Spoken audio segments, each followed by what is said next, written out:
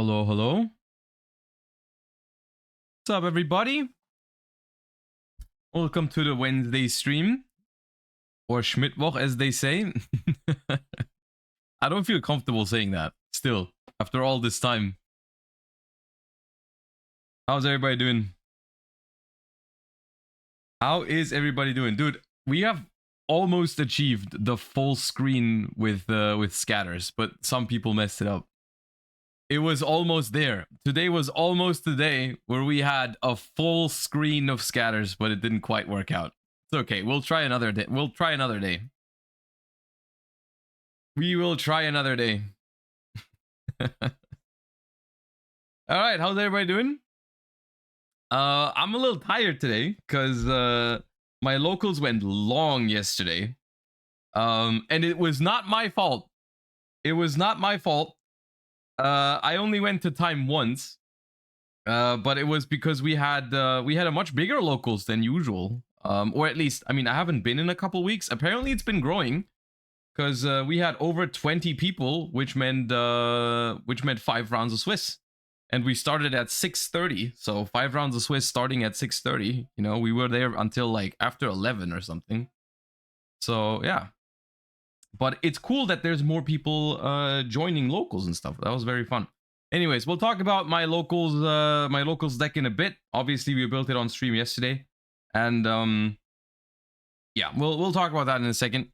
Let's do the usual stuff. We have a couple of different plans for today. We're gonna talk about locals. We're gonna do we have like one new card. I think they announced the new V Jump promo effect. So we have that. We also have some Master Duel on the menu today. So a little bit for everyone. So let us hop right in. Let's do the warm up, and then let's go. So many people wanting to play Snake Eye Fiendsmith. I don't think there was a Snake Eye Duelist, to be fair. In those I think we had 21 players. I don't think anyone played Snake Eyes. There were people with Fiendsmith cards, but they put them in other decks, which was kind of based. Yeah. Did you see the new Mermail cards already? I have seen those. Yeah, those have been announced like a while ago. All right, let's get some cards. We did pretty good yesterday. Let's see how we're doing today.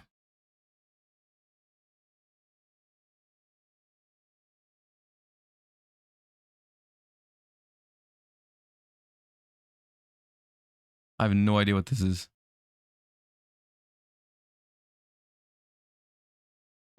Golden turns, think about the 9 months. Ooh, this is something of D. King of D? Lady? Lady.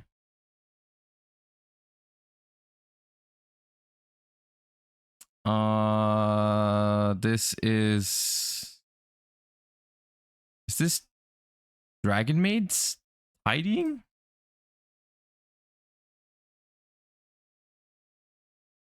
Tidying 0 zoom. I'm not sure if that's something to be proud of. I'm not sure if that's a good thing. That's Jane, Twilight Sworn.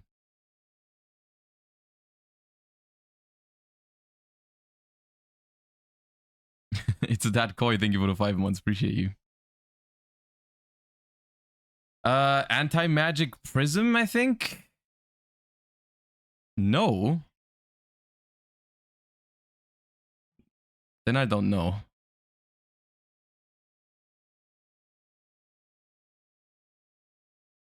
Cypher Spectrum. Okay, I thought it was anti-magic prism.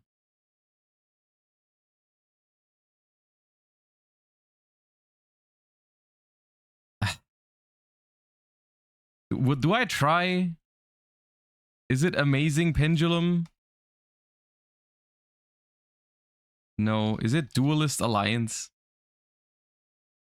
Yeah, okay.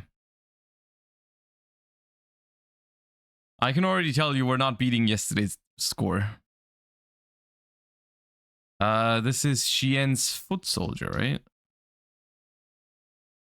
Yep.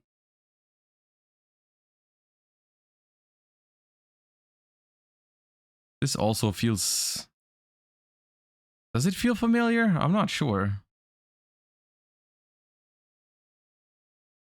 Oh, that's DD Evil. Yeah. Yeah.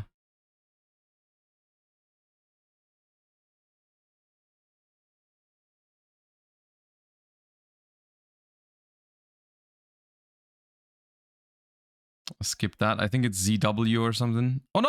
Oh god. Okay. Dude, that started at the worst possible zooming spot. If that started anywhere else, I would have guessed that.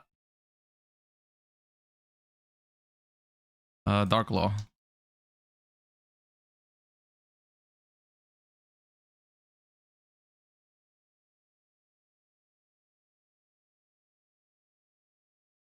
Leo.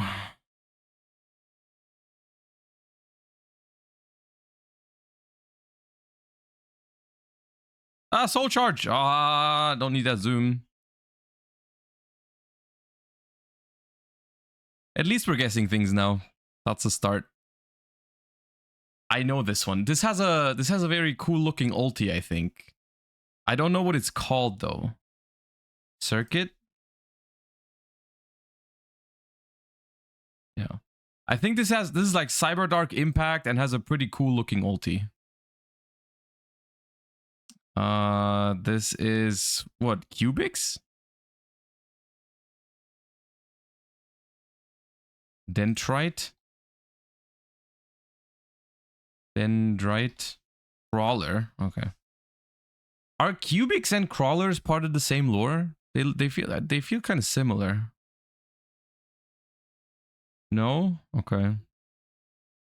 That's a Fire Fist. Kirin. The Synchro 8.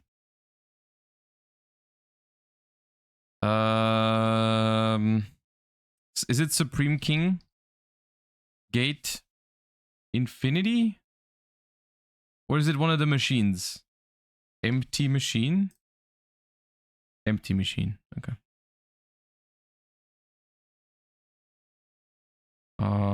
Getting Boral vibes. Yeah, is that Striker? No, it's not Striker Dragon. It's is it Triple Burst? Yeah, the coloring reminded me of Triple Burst.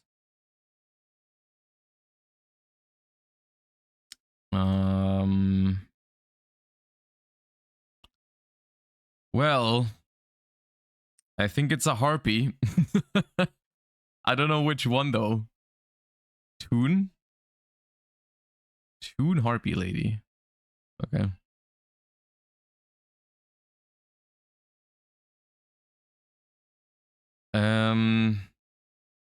Batlin Boxer Counter Punch?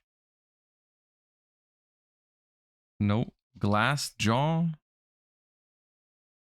Nope. Veil?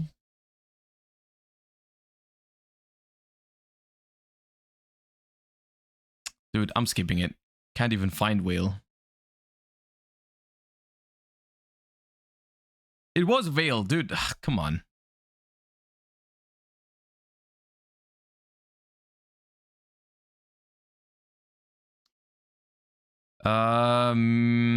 This is a mythical beast, I think. Garuda? Mythical beast Garuda? Yeah. You can tell it's pendulum cards because they have a lot of like space at the bottom where nothing happens, which is meant to be covered by the text box from the scale effect. But it's very off-putting sometimes because that's not what you see when you look at the card.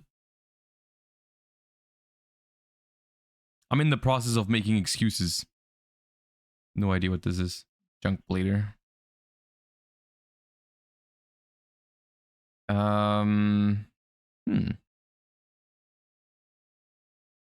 Oh.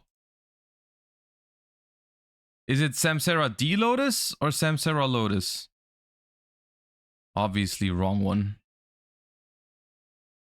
Okay, it's not the King of Pirates, it's just a regular one.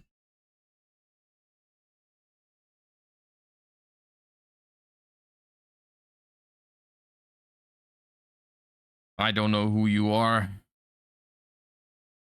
Twilight Ninja Kagan.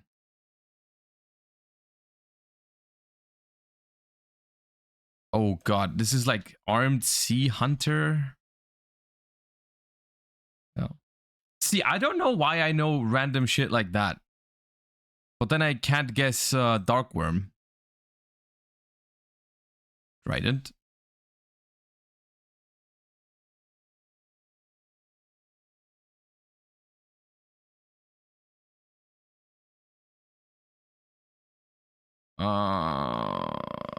Is that Zodiacs as well? Those are Zodiacs. No?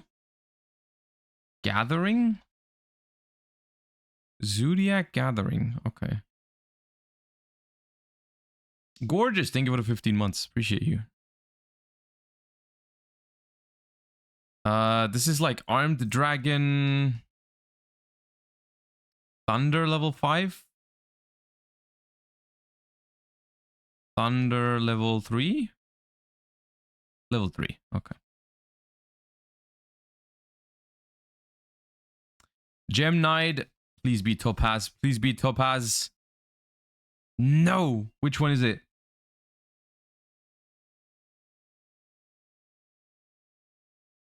Which one is it? Tourmaline? Tourmaline. Okay. Think of yellow gems. Yeah, that's... Isn't Topaz yellow? No. No.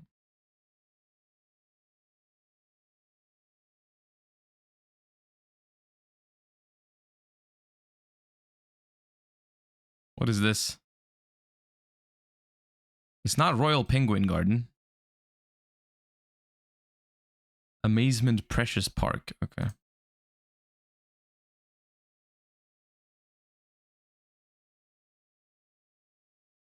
Is that Yaksha?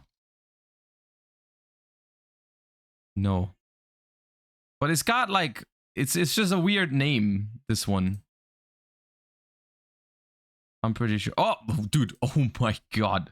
I've never been this debated. Holy shit. What was that zoom? Oh my god. This is arm. How do you spell this thing? Armitile? Army. This one.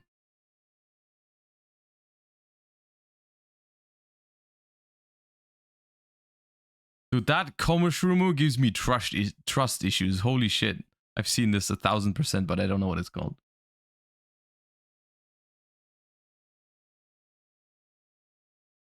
Continuous Destruction Punch.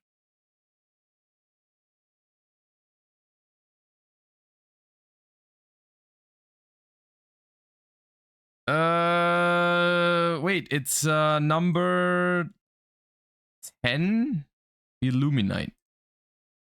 Yeah.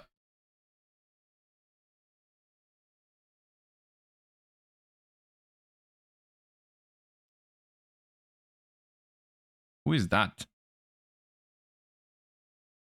I don't know. So, oh, the Megistus synchro. Okay. Dude is vibing. No idea what this card is.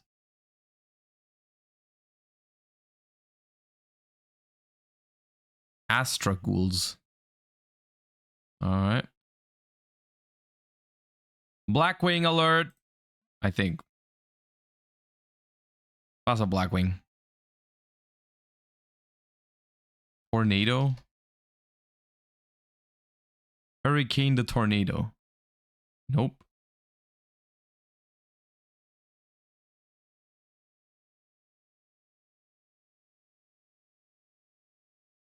Oh, my bad. It wasn't Hurricane the Tornado. It was Tornado the Reverse Wind. Of course. Why would those not both be a thing? Yeah. That makes sense. Blackwings are definitely cool and should not be deleted from the game. Yeah, keep telling yourself that.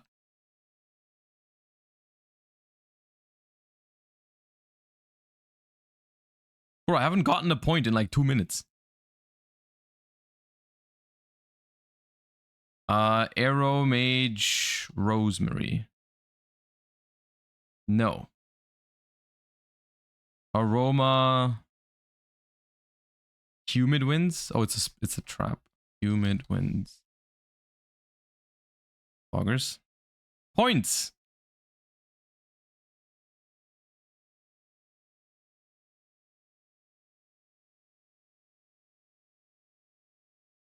Divine Wrath.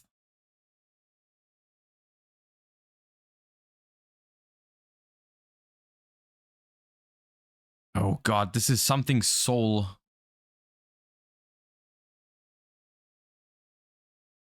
Crushing soul? No.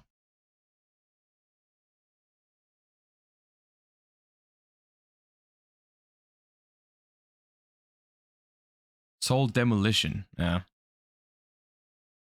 I knew half of it.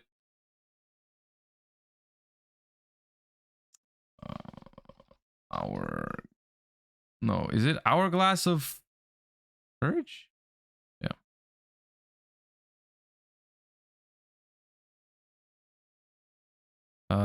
Trade in. Yeah. Dragon Maid new this one. This is Big Laundry.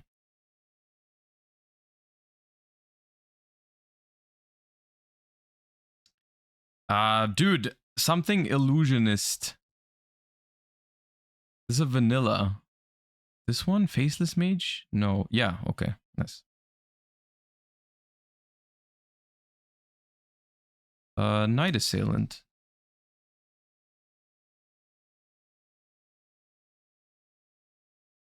I need more cards like that, you know? Oh, not the Girgias. Which one is that? Girgi Arsenal.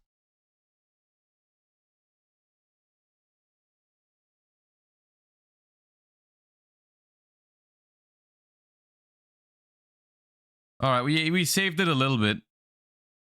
Oh, this time it's Baby Rock. Nice. All right, well. We saved it to an average round. It's all right. The last 2 minutes were okay.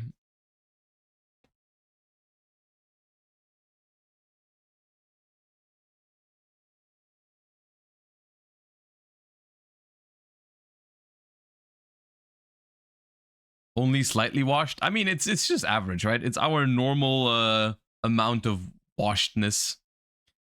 All right, guys, we're looking for a monster today. 1500. Well, we're looking for a monster every day. 1500 attack. It has an effect. It's lower than level 3, lower than level 4, and it's newer than 2015, so it can't be Mathematician. Try Ecclesia. Guys, lower than level 4 at lower than 1500 defense.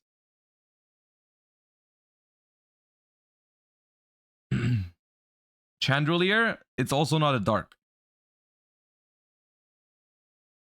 It could be a link monster. We could try. What's a link 2 with 1500 attack? I'm trying to think. A link 2 with 1500 attack?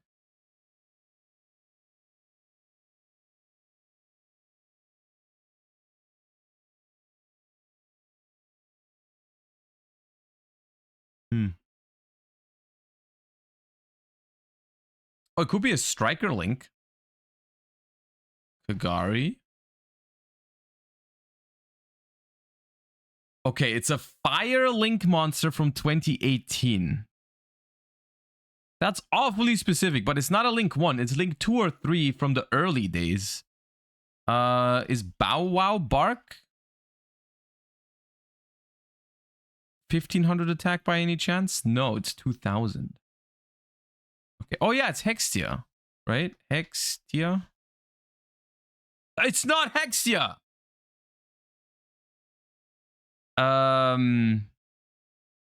Dude, I thought it was Hextia. I thought we had it. Shit. It's not a spellcaster. Doolittle Chimera is 1500, right? 1400, yeah. The Ruma doll. Firefighting the Ruma doll. That's the one. I remember this card. People played that sometimes. People played this guy sometimes. Where did we play it? Was it Tri Brigade? Yeah. Yeah, Tri Brigade played that sometimes.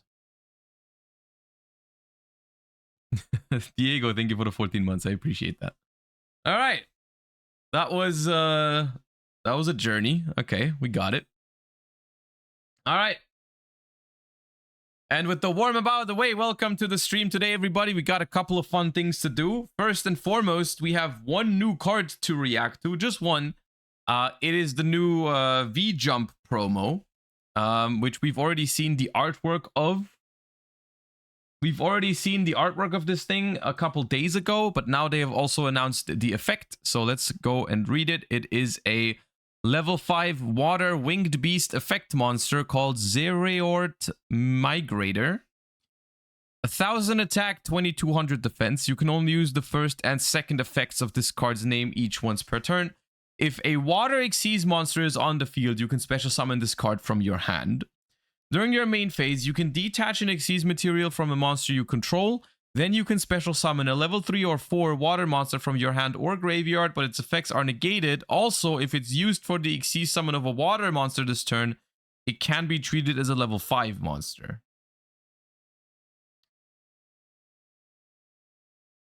Now, my question is, I mean, first of all, this card is just okay because it doesn't start any plays. It is purely an extender. Like, you can only do it if you can already basically play the game and summon water Xyz. But it is not a bad extender, right? Because you can just summon it and then summon out another monster by detaching a material from a water Xyz or from any Xyz.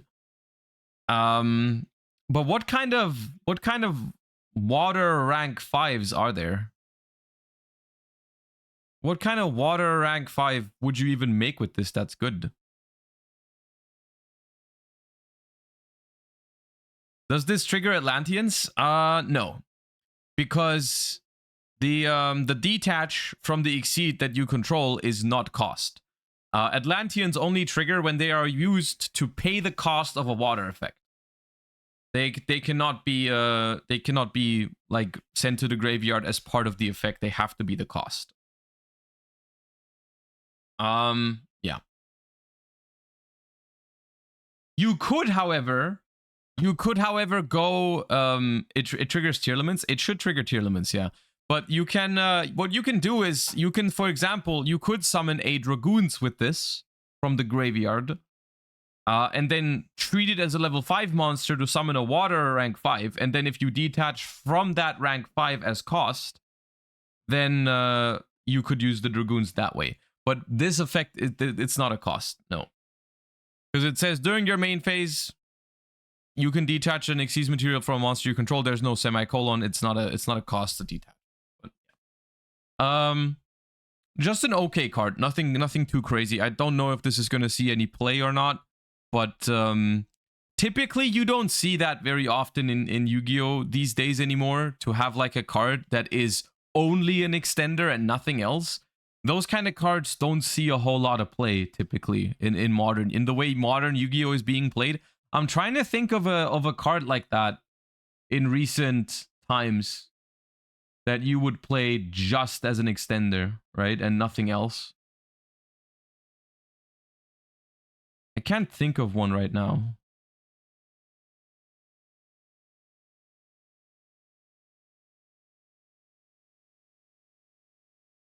Grave Squirmer, Oak. I guess. Yeah. Okay. There are some cards in the meta decks that they don't intend to start their combos with. They just intend to grab them at some point during the combo. But the thing that they all have in common is that they all are easily accessible, and therefore you usually only play 1 copy, 2 copies max, right? Like you don't plan on drawing these, right? You're playing these because they're an integral part of your combo. Now, if there's an easy way to search this card, then yeah, I could see playing a copy of it, right? Like if there's a water deck that can easily search the 1 copy of this card, then sure, yeah. Parallel Seed. I mean, Parallel Seed kind of counts, but at the same time, Parallel Seed also can be used as a starter, right? Like you pair it with like random stuff like normal summon a hand trap, and then summon out Parallel Exceed to get your alum version or something like that, right? But yeah. Anyways, not a bad card, but I doubt it'll see an incredible amount of play unless there's a deck that is really good for it. But we'll have to wait and see. Okay. And that is all the new cards already. So let us get through the stuff that we are talking about today. First and foremost, if you were here yesterday, you already know what we're doing next. You were here when we built the deck, but I brought Paleozoics to locals yesterday because I wanted to try the new cards from the Infinite Forbidden that they gave the deck. And I was, first of all, very happy that we had over 20 people at locals yesterday on a Tuesday night for a locals that has only been like existing for like 2 or 3 months now, or 3 months, 4 months. I don't know exactly. It's not out here for a long time, but we had over 20 people. It's been continuously growing, which is really cool to see.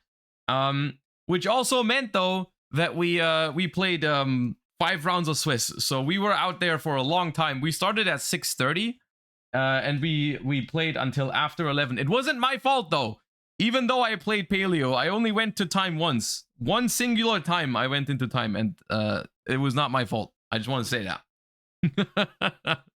But yeah, I have a relatively long list of decks that I wanna try, and bring to locals and cook and see if they can do anything.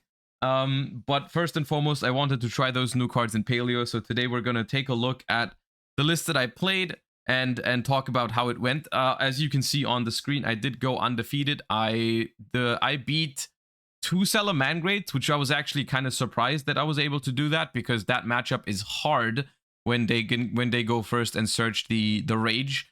The way I beat the Salamangreats was against one of them. I went first, so I stopped them from setting up the rage. And versus the other one, I was lucky that in one of the games they didn't open combo when they went first, because they won the dice roll, and in game 1 they didn't open Gazelle, so they couldn't get to rage. So that's why I was able to win game 1. Otherwise, the Salamangrate matchup is pretty hard for this deck. But yeah. Then I beat Manadium, in that matchup, it was a blessing that Baron was banned, because they went first, but they didn't make the craziest board, so I was able to just set 5 and vibe. I beat Magispector, which was actually kind of annoying because all of their stuff is untargetable, and obviously the only Paleozoic I opened in the matchup was Canadia. But I still was able to pull through, because the good thing about the Magispector matchup is even though you let them full combo every time, they basically just... None of the Magispector spell traps interact with back row. They have a whole lot of monster removal and monster negates with their Magispector back row, but they can't really deal with back row very well, so that was cool. And then in the last round, I beat Ubel. Yeah. So why don't we just go over the list real quick and talk about how individual cards performed. Obviously, the Paleozoic deck is not the most competitive deck in the world, but I'm happy to see that it can still perform, at least at a local level. So let's go and talk about the card choices. Let's move a little closer. You obviously do still play the backjacks, but here's the let's get into the interesting part right away, because the backjack, I mean, parts of this list have been out here for a while. So there's nothing crazy to talk about when it comes to backjack and fiend griefing, right?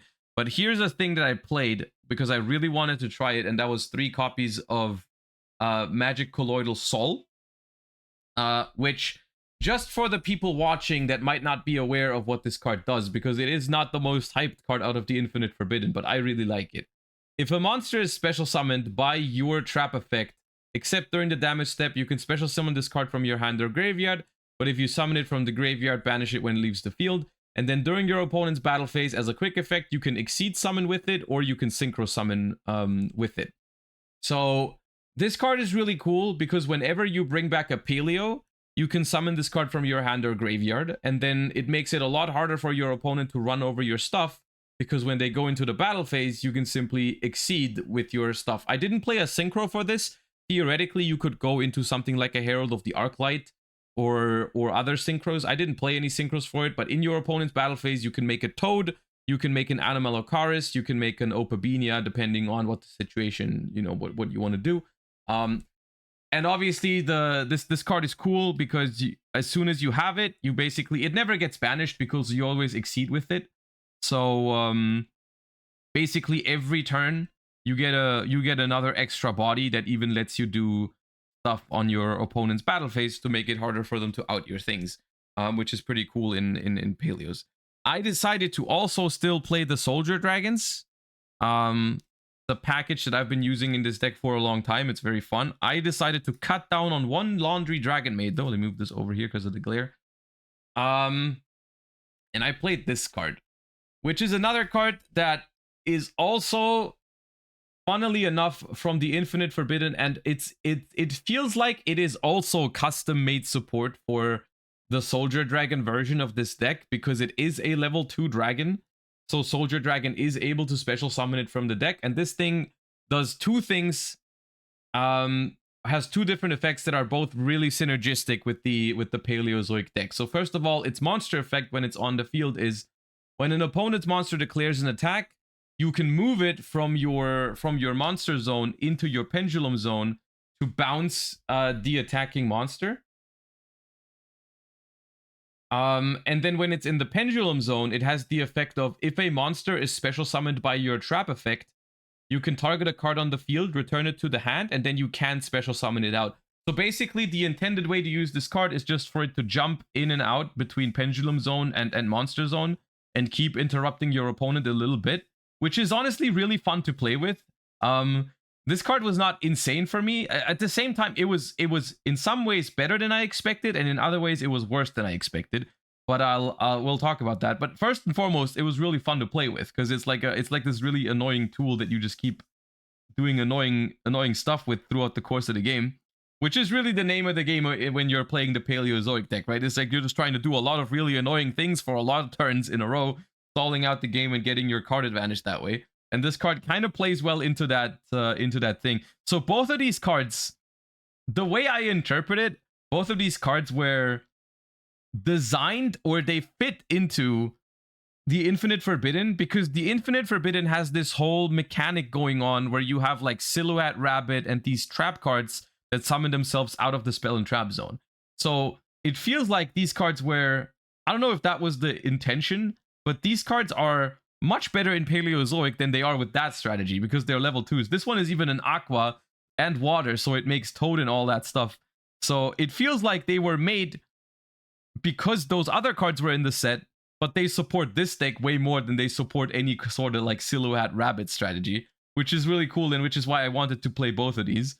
I just think it's really funny that this one is an aqua for Toad and this one is a dragon for Soldier Dragons. So yeah, that's pretty cool. The reason why I'm saying this card was both better and worse than I anticipated, well, Sol was just solid, but I knew that was going to be the case, right? I knew what to expect from this card. This card is great once you get it in the graveyard and you get into a grind game. This card gives you an extra body every turn to make your exceeds with. Really, really strong.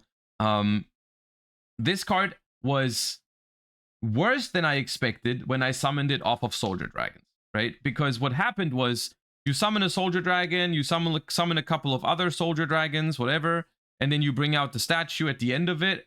And but then because this only interacts with your opponent in the battle phase, very often you don't actually get to use it. And the most common thing that happened is my opponent didn't get to attack this simply because I had to use something like a Karma Cannon beforehand. Like before they would go into the battle phase, I would Karma Cannon and then this would be face down, right? So in that sense, it wasn't as good as I maybe thought it was going to be. I don't even know if I expected it to be that powerful, but it was. I never used the effect on attack declaration because I stopped my opponents in other ways usually. But when it surprised me, when it really surprised me was when I drew it, because this scale effect up here says you can target a card on the field, return it to the hand, and then you can special summon this card. So when I drew this card, I just scaled it. And then whenever I summoned the Paleo once per turn, whenever I summoned a Paleo, I would use it as a bounce, and I would sometimes decide to just leave it in the scale, right? I just left it in the scale, didn't summon it because you don't have to, and then every single turn, whenever I summoned the Paleo, it was just a bounce. And eventually I would decide, okay, now I need the extender. Like on my next turn, I would go like bring back Paleo, bounce another card, bring it out, and then make Opabinia with it. This was really cool. Obviously, it requires other cards to work. You know, you have to be able to bring back Paleos to get your bounce. But it was pretty cool because I just got an extra bounce every single turn. So when I drew this card, it was actually quite cool. When you summon it off Soldier Dragons, it's a lot easier for your opponent to play around it because, you know, simply don't attack, right? Just deal with it before you attack, right? Make like SP to banish it or something. But when it's in the scale, it's a lot harder for your opponent to interact with it, which was fun. This is in general, I don't know if it's not the greatest card or anything, but it's fun to play with in this deck. Which is the whole, I mean, that's the whole gimmick of this deck, right? The whole gimmick of this deck is to not be super insane, but just have a lot of these little annoying things that your opponent doesn't know exactly how to deal with because it's not your usual deck that you play against. So this is my monster lineup. It's relatively, it's a lot of monsters for this deck, and it's 11 in 60 cards, so it's still not the end of the world. But yeah, it's sometimes I drew a little bit too many monsters, but it's fine. I mean, yeah, it worked out. And then I feel like the heart and soul of this deck at this point is Morganite. I can't see myself cutting this card anytime soon from this deck. This is how I would run away with most of my matches if I was able to make my opponent unable to kill me for 1 or 2 turns. This is the card that would drive it home. And surprisingly, I actually used the double normal summon regularly because I have a higher monster count. I made turn 1 Toad for the first time since Ronin Toadin was banned because I opened this in one of my games going first. I made turn 1 Toad. I haven't done that in like 2 years or some shit. I don't know. When did they ban Ronin Toadin? In 2022? Yeah. Dude, I haven't made turn 1 Toad in so long, but this one hand was able to do it because I went Morganite, summon 2 souls. It's a 3-card combo. But yeah, one thing you have to be careful of when you play this card is that Magic Colloidal Soul, you can't summon it from the hand anymore if you use Morganite because you can't activate effects in hand anymore. Usually it's not a problem because you have an extra normal summon, so even if you draw like Sol and another monster, you can just normal summon the Sol, but then your opponent knows it's there and you can't surprise him. Like, I feel like this is the effect to summon itself from hand can be really nice if your opponent goes to battle phase and then you surprise them with Sol from the hand and then exceed in the battle phase. But yeah, it's a small price to pay for the extra draw every turn with Morganite. I also decided to play 3 copies of Trap Tantalizing Tune. I know this card is really weak to Ash Blossom, but there are a few reasons why I still wanted to play it. First of all, you can use Soldier Dragon to kind of insulate it from Ash. Like if you summon Soldier Dragon and then Trap Tantalizing Tune, if they Ash it, you at least get another body. But like setting up traps in the graveyard, especially the ones that you don't want in your hand, like Transaction Rollback, is just too important. I feel like it fixes a lot of your hands. I like it. As well as 1 Card of the Mice, which I only activated once, but I feel like whenever you activate this card in this deck, you're winning the game. So why not play it, right? You have to take 1 turn off to draw like 3 new trap cards usually, and that's usually a good price to pay, right? So this is the spell lineup. This is just a lot of this stuff. I like how I've been playing this deck for a relatively long time now, so I know what to expect from a lot of the cards in the deck. And this spell lineup just has been doing well for me. And the rest is, as usual, the trap cards. It's a 60-card deck, by the way. No particular reason. It's just to fit all the things you want to fit in this deck. It just happens to be 60 cards. Yeah. So Paleos 15, as always. Nothing crazy. We'll talk about some of the things that I decided not to play in a moment as well, because I'm seeing a lot of questions in the chat right now. Like, why did you not play this card? Why did you not play that card? I will talk about that. And then obviously heart and soul of this deck. The transaction rollback things you can do with this deck are crazy, alongside the trap tricks, of course, and the Daruma Karmic Cannon. This card is just, whenever I play this deck, it keeps like amazing me how strong of a card the Daruma Karmic Cannon is, right? Like the this card is just insane at making you survive turns. Like it's just nuts. It clears boards when you go second and all that kind of stuff. I love Destructive Daruma Karmic Cannon. I also decided to play a card that I haven't played in this deck for a long time, and that's Ice Dragon's Prison. The idea behind this card is that I feel like it's really good against the meta right now. Like I wasn't sure how many people were gonna play Fiendsmith, and I really like it against the Fiendsmith. I really like it against the Fiendsmith engine. I also really like it against Yubel in general. I like it against Tenpai. It's solid against Snake Eye because you can either choose Pyro or Fiend. Like you can do things like when they go into their Fiendsmith engine, you can take their Promethean Princess, which is also a Fiend, and banish the Fiendsmith card from the board and the Princess from the graveyard, essentially. It's really good in grind games. It also, if you don't have access to a Paleo, or your opponent chain blocks your Paleos, this card also lets you bring out the Soul, because it is a monster that is being special summoned by your trap card, right? So if you don't have access to a Paleo, or your opponent keeps chain blocking your Paleos, you can bring this card out that way, which happened once in the tournament. So this is the quote unquote the removal package of the deck, right? The other trap cards are more so like just like doing some fancy stuff. You got 3 Fiend Griefing, of course, great card because it interrupts your opponent's graveyard and gives you a backjack. So you are able to look at the top 3 of your deck, get another trap. 2 trap activations to bring back 2 Paleos is really important, and obviously being able to find the trap card you need for the situation, really nice. 3 Needlebug Nest just for setting up. This has gotten a lot better as well. It's always been a good card in this deck, but now you have another great mill in the form of Sol, because you just have another high value card that once if you mill this for free, you just get so much incremental value over the next couple of turns. Really nice. And the things that make you stay alive: 3 Vabokus and 3 Rise to Full Heights. Whenever I show this deck, everyone keeps asking why no Threatening Roar over Vaboku. The reason is simple: Vaboku can be used on your own turn, which is really important when you want to pop off sometimes. And Vaboku can also make it so that you can crash your Opabinia or something without taking damage to make a Zeus. I think the flexibility of always being able to activate Vaboku is very, very important.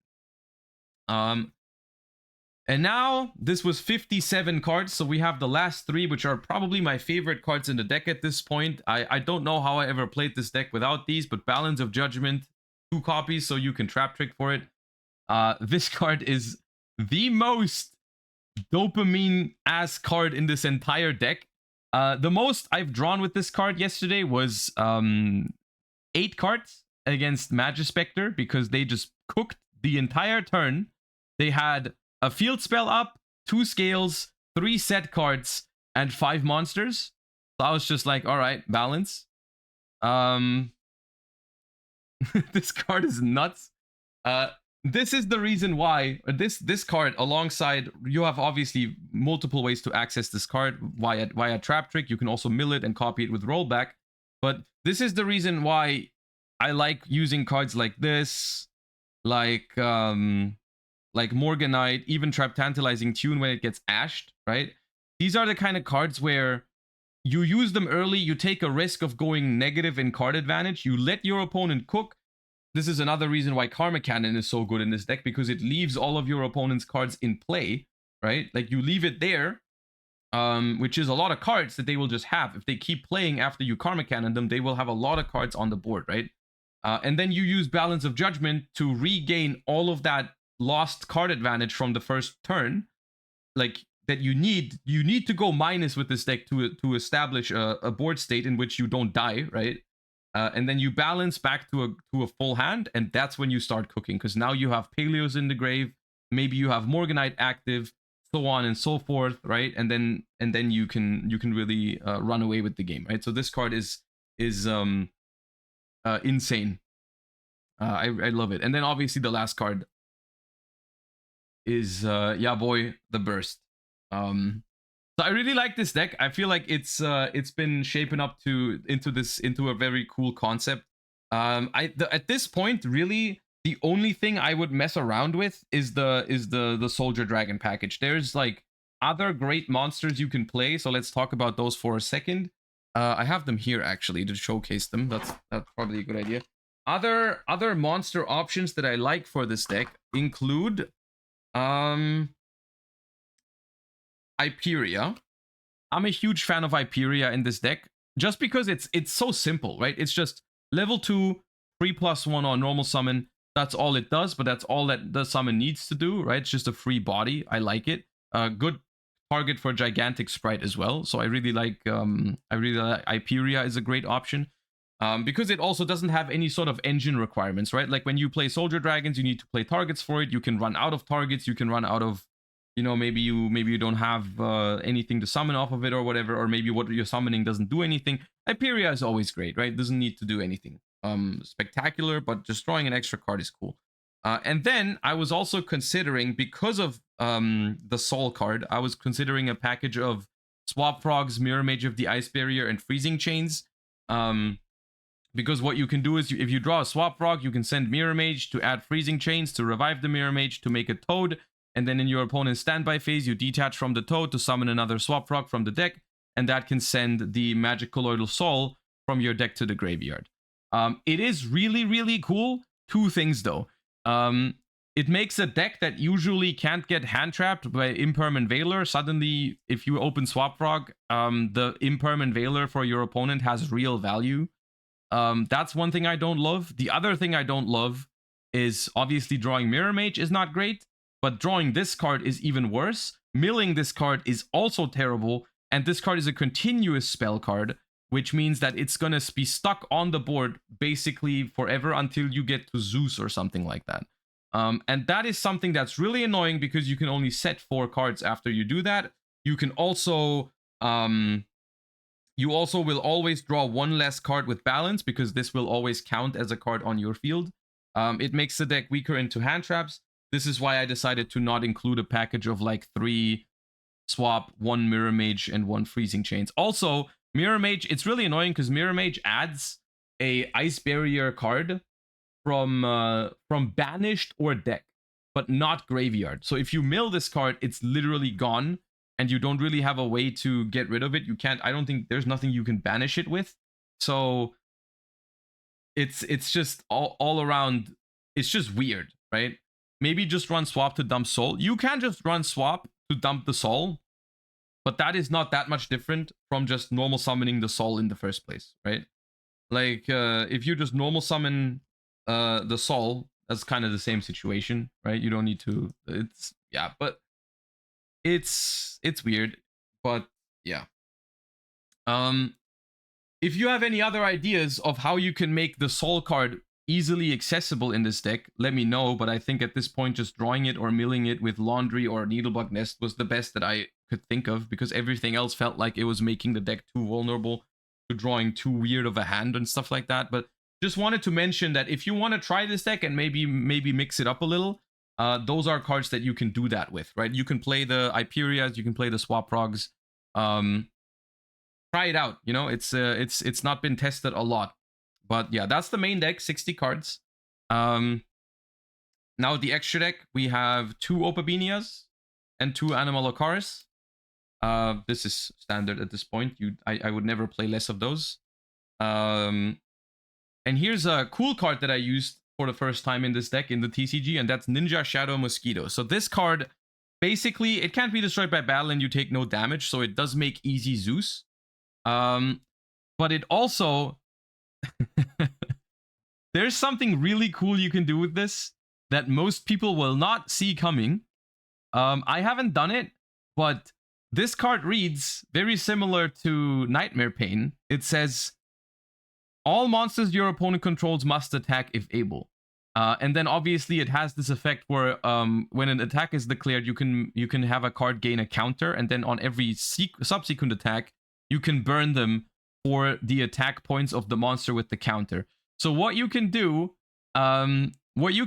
is with this card, you can exceed into the Shadow Mosquito on your opponent's battle phase where they don't see it coming, right? So if your opponent builds a big board and you have this on the field or in the graveyard or in your hand, and they go into the battle phase, and you can bring this out and exceed summon Shadow Mosquito, your opponent's monsters are all forced to attack.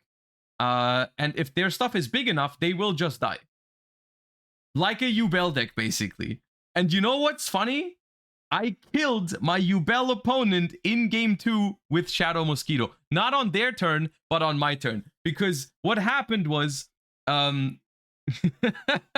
this was the only match that went to time, by the way, but I won. It was game 2, and I won game 1 after like 30 minutes or something, and game 2 went to time, and I made Shadow Mosquito, went to the battle phase, then time was called, and what happened was, because we were close to time, they made Gustav Max, burnt me for 2000, and then put Liebe on top of it, and Liebe is 4000 attack.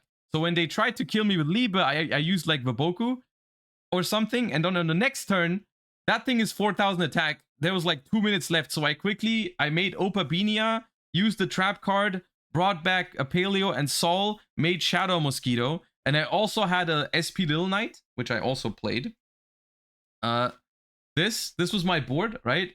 And so I went to the battle phase, and they had 2 Yubels and Liebe, right? And so I was like, like Spirit of Yubel and Yubel. So I go attack into Spirit of Yubel, Shadow Mosquito, place a counter on Liebe, 0 against 0, nothing happens, right? Then Shadow Mosquito, burn for 4000, and then SP attack, burn for another 4000.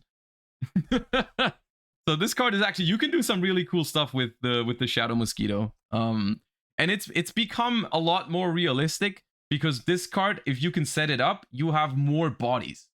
Right, you just have more bodies available to make more fancy, more explosive turns, right? Because as soon as you have this, every Paleo gives you an additional body, right? So I put this in my deck mainly because you can like catch people off guard with it in the opponent's battle phase, which is really cute. But that never happened, unfortunately. But I still was able to use it. It's a good card, honestly. It's really annoying. It's like a budget Yubel sometimes. Then I played one Gigantic Sprite, which I also made this a couple times. I opened like I did it turn 1 once, where I opened Morganite, Sol, and Laundry, where I just went Morganite, double normal, make Gigantic, and Gigantic summoned Soldier Dragons. Yeah, Gigantic is a lot better when you play Hyperia, at least as a one-of. But it still is. It's still pretty good. And then there's one Toad. If you're playing Swap Frogs, you probably want to play 2 Toads. In this version, 1 Toad is completely fine, because you can usually also, if you want to, you can just add it back to the extra deck with its own effect once you use it. But it's pretty good. Downard, Typhon, and 2 Zeus. This has been pretty standard in this deck for a while. 2 Zeus comes up.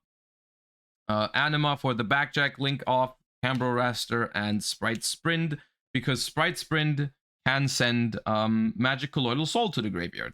That is the reason why you play Sprite Sprint.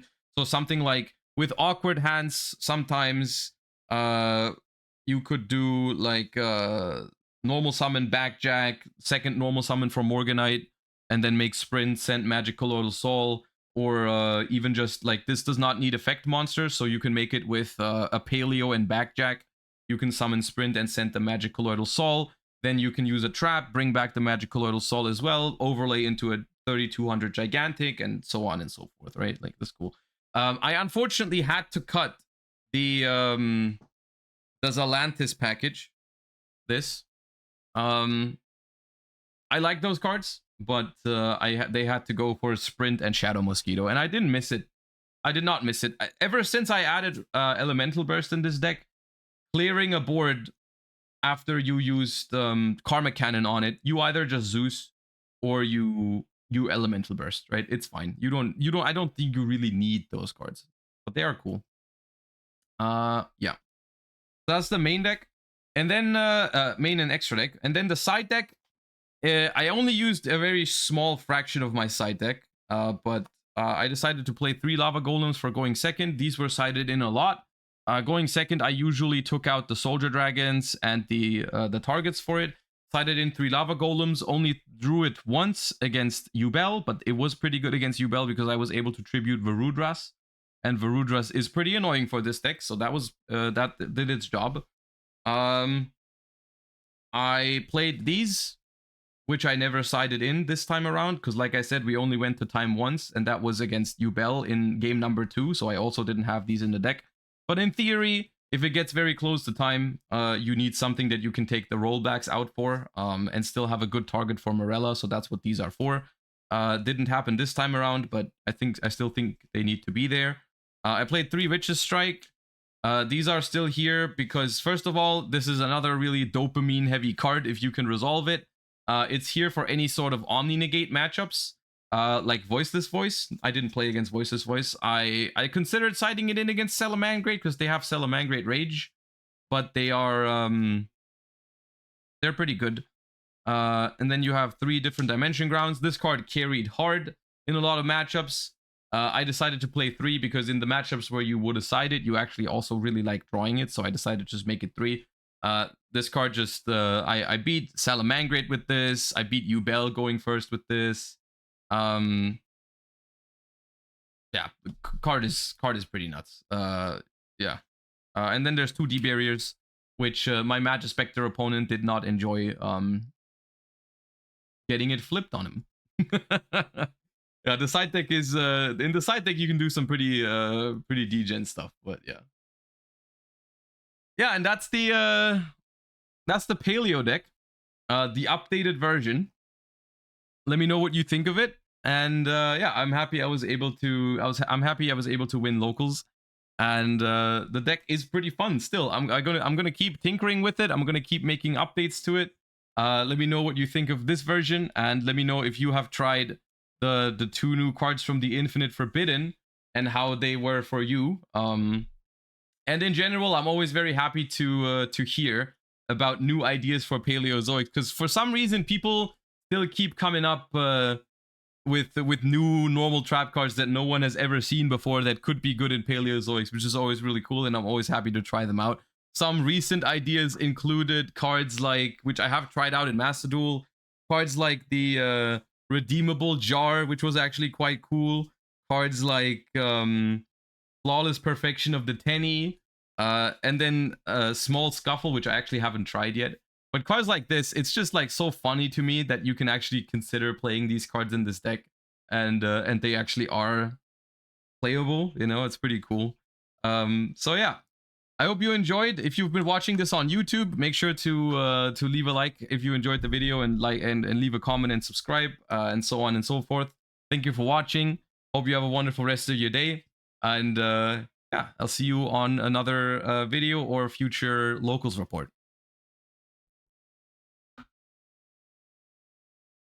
All right. What sleeves are you using? These are I don't even know what they are called. It's not what I usually use. I just needed to find. I didn't have another pack of the ones I usually use yesterday, so I just had some lying around. I think they're Ultra Pros. Yeah, I'm pretty sure they're Ultra Pros.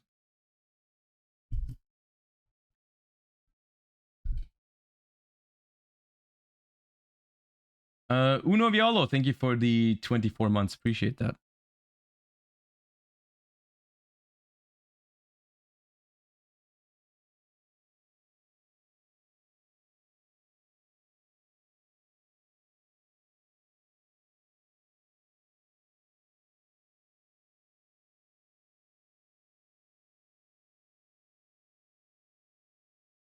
Hey Josh, want to see one of the worst, most poorly aged takes I've ever seen? Feels relevant to your deck. Oh god.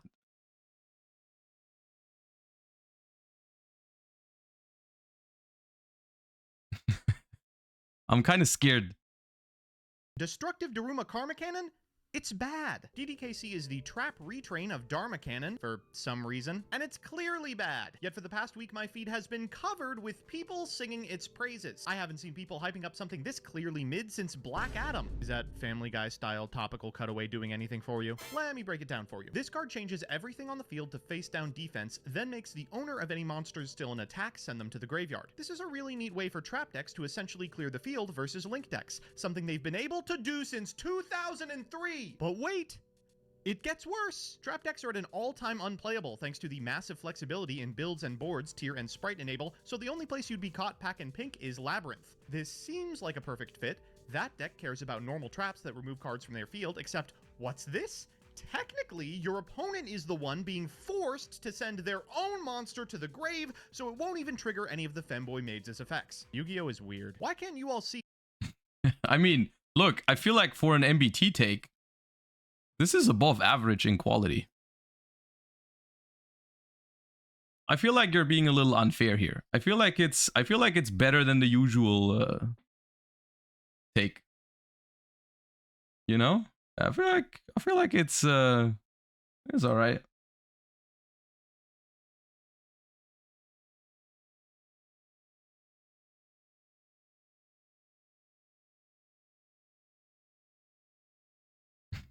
Nah, I'm joking. In their defense, the in sprite and tier format, people I feel like actually didn't play Karma Cannon, right? I think they didn't, right? I don't remember. I mean, it was, yeah. I don't think people played it much in the beginning, right? It took a while for people to understand how powerful this card really is, right?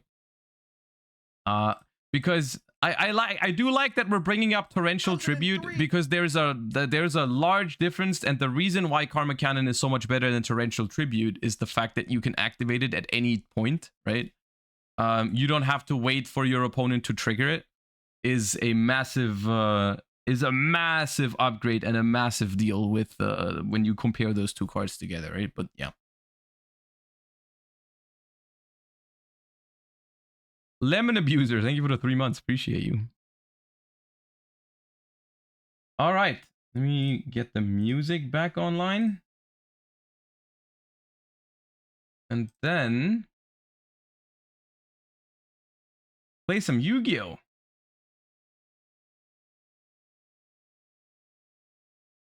So what we're doing today, because look, the Master Duel World Championships are getting closer and closer, and I'm getting more and more nervous about that tournament. So I do wanna spend a significant amount of time this month on just, I mean, playing Master Duel.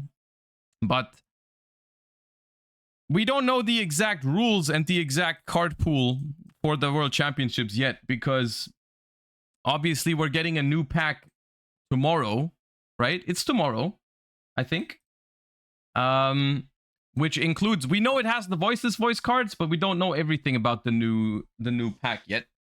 So we can't really do full like testing for the World Championships. What we can do though, or what I can do and what I want to do, is because the World Championship, and once again, we don't know this for sure, but the World Championship is likely to have a similar rule set as last year, where last year it was every team of 3 players had to bring 6 different decks, right? And so this is very different, because suddenly when you're not trying to prepare for like a TCG tournament where you only need 1 deck and you want to find the one best deck for you, for the Master Duel World Championships, you have to take a lot more decks into consideration, right? And so what I want to do, even before tomorrow's pack comes out, is I want to spend some time playing some decks that were arguably not the best deck in Master Duel, so I haven't played them a lot, but they are good enough that they will probably be part of the best 6 decks of the format. If not on our lineup, then maybe for other people, right? Like, it definitely is decks that you need to be prepared, whether it's playing it yourself or playing against it, right?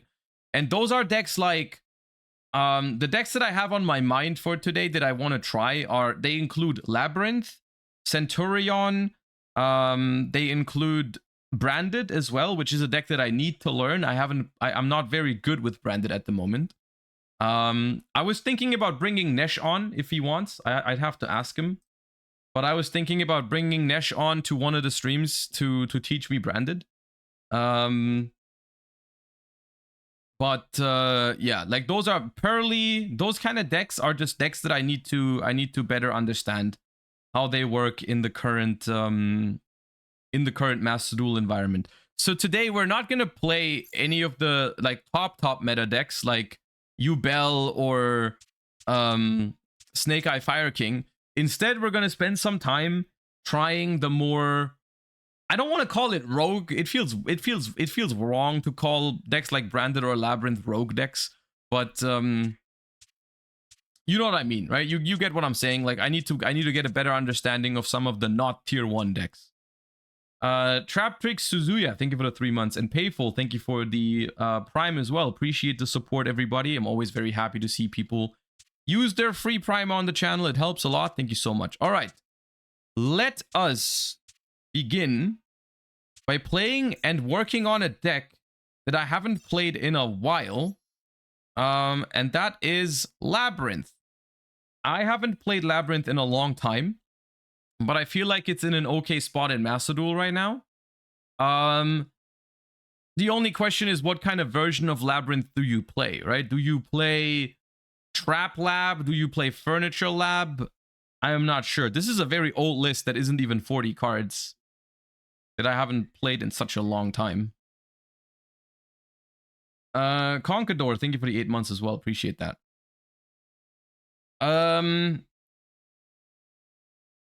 I mean, we can make a version for both, right? We can make a Trap Lab and we can also make a Furniture Lab. Let me save this one and let me copy it so we can do both and try both. Copy up. So this one's going to be Trap Lab and this one is going to be Furniture Lab. Furniture Lab. So in Furniture Lab, we're not going to play Lord of the Heavenly Prison. We're going to play max copies of Furnitures and we're going to play a Coup Clock.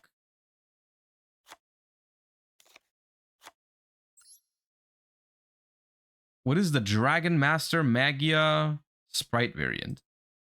I literally have no idea what that's referring to. Usually it's this, probably no duality. And we might play Arias, I'm not sure yet, but we're definitely going to play Nibiru, Ash, Imperm. Right, we're not going to play Trap Trick probably.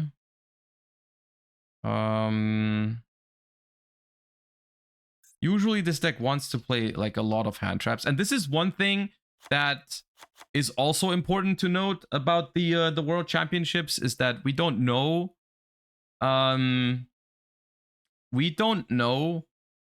if it's going to be like shared card pool again. I'm assuming so, but we don't have confirmation. And if there is a shared card pool, then Furniture Lab becomes a lot worse because you can't use the hand traps in it, probably, right? Cut some traps. I mean, we're not done. Don't worry. I'm just yapping at the moment. The thing is, I do want to cut some traps. I agree, but is Arias still good if I cut even more trap cards? Like, I'm not convinced by Arias right now. I'm looking at this deck. We can play Skill Drains, probably smart. Like, I'm not sure if I want to play this card in this deck.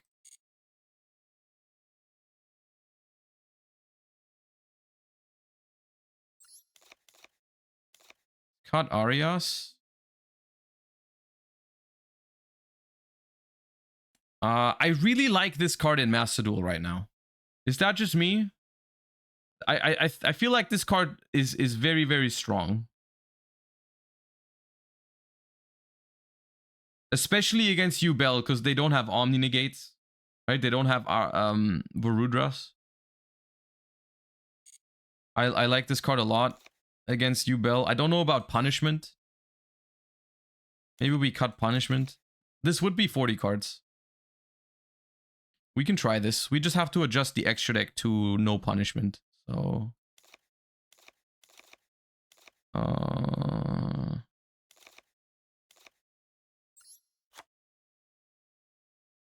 We still play Extravagance.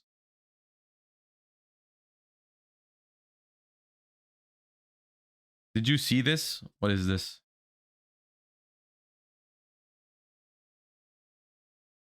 Oh yeah. I saw this. Look, don't blame me for this shit, okay? Look, let me explain this to you, all right? Let me explain this to you in very simple terms that everyone can understand, okay? I have nothing to do with this because it made no sense from the beginning that a Stellar was more expensive than LZ. It never made sense because LZ is better than a Stellar. You might not like to hear it, but it's the truth. LZ is a better Yu-Gi-Oh card than a Stellar of the White Forest because in a hand trap heavy format, you start with a Stellar, it gets hand trapped, you haven't accomplished shit. You don't have a tuner on the board. Even if you send a toy card for it, you don't really get anything from it. Like, only because every single fancy YouTube 1-card or 2-card combo tutorial for White Forest starts with a Stellar does not mean a Stellar is the better card in the greater sense of things, right? Because if that was the measurement, if that was what counts, then Armageddonite is the best Yu-Gi-Oh card in the game. Because you can find some crazy YouTube replays with Armageddonite, right? And a Stellar is the Armageddonite of White Forest. Because it looks really fancy when it resolves, and it's an incredible card if it resolves. But in reality, most of the time in modern Yu-Gi-Oh, a Stellar just gets interrupted, and then you haven't achieved anything. Whereas LZ is way harder to interrupt because you activate it from your hand, so the only hand trap that really interacts with it is like Ash Blossom. Then it summons itself out, it searches. You have your tuner because you search a tuner, and then you're guaranteed synchro plays even if they hand trap your tuner or something like that. And it's just like way more resilient and should have always been the more expensive card than a Stellar. Not my fault, only because like most people weren't able to figure that out before release. I also didn't, by the way. I noticed this during testing, right? My White Forest list started with 3 Stellar, and I just cut one, then I cut another one, and then I cut them all together from the runic version. So yeah.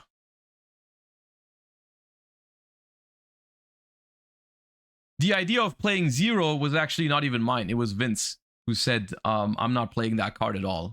So yeah.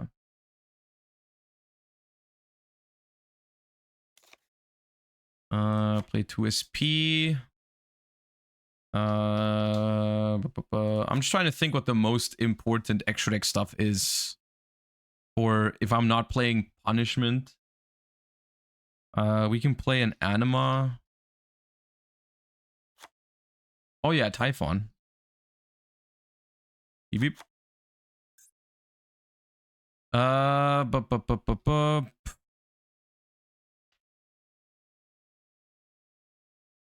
Clara and Rushka. Do I need 2 though? You can play Omega for the Gamma. Yeah. And then like Dark. That's fine. Goddess. I can play Goddess. I don't think I need 3 Chaos Angels.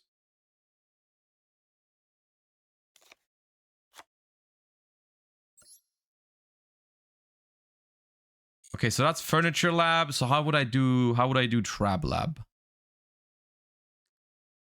Trap Lab. There still should be Skill Drain. I'm not a fan of Rivalry and Gozen because of Yubel at the moment. Different Dimension Ground. That card's only good going first. I don't like that. You could play Shifter. I could play Shifter. Do I want to play Shifter?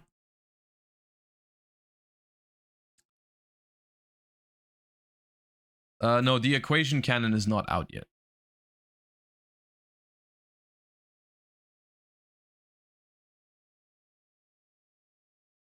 Arias is good here, probably. Arias. Arias is okay here. We could go back to playing the flashing fires.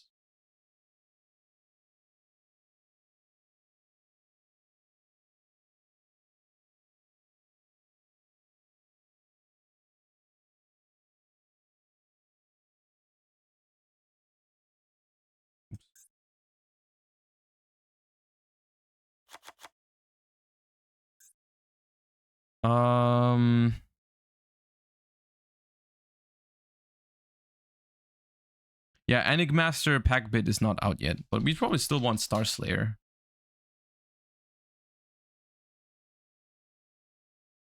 Oh, you want Gallant Granite? Okay. Let's just...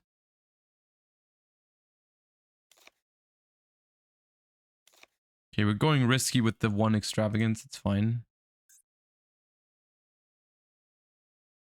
You only need one Hugin. I was just thinking like extravagance, but yeah. One. What's the most important? It's probably Chaos Angel, right? We do 2 Chaos Angels. And then is there like a 2-off trap that can be really cool of trap trick?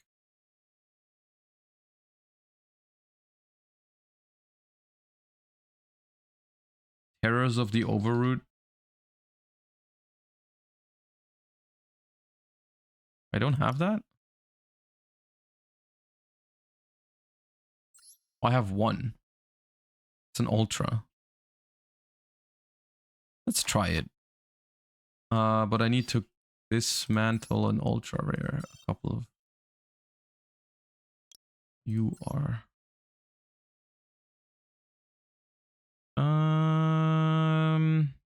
Dismantle the Magispector.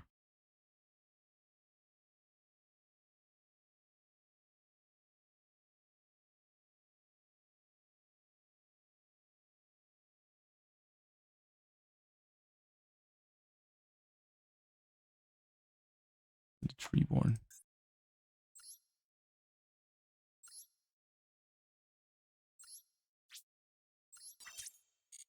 Okay. So that is 2 decks I want to try. Another deck I want to try is Branded. However, now I don't feel super confident making changes to Branded decks because I have played it so little. But there are still a few things in this deck that I don't love.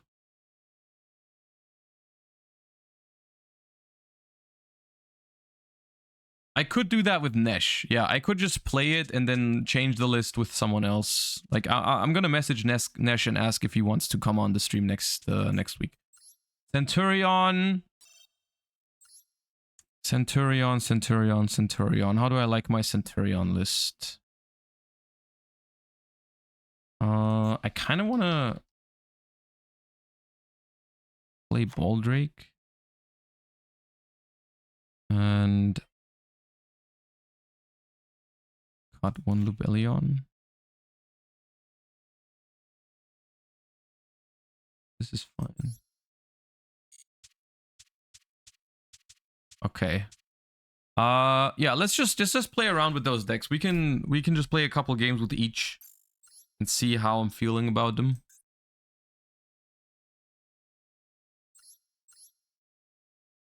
Let's start playing the Furniture Lab.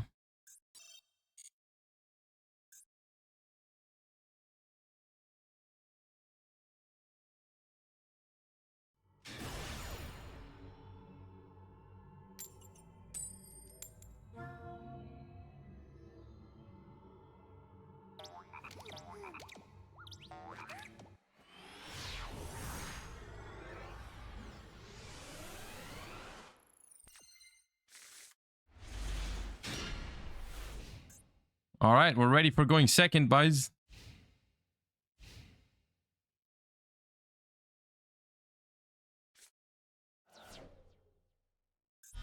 Discard Snake Eye Ash for Dia Bellstar. Okay. Um.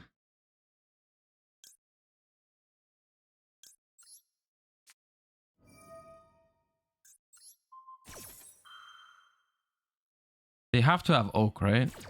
Has to be oak.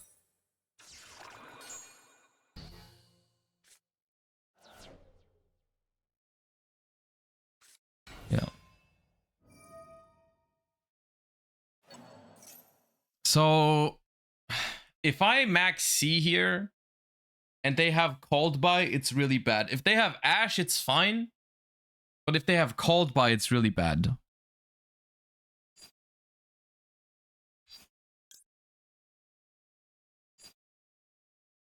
If I just Gamma, most likely they just pass, but I don't have a play. I'll max C. If they have called by, I can still Gamma later. Oh, okay.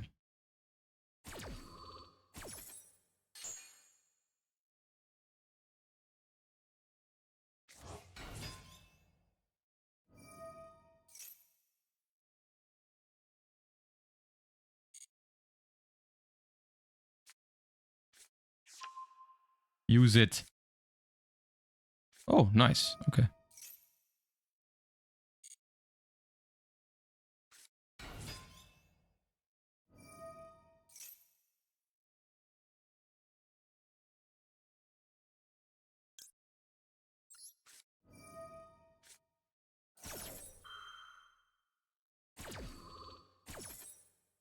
I don't want to deal with Temple. Okay, dude. They didn't even need to see my... Dude, my hand was so bad.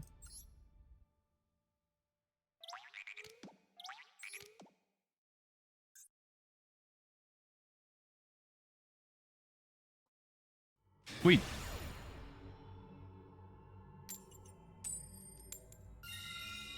I'm scared to click first with this list, honestly. Because there's so little... Like, there's so much non-engine.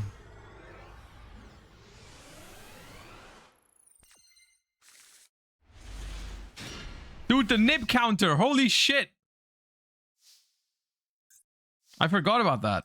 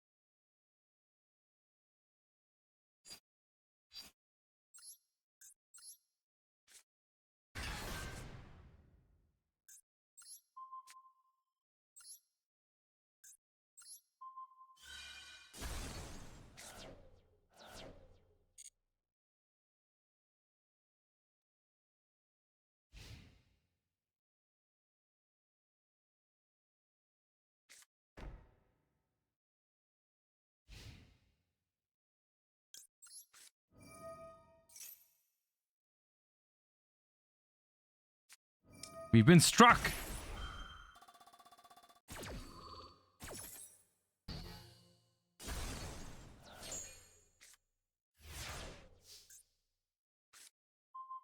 Dude, I'm gonna lose my mind.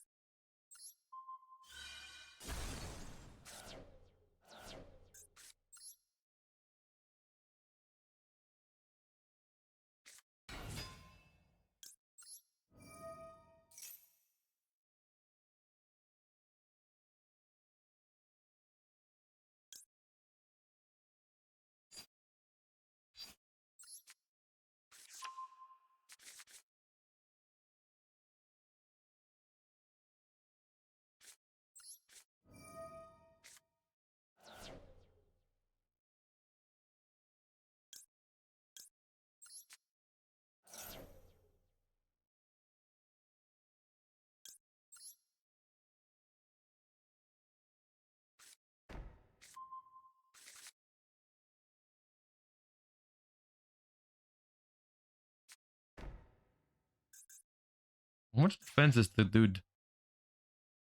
The dude. 1500. Do I care if they storming mirror force me? Probably not. One of their sets is a forbidden lance, I think.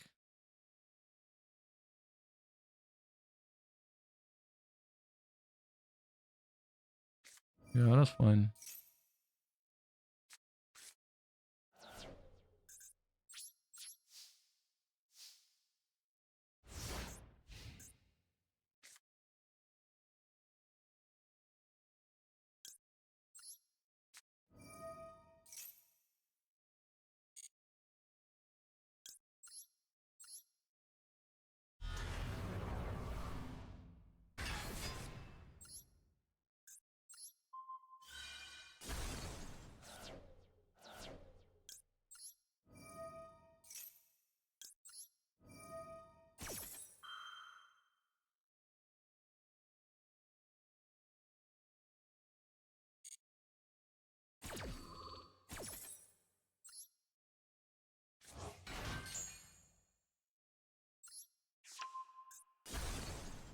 The hell is this? What the hell is a life hack?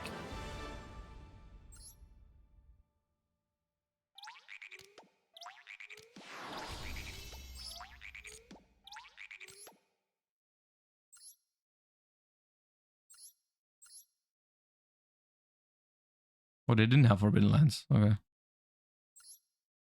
Target a face-up monster on the field. Any damage your opponent takes this turn is halved. Also, that monster's attack becomes equal to your opponent's current life points until the end of this turn. During your main phase, you can banish this card from your grave, then target a face-up monster on the field. Any damage your opponent does, that monster equal to your current life points. Life hack.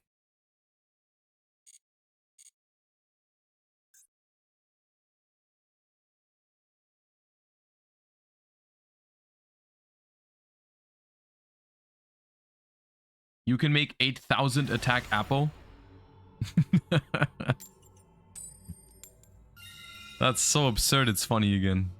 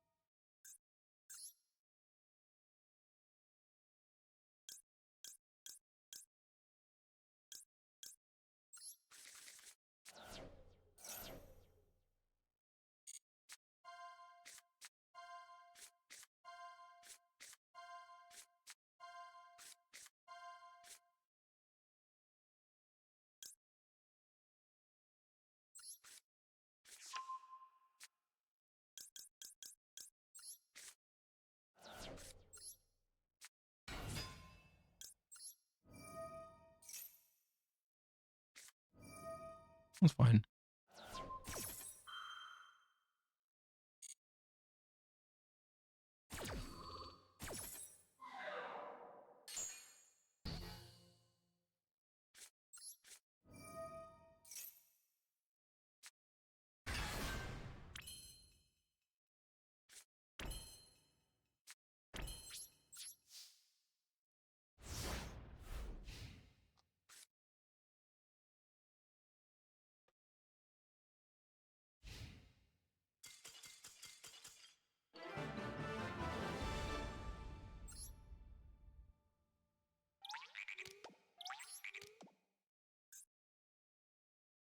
Dude, Furniture Lab has like a pretty chill climb, you know?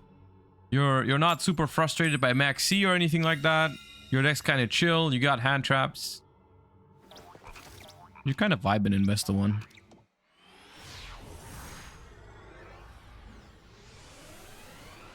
The furnitures are not really doing anything, yeah. Oh, no, there's Lady Lovely in hand, I mean.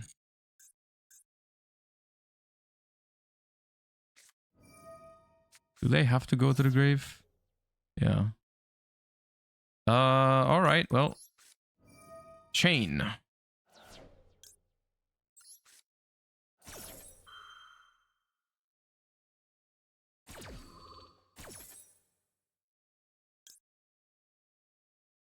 Big.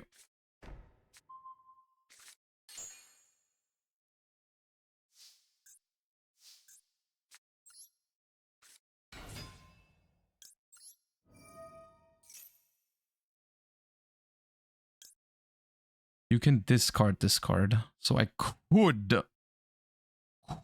activate Big Welcome, but it's not really worth it.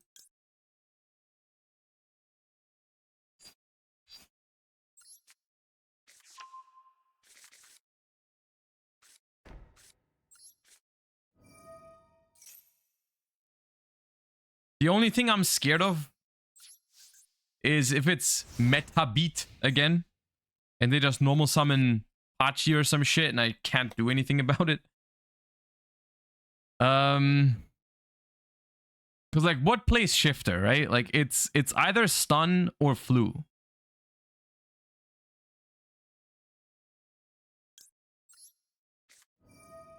It could be cash. What I'm gonna do I just pop off?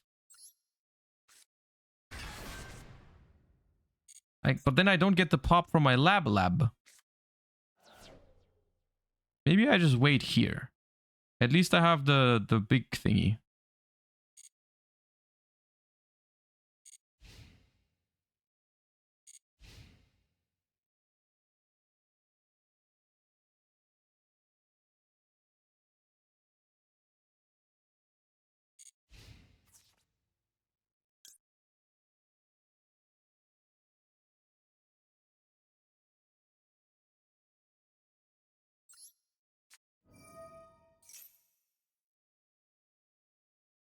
Their point. What if they don't have evenly, I guess? Oh, that's fine.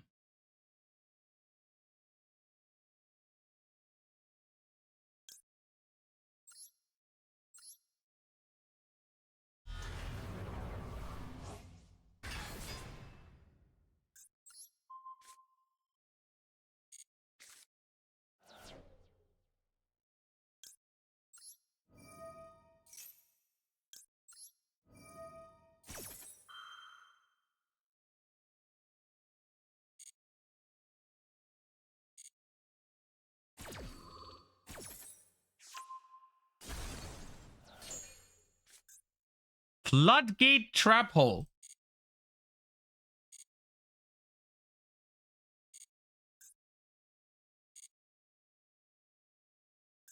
Is that trap? They don't have it! Oh my god, dude. I've been debated. I have no disruptions. I got.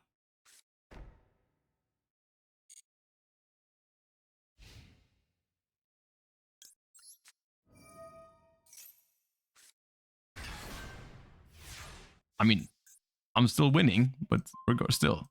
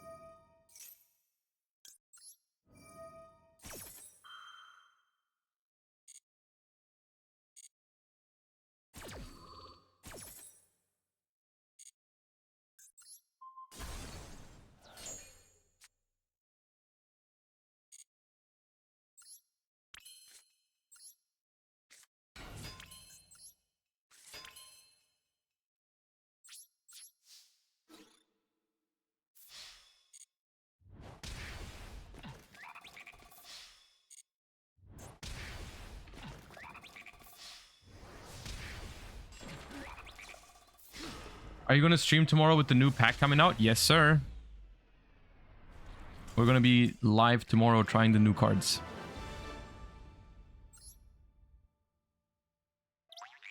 So we haven't lost with this deck yet. Let's just play this until we lose with it. And then move to the other one.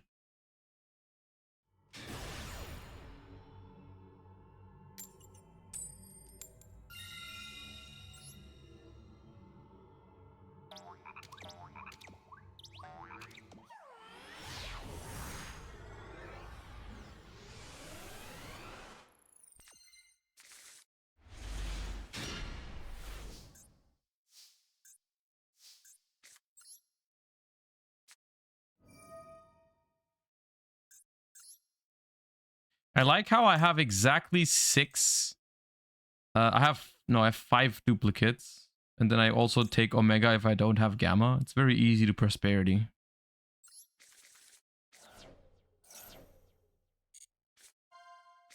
Ooh, clock.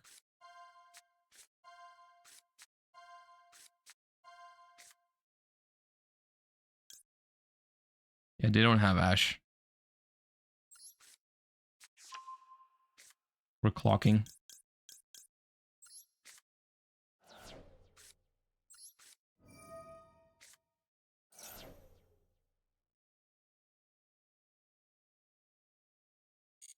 Oh, do they have Gamma?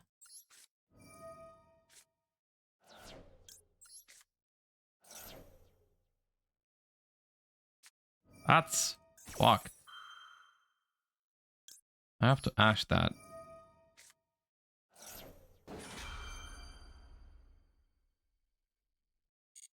Because otherwise I don't have engine. But they can now Gamma my Ku Clock. This is really bad.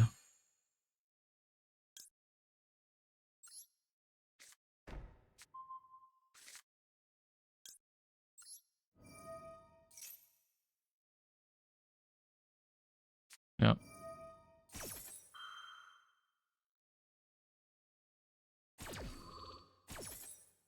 Summon from hand. 1 time. Nope.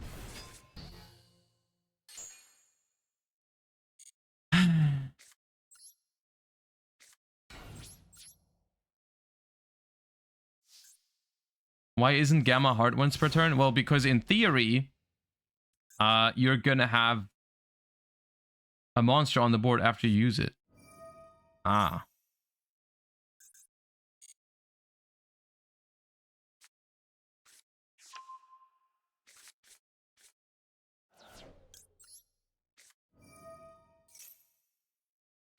Okay, we got fucked. They top decked Ash's 6th card. Time to move on.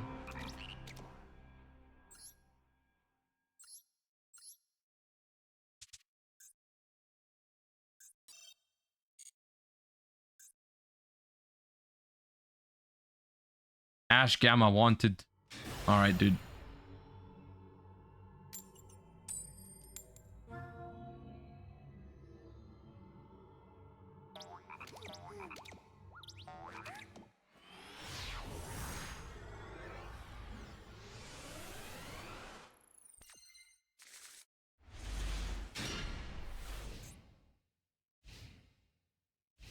$55 cards.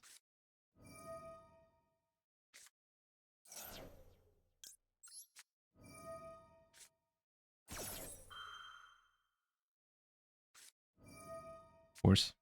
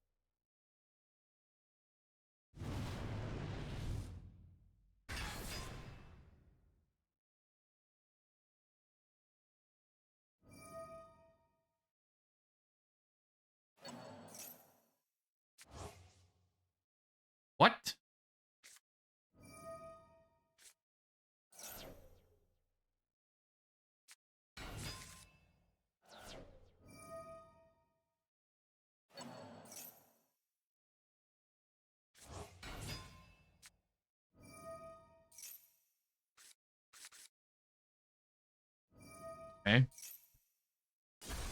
That seemed unusual.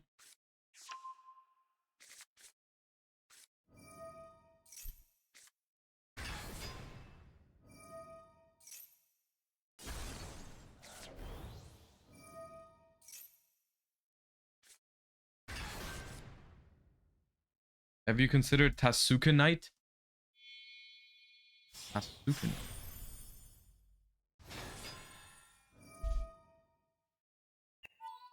What is this? What just happened?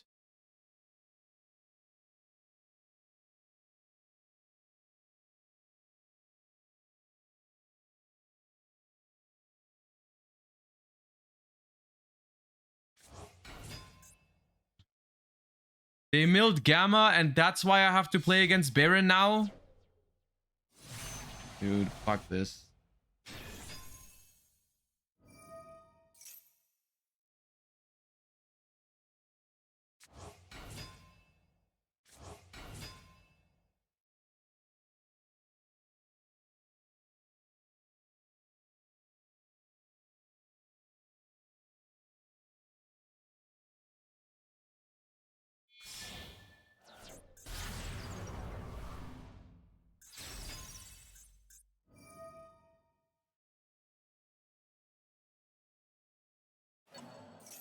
I also want to note that they milled 2 of my Karma Cannons, so I can't trap trick for Karma Cannon anymore. Oh, and they milled Unicorn and they have Birth in hand, of course. Yeah, that makes sense.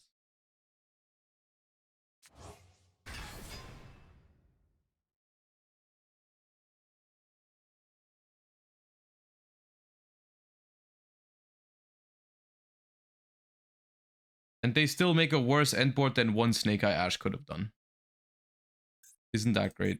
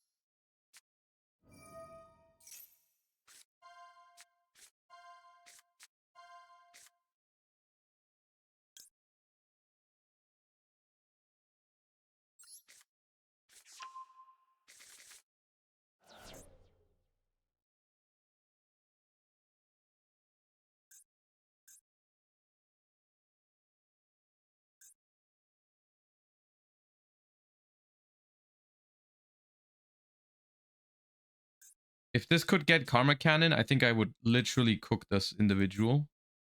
The problem is, this cannot get a good trap card. It can only get Welcome Lab, is literally the only thing that's left.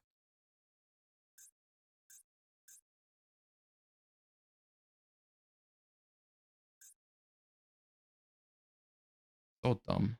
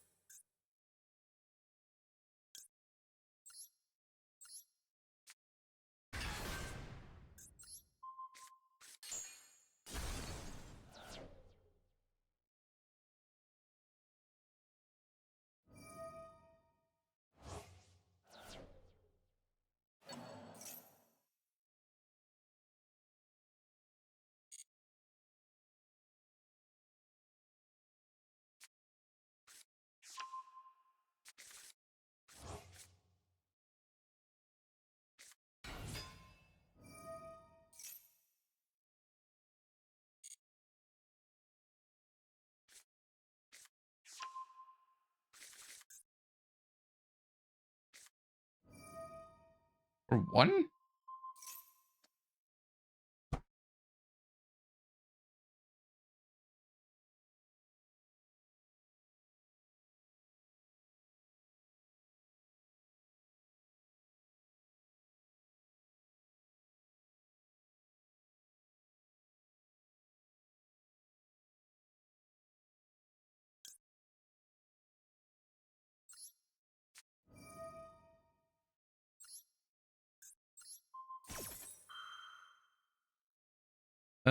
Sich XX, thank you for the 2 months. Appreciate that. Thank you.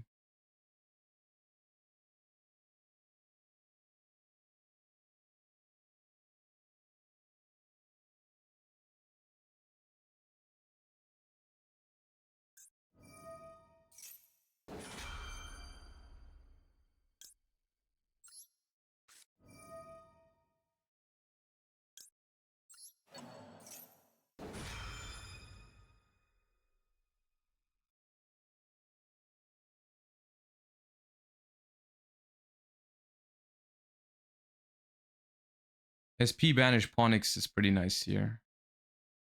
I think.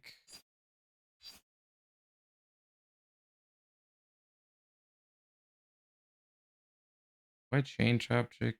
I chain trap trick.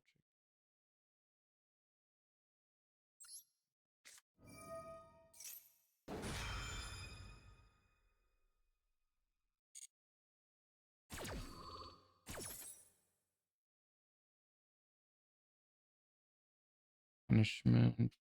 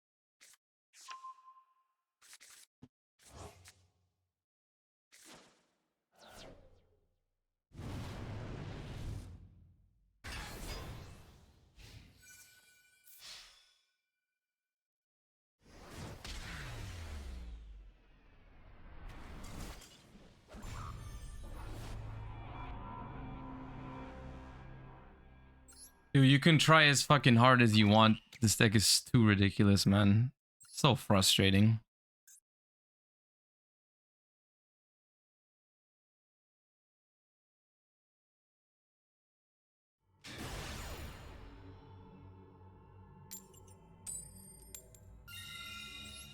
That guy needs to die, man. It was fun, but it's just unreasonable.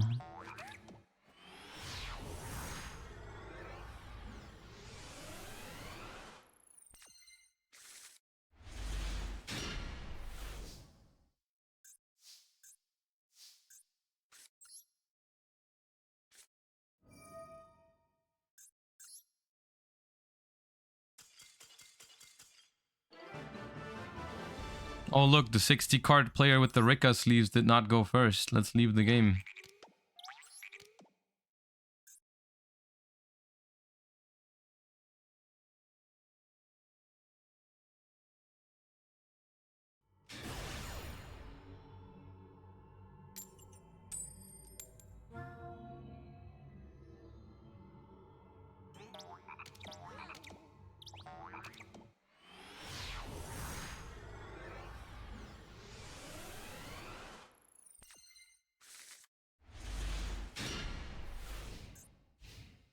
Dude, since I have Royal Prosperity, I open it every hand. I crafted that like 2 days ago. Now I always have it. Pay to win?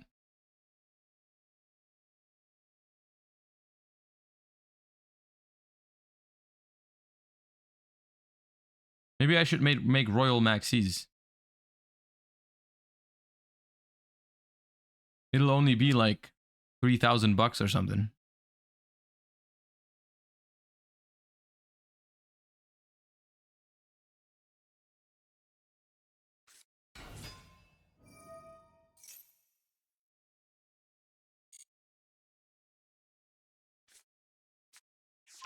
Ooh, guys, they announced a new Radial field spell. We can look at that in a second. Remind me after this game, please, because I will forget. I will forget. I'm not getting gammaed.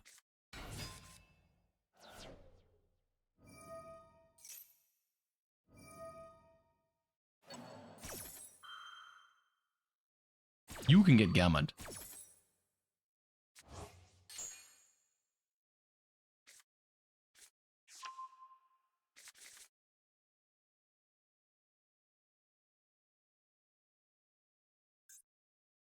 You don't have a normal summon for that.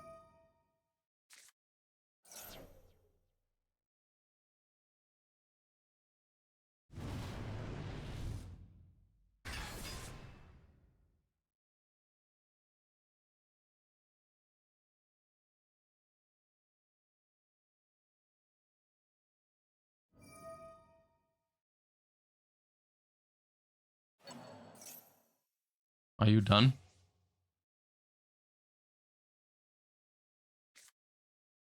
Ah, you have Diabell Star.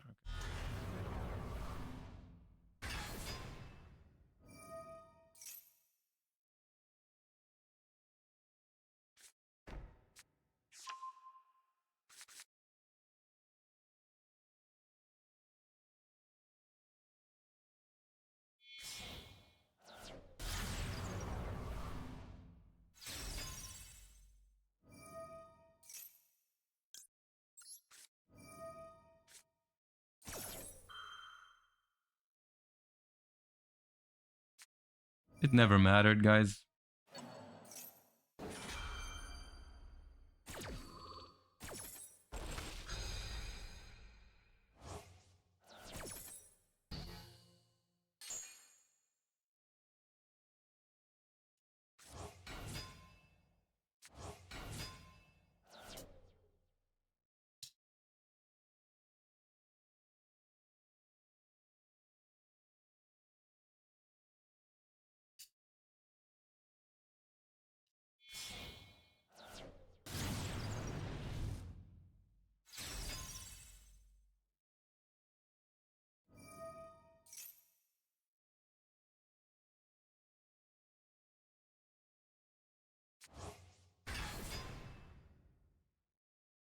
Weren't you going to switch decks when you lost? I just said that for the furniture lab because it was going so well.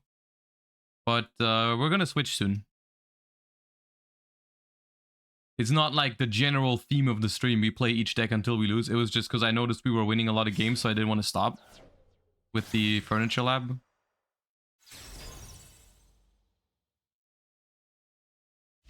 Dude, nice Fire King combo. Where's IP Masquerena, dude? Don't you think you forgot something?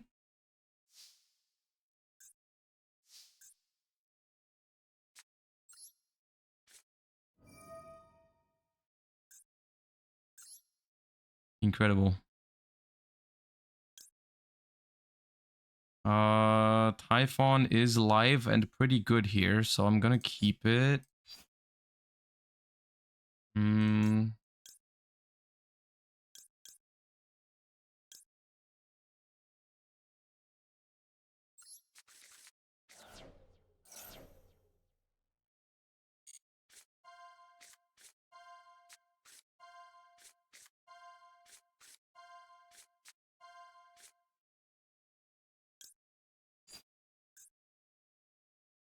So in hand, Ponix +2.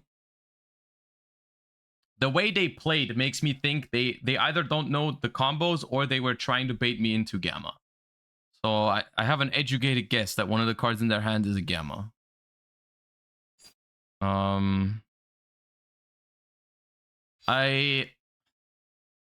The problem is I was thinking about going Flashing Fire into Gary to summon Typhon. The problem is they can Promethean Princess.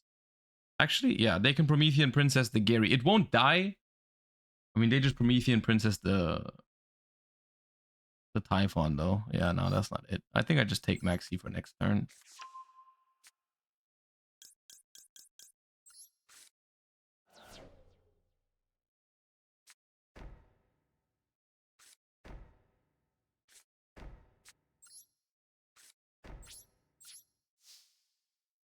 Bum, bum, bum, bum, bum.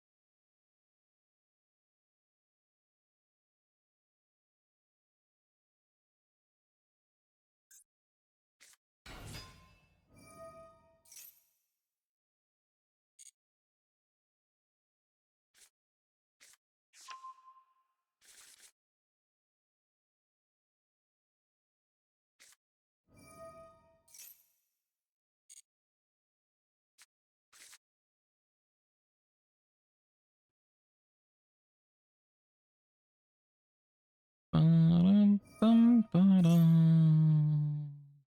Bum, bum, bum, bum, bum, bum, bum, bum, bum.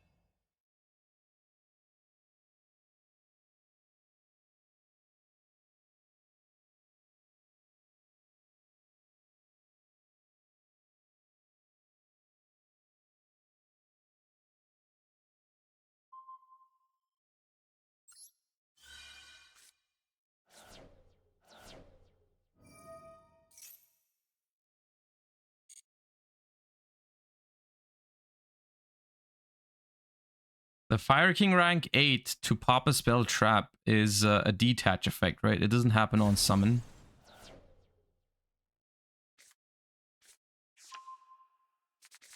Yeah, okay.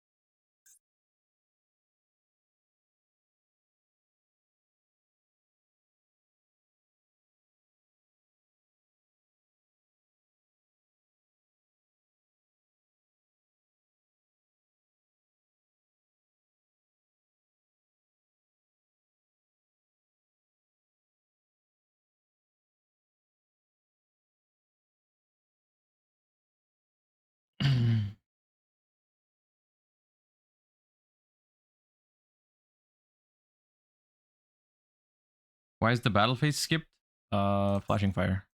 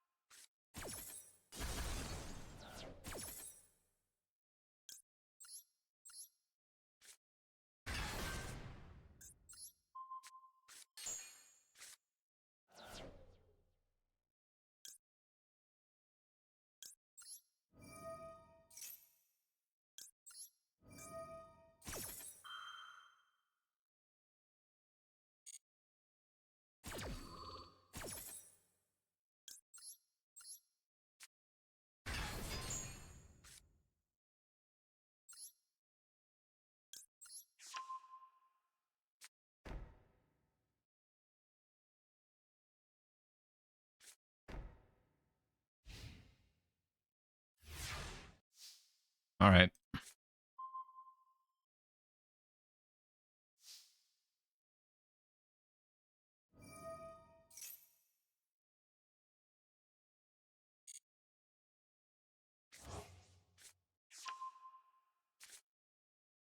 Ugh.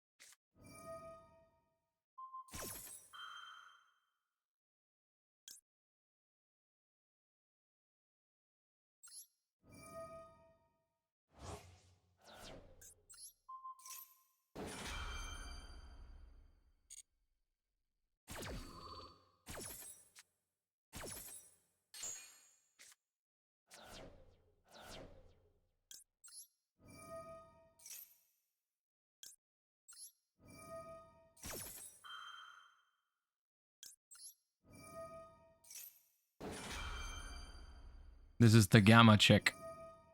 To see if they had gamma all this time.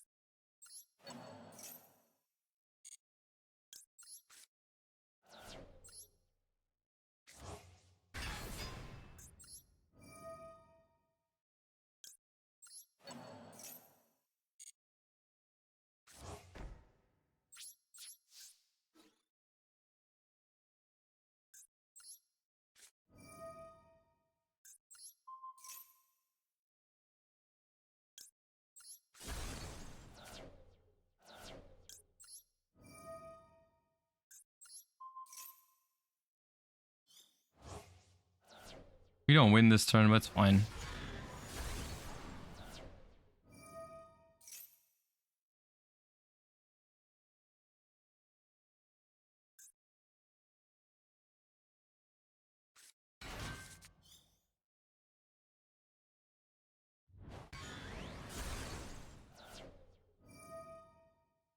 I mean, I'll take more cards.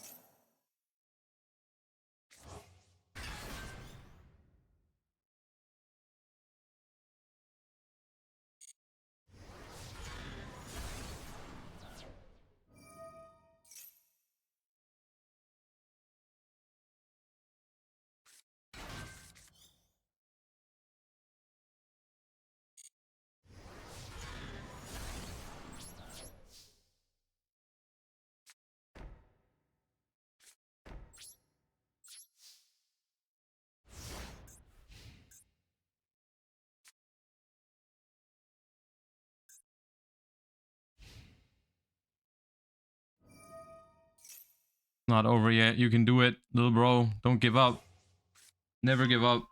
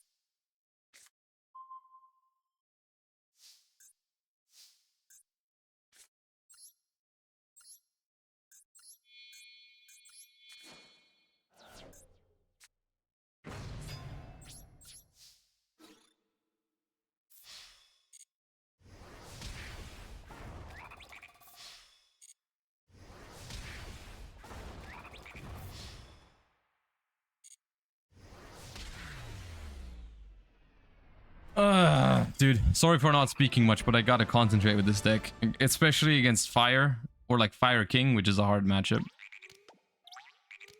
Okay, but good game. Let me not forget about the new card. Yes.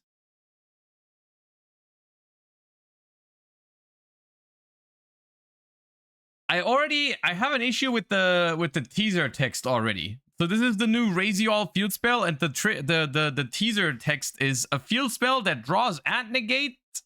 What'll they think up next? I'm already scared. Raise You All Cross field spell card. You can only use the second effect once per turn. You cannot exceed summon monsters with the same name as a card you control. Okay, so you can't make two of the same exceed. You can target 2 Raise You All cards in your grave, except Raise You All Cross, place them on the bottom of the deck in any order, and draw a card. Once per turn, when an opponent's activated monster effect resolves, you can detach a material from your Raise You All Exceeds monster, and if you do, negate that effect. Oh, okay. Don't get me wrong, I'm not saying this is a bad card. It is a good card, but it's not as broken as I thought from the initial text, right? Because the reason why I feel like this card is okay is because it's not a starter. It's not one of those field spells that you just like open, you activate it, it gives you card advantage right away, and then it has bonus effects later, right? This is a card where it's a good card. I kind of want to play it, but like when you open this card, it doesn't play at all, right? It's great for follow-up, and it gives you card advantage in the long term, but it doesn't start your plays. So I feel like on those kind of field spells, I'm okay if they have good bonus effect, right? This is like a stronger version of Rescue Ace HQ, right? Because it kind of has the same recycle and draw a card effect, but the bonus effect is stronger, right? Like it lets you negate monster effects if you have exceeds on the board. It's a good card. But because it's not a starter, I don't know if I would play like multiple copies of this. But I can definitely see this being at the very minimum, I think it's a one of. At the very minimum, it's a one of, because sometimes they have searchers, right? They had a bunch of searchers, I remember. I think it's probably searchable. So if you have like, let's say in a 1-card combo, you might not search this, but let's say you have like two card combos, 3-card combos, you can afford to spend 1 search on this card and then have a way to stop Nibiru or something like that, right? But it doesn't even work on like the early hand traps, right? Like let's say you activate this, then you do your normal summon. If your opponent like imperms your normal summon or ashes your first card or anything like that, you can't use this yet, right? It's only when you can already summon and exceed that this card gives you a negate, right? So it's a solid card, but I actually think it's a better designed field spell than something like the Tearlaments, all those planets, right? Which gives you it's an insane starter card, but also gives you bonus effects later. I think this is fine in terms of the design. It's a good card. It's a good card, but it's not as crazy as other field spells we've had in the past, right? It's like,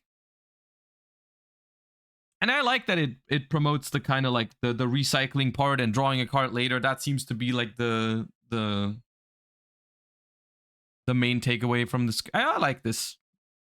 I think it's cool, but I don't think it's too broken. I don't think it's too broken. How about the Snake Eye field spell? I don't have an issue with Snake Eye Temple at all. I think there's other cards in Snake Eyes that are the problem. I don't think it's Temple. I think Temple is a cool card. I find the suggestions of banning Temple to solve Snake Eye, I find that weird. I think Temple is a cool card. The only reason why it's so frustrating is because the entire deck is so broken. Other than that, like, its only purpose to play around Nibiru or whatever, like, is fine. But I don't understand the restriction on it. Yeah, me neither. I don't know what exactly it is trying to prevent. Is there like a Raziol Exceed that you would spam a bunch of times otherwise? I'm not sure exactly what the point of this is. I don't know. Negate on resolution. It does negate on resolution, which is good. It makes the card very strong if you get to that point. But here's the thing. We talked about this earlier with the new V-Jump promo, right? In order to make someone play a card in modern Yu-Gi-Oh! That doesn't have starter capabilities and only is there for like the grind game or later on in the combo or extension, the card needs to be very strong for that. If this card did not have a good third effect, you would never play it for the second effect only, right? Like you would the cards like this that are not starters, they need to be pretty powerful for you to make room in your deck for a card that does not make you play, and is only here for like resource management and later on in the combo, right? So I think it's warranted that it has good effects, strong effects, right? So yeah.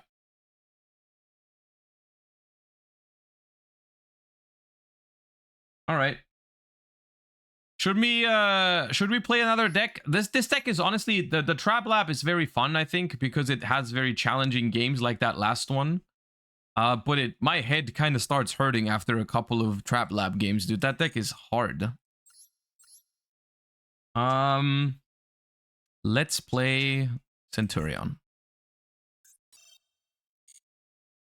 Is Nesh gonna join? Well, not today. I haven't asked him. I want to like if I'm having Nesh join for a branded session, it'd be almost an entire stream probably. But I'll ask him for next week.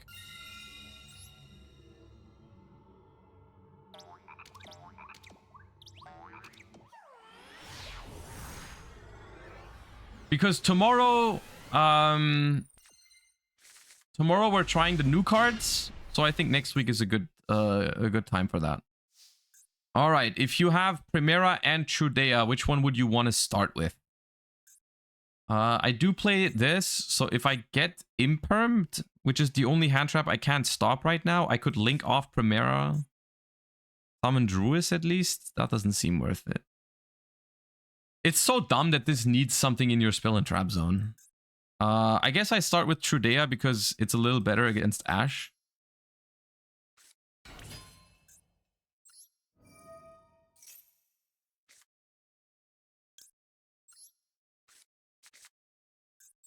Because now, if I get ashed on Primera, I could legit just let it happen because I have Wake Up.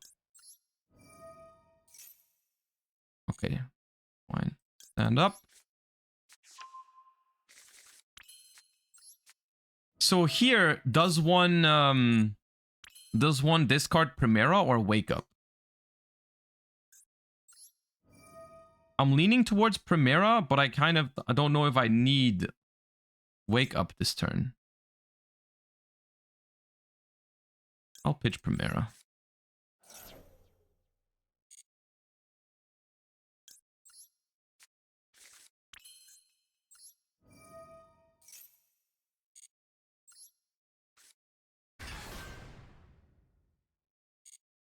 But what do I do with wake up now?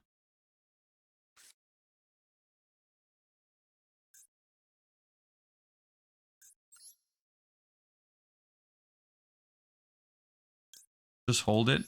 Okay.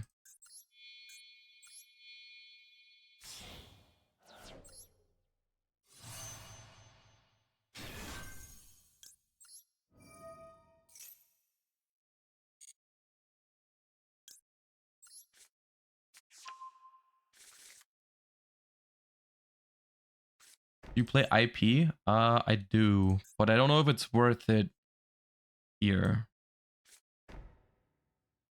Do I even set wake up? I don't really need it. I need space. Maybe. I'll keep it.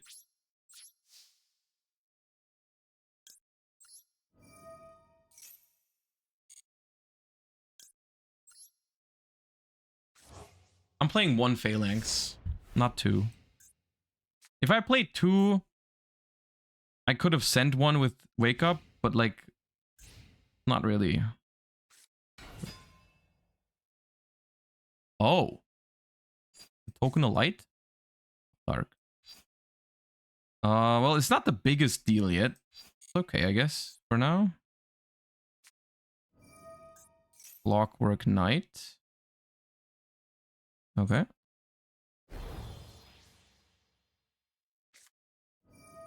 Runic Slumber. The special. Okay.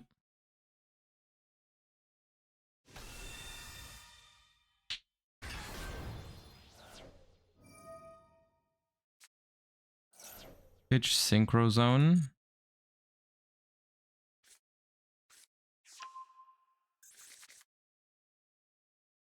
I think we start.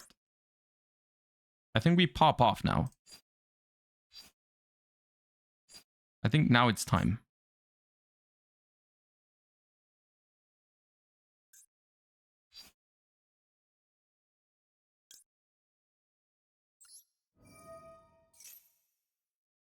We send it.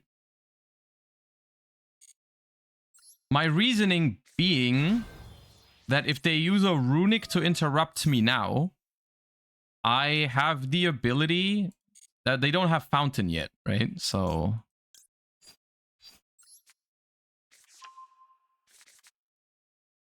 they won't draw off of the runic.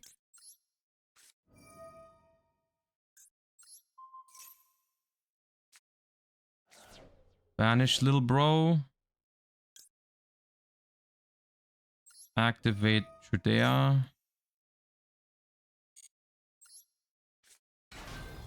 Make level 8. Stand up.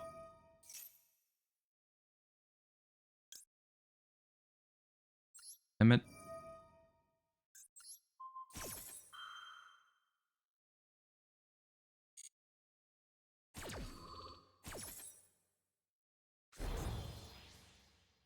Honestly, maybe summon Druisra and make Baron was the move.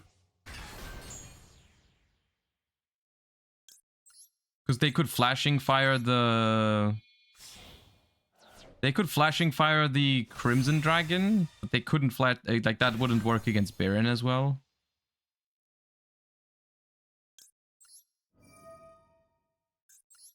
Oh well. They don't have it.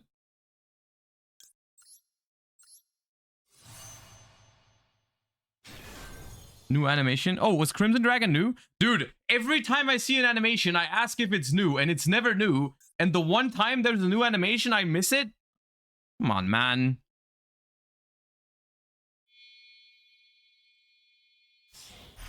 Ooh. Okay, well.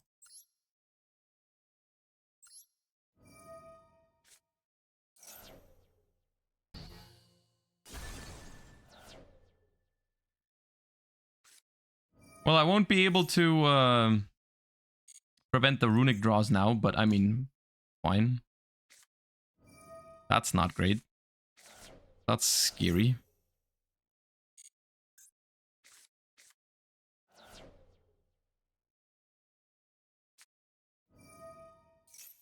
Little Morganito, okay.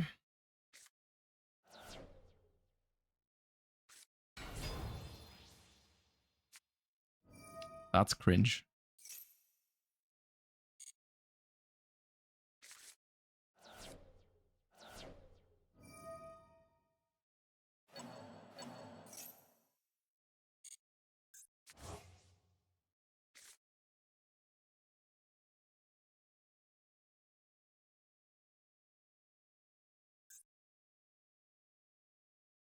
Blazar returns, I'm pretty sure. Yeah, banish until the end phase.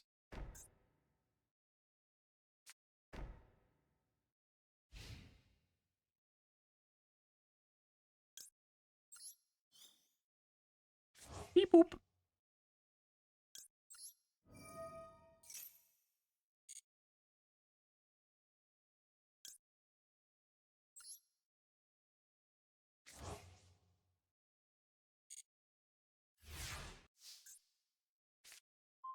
Ah.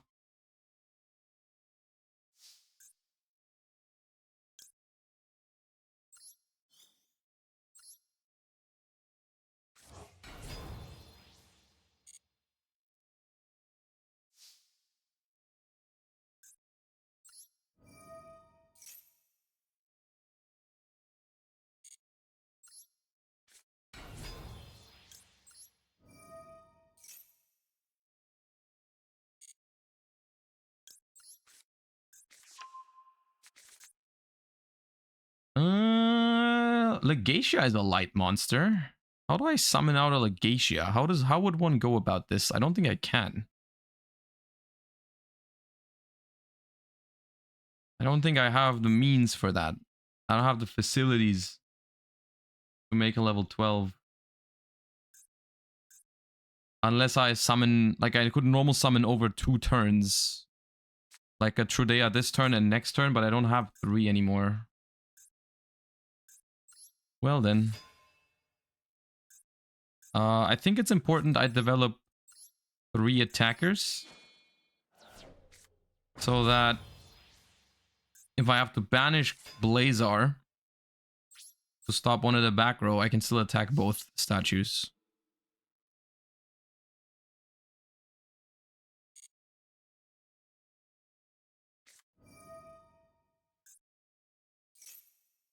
El Droblino, that's fine.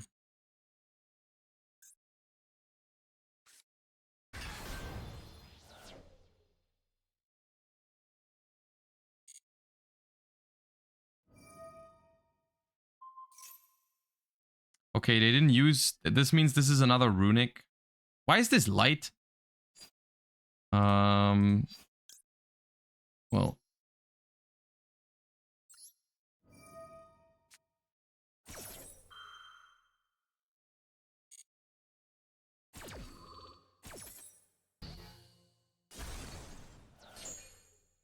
I could have sworn Sleipnir was dark.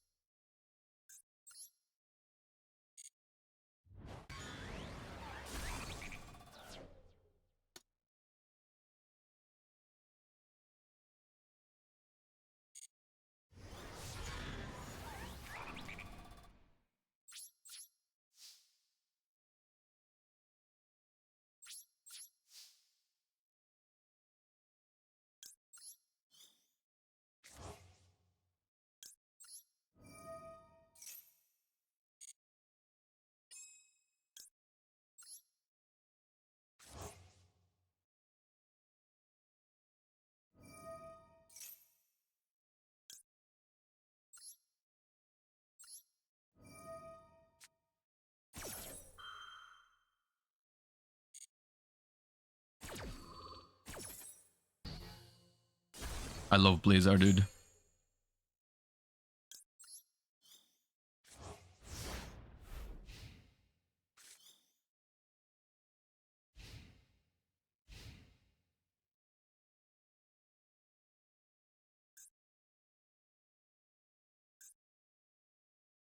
Looking, I don't know if it's, I don't think it's looking great. Ooh, wait, no draws this turn? Okay. That's so bad for them. Holy shit. If I negate this, they can still draw, right?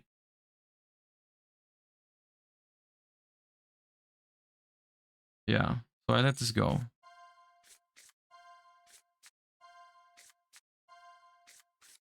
Okay, there can be only one is a problem.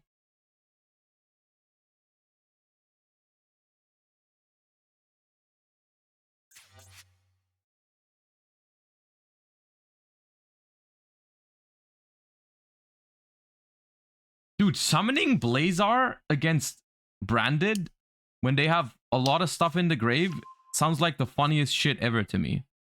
Because don't you just like negate one thing in your end phase, then it comes back, you negate the next one? Like you just negate their entire, you skip their end phase? That sounds so funny, dude.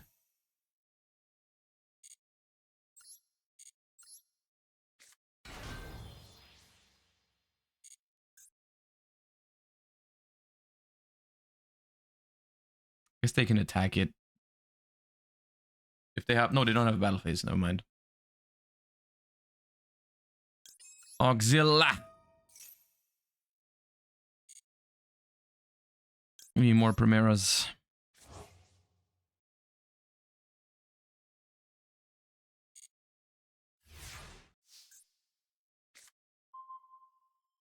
Oh, you're just in time, Imperm. Yeah. Easing curses. Oh, what am I gonna do? Gonna negate it.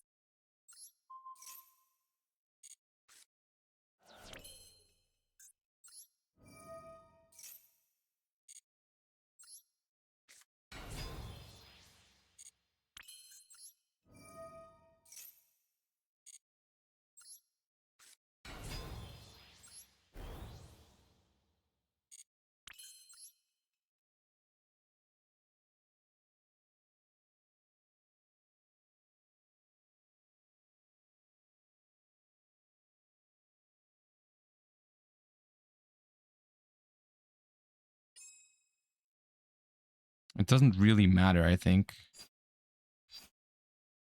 I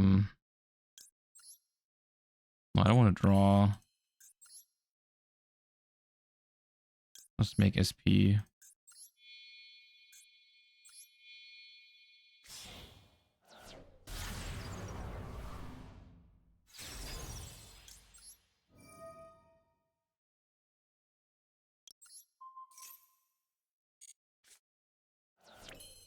Kick.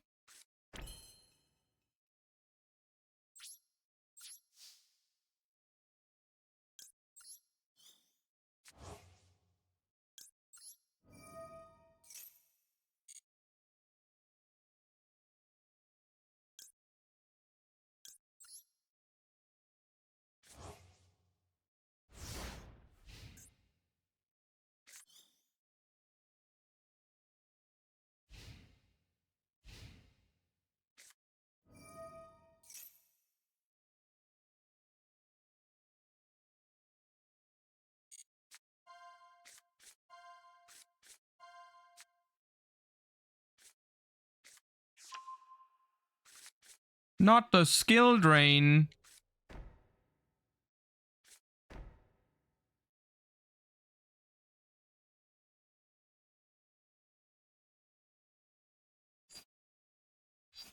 Never, man.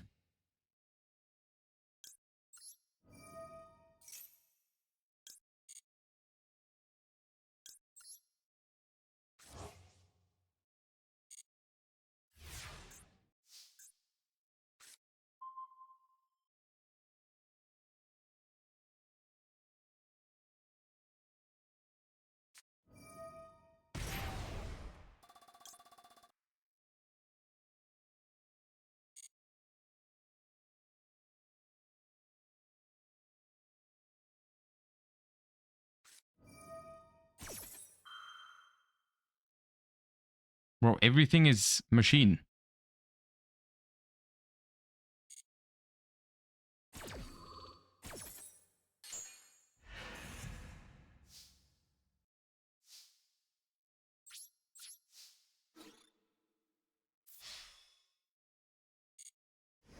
How to not floodgate 101.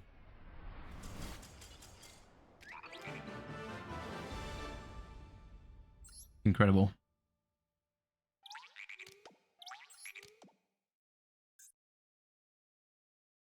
Tumo, thank you for the prime. Appreciate that. Don't forget, everybody, free prime subs make the streamer happy. Appreciate that. Ooh, we rank up. No, okay.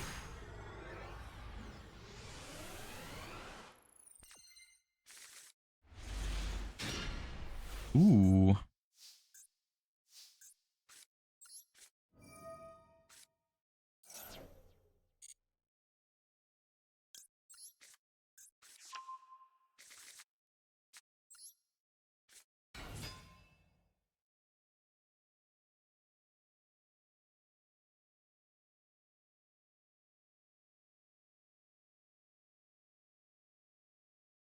I think this hand is nice even through hand traps. But we insta Veiler. Okay, that's fine. That's okay. And then we go Magna on the Veiler. Won't get maxed. That's good.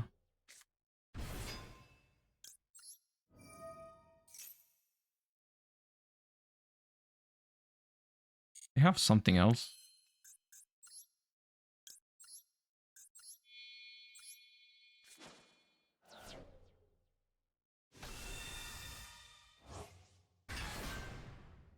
Why did you Trudea and not Primera? Because Trudea can't get ashed, and if I go... If they have Ash, Trudea is in the spell trap zone, and I have Primera on the board, which is slightly better positioning. But if you only have... If you have both of these, and your opponent has one hand trap, no matter what, you're not comboing.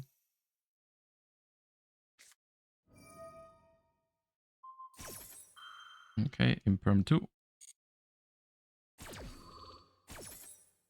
I guess I could have made Baron is what you're trying to say, but I wanted to bring back Lubellion anyways. So this wouldn't have been... I guess this would have been Auxilla now. Yeah.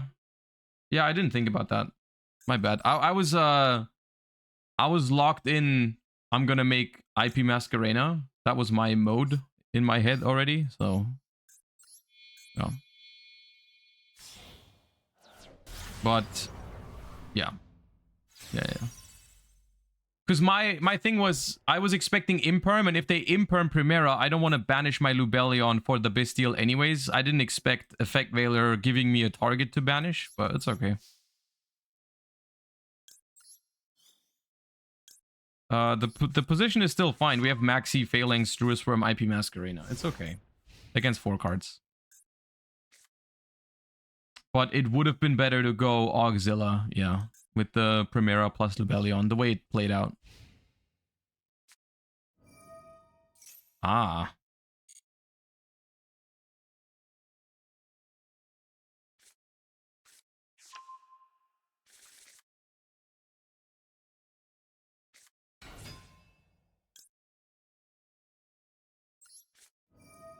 I'll Maxi here so I can't get Gammaed.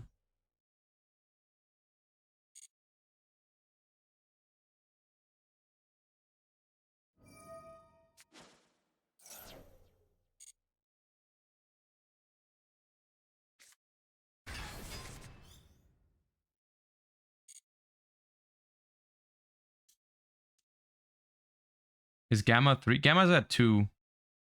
Which is a really annoying number for Gamma to be at, honestly. I would prefer Gamma to be either at 3 or not in the game. Like, I hate that it's 2, because it makes me feel really bad for playing 2 Gamma 1 driver. It's like realistic enough that you should play around it, but then often they just don't have it. It's like turbo annoying in my opinion.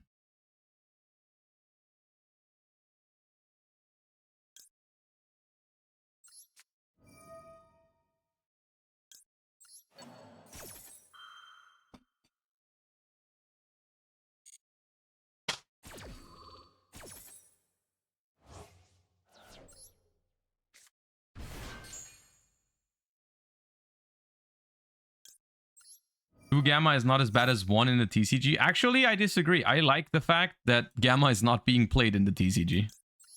I'm not a huge fan of Gamma.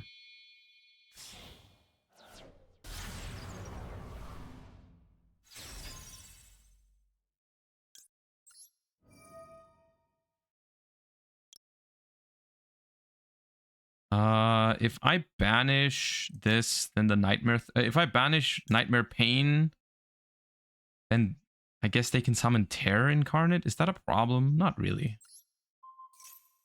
I draw another card from it. Okay.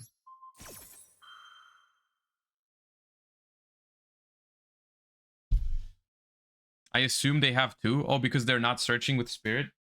I think they could be running 1, but yeah, they could have another one. But now they also lose one of the targets that they wanted to pop, right? Like, because I'm getting rid of the Spirit, even if they have another Nightmare Pain, what they're popping is not going to be as impactful.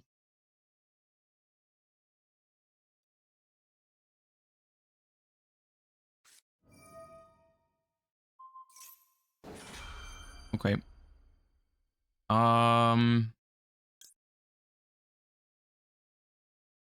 It's a lot of draws. I'm not feeling like stopping this.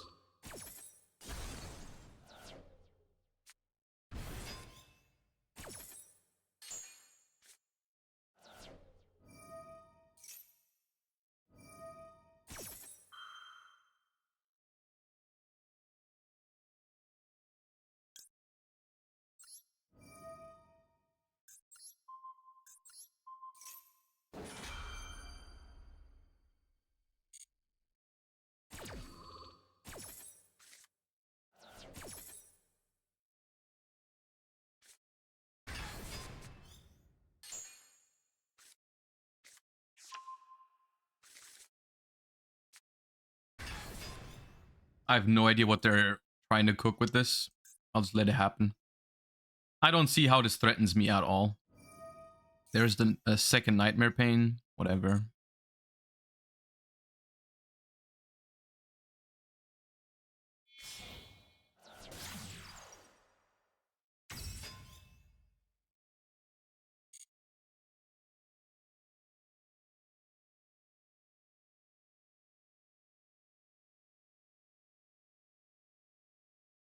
Now what?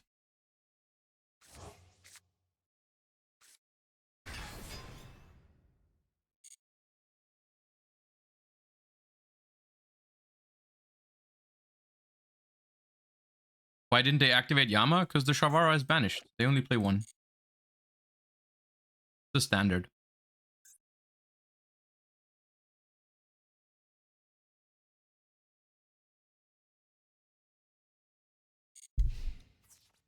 $2,000 points of damage? Sure.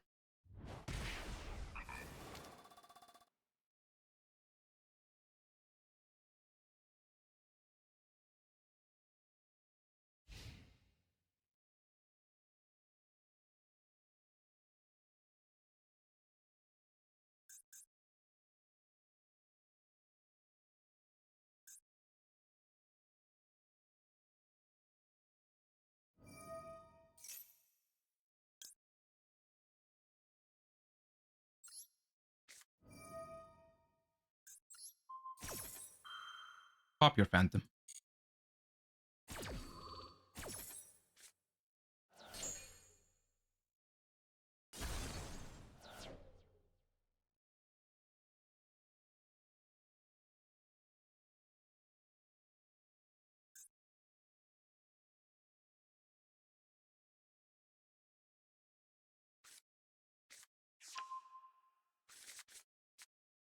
That spirit in hand will not cut it, I'm afraid.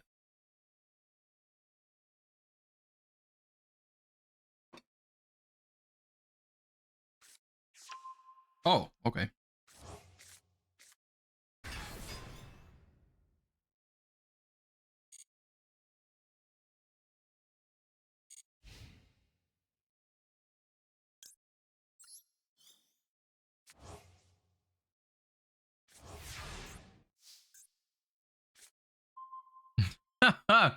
Dude, insult to injury.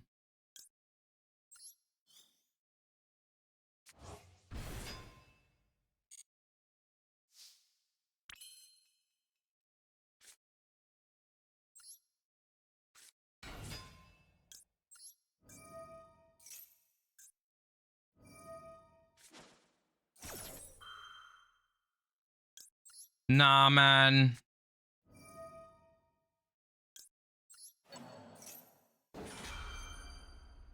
Nah.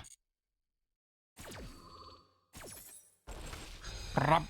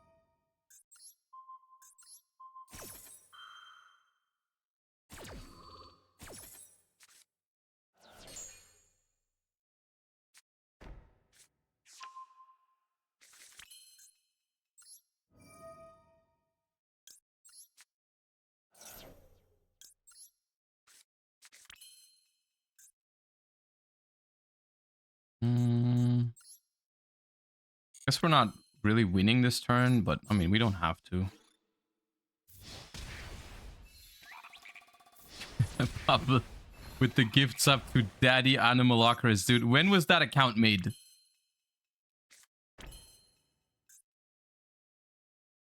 Atri and Gargoyle are not in the game. Gargoyle is here, but I hate Gargoyle. I don't like that dude.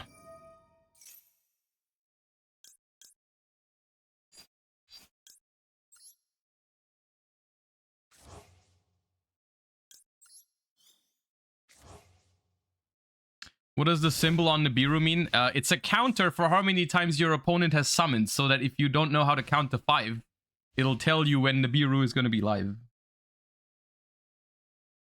It's great.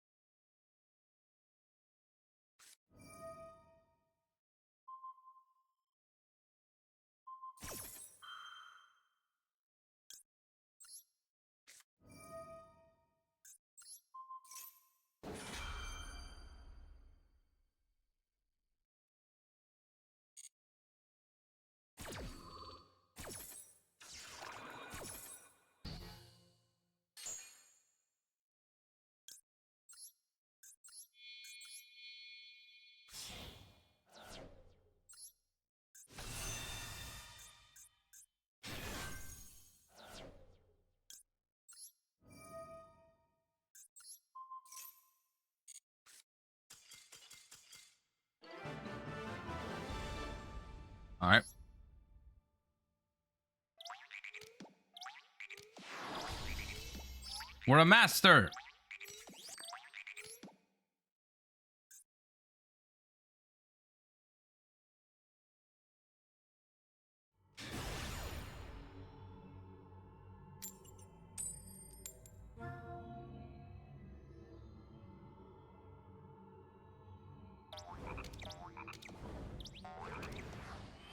Centurion seems base. Centurion is so dope without Calamity.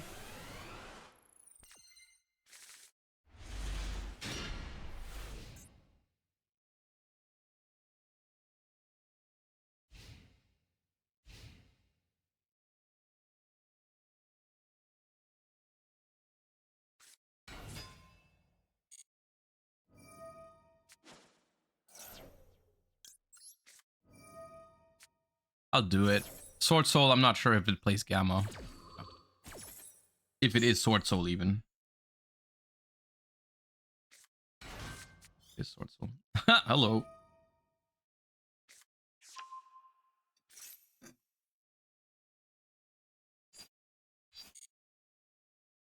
Fine though.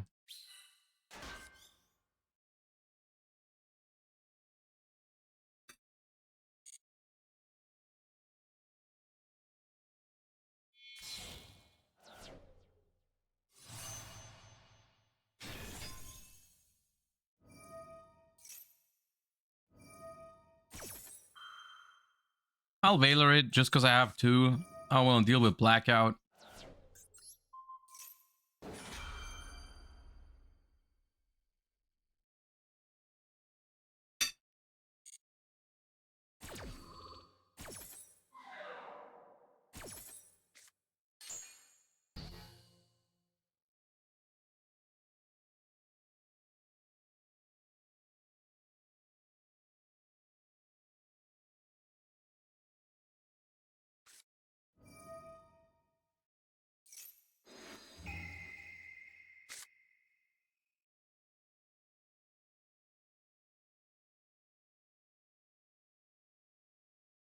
Goodbye, Emblema.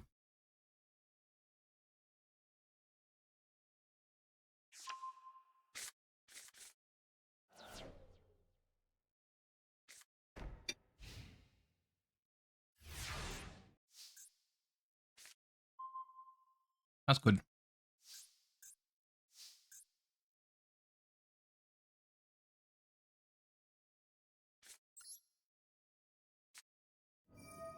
Start with Bon.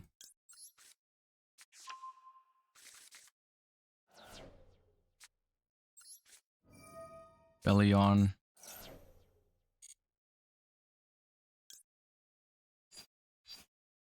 Bruce Worm.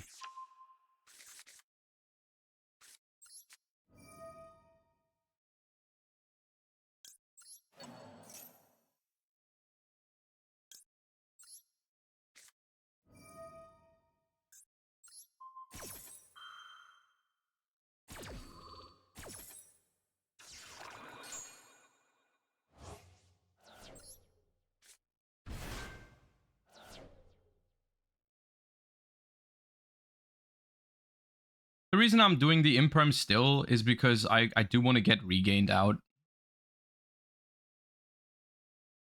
Because my plan is to just summon out Lubellion to send the Shishao to play around Blackout. Because I have only one card on the board at all times. So they can never Blackout, because Blackout has to pop 2 cards. But then I realized here, if I go Druid Swarm, they can still chain Shishao, and I think I want to have Regained over... I want to have Regained over... What's it called? Imperm.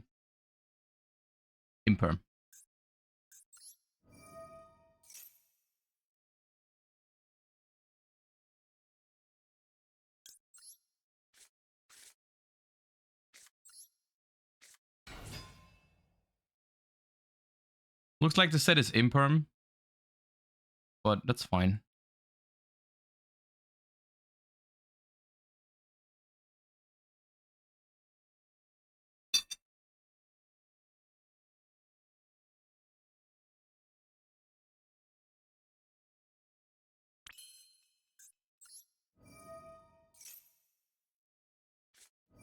That's fine.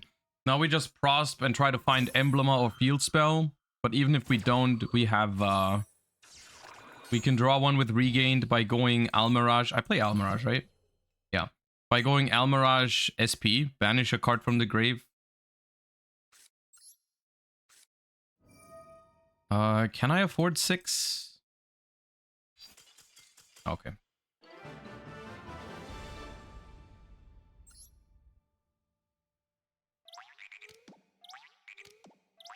Oh, I would have lost my regain draw, right? Yeah, true. Because pros, but yeah.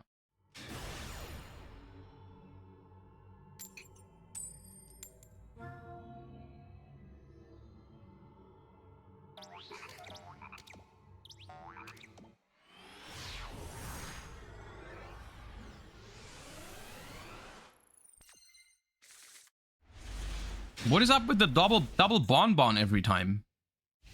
No hand traps either? Oh, come on.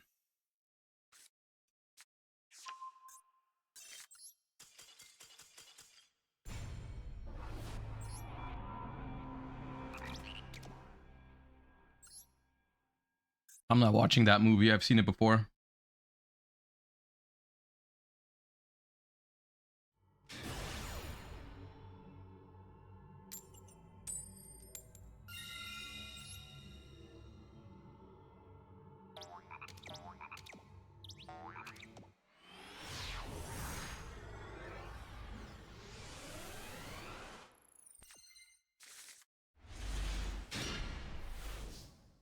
Okay, now we're talking.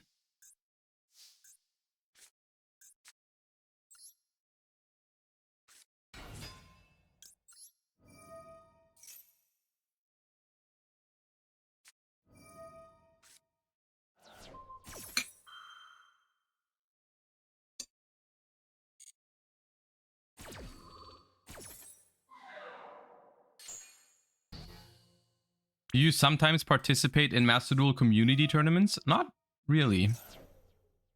I want to play more Challenger Cups though.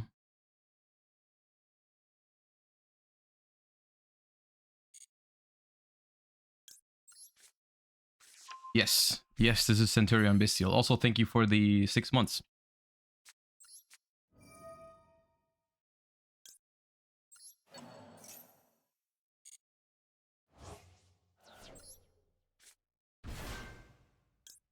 They had something else.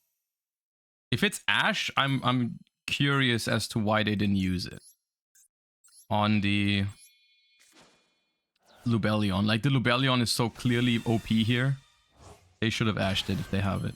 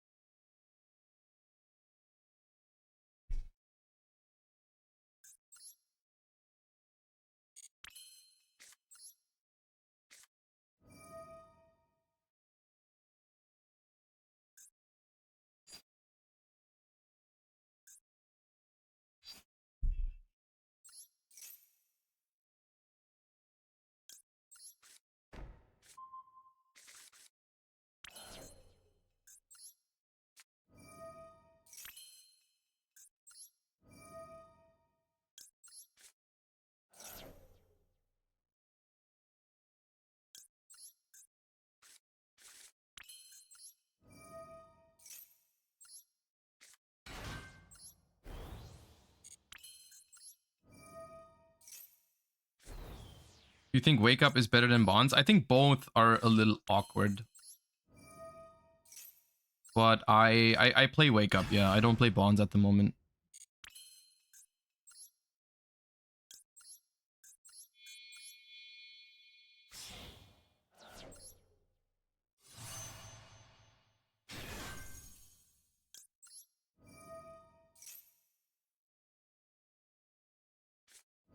Now they Ash.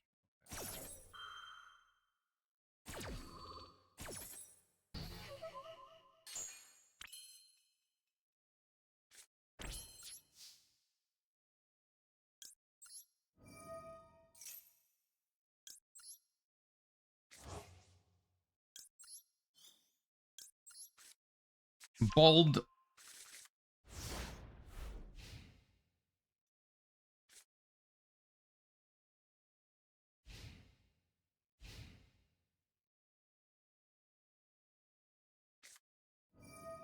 Bon. Okay.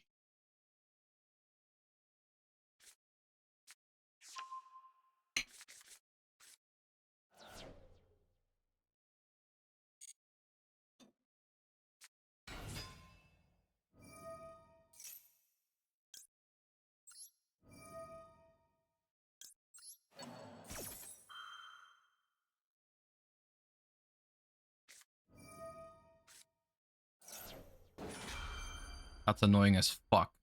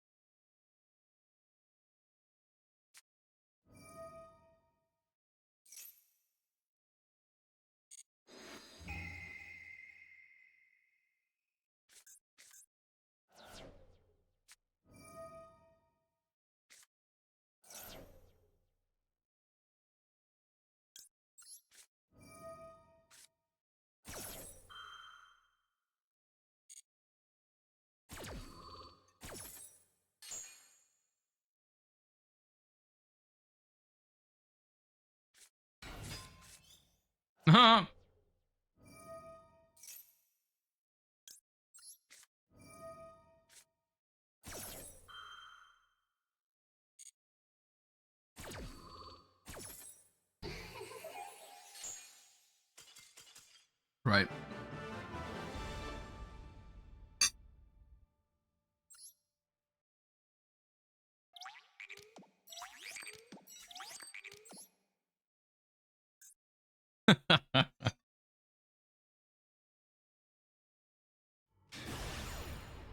Get that Ash Veiler Maxi Bonfire Talons Diabellstar goofy ass hand out of here.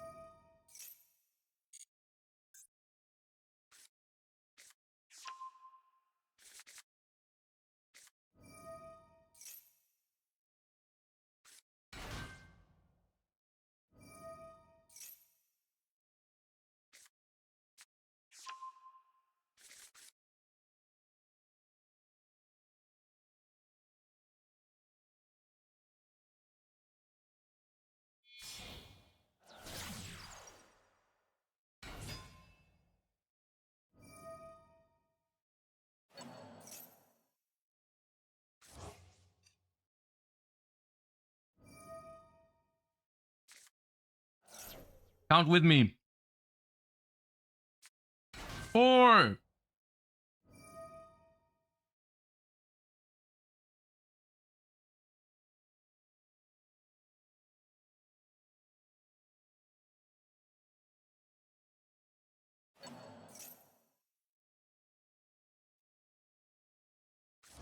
5. Hey, yo, it even changed the color. Okay.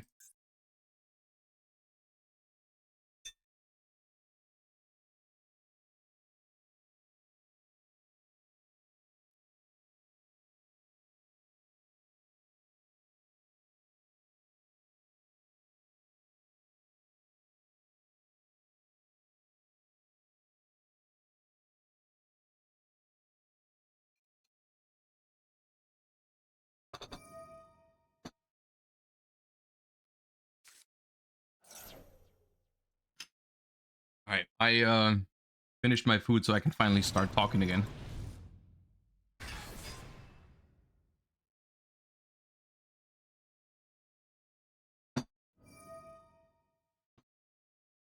Dude, unironically, time flies when I play Master Duel and I don't play Snake Eye. Like, I feel like we just started the stream and it's already 4 p.m. almost.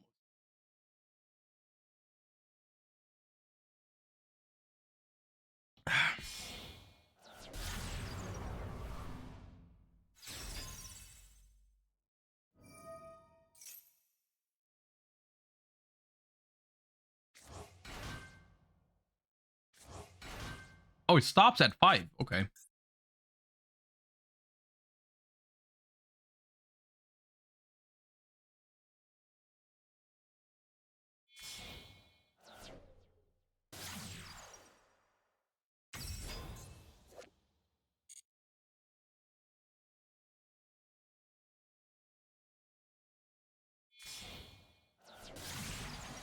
I want my Appaloosa to be small.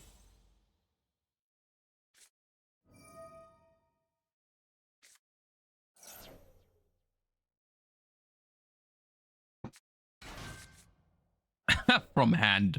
Pathetic.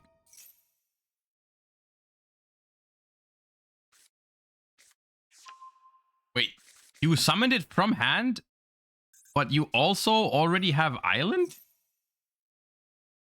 Why not just like pop a fire monster and special it from hand?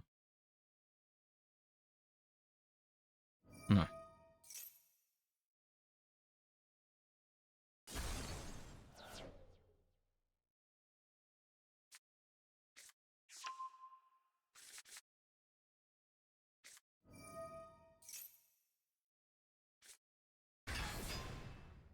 Okay, so in hand we know Skyburn.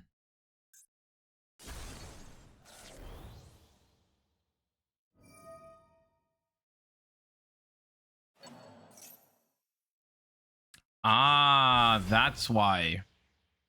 I see.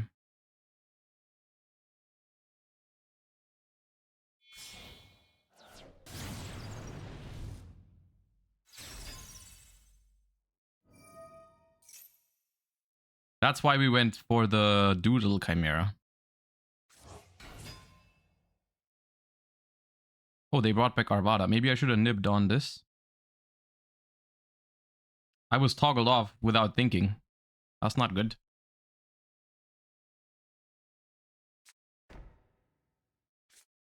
But their board is kind of shit.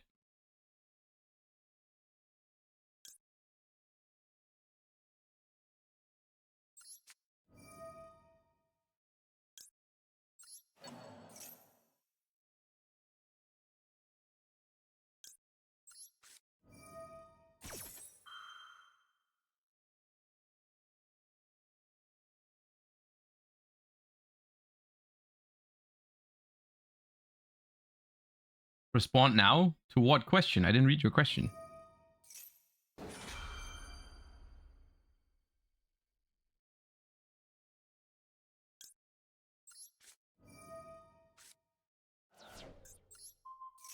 VA coaching when? You want me to coach you for BA?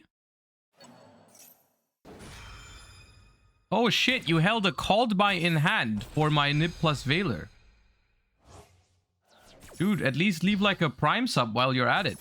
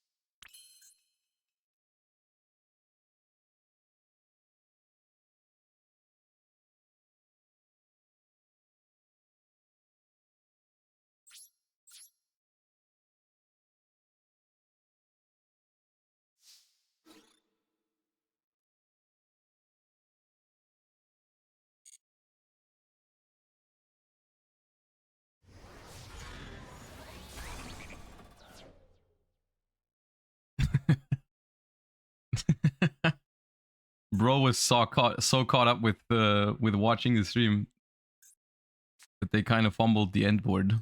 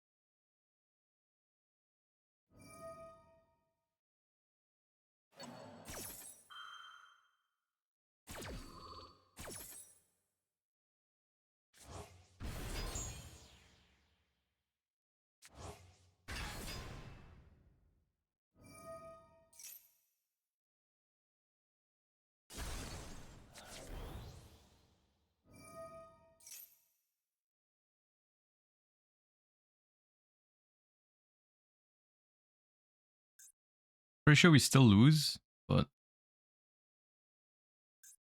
kind of cringe.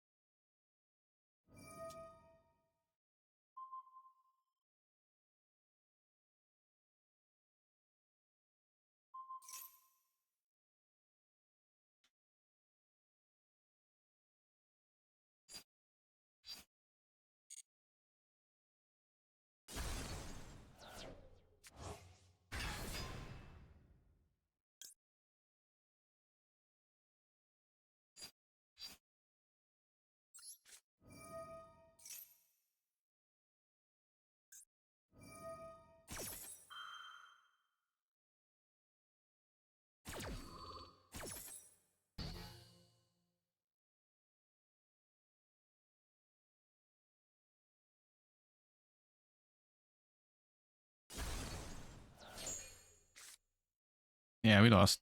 Thanks for watching.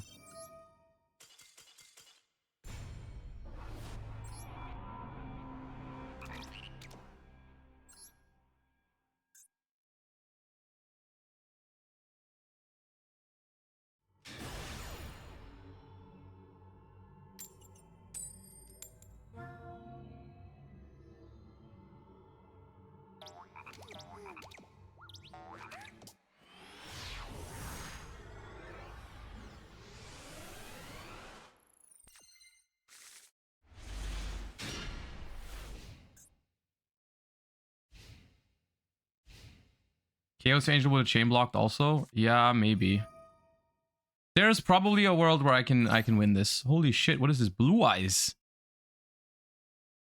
They released the structure deck early or what?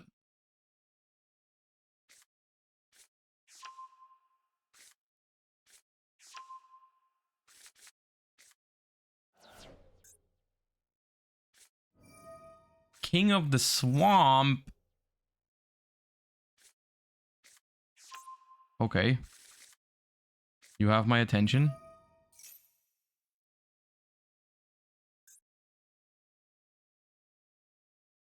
that Magia?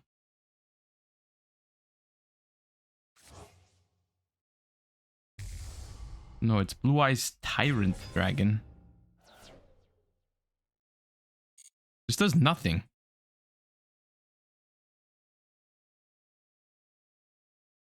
Can attack all monsters. Okay.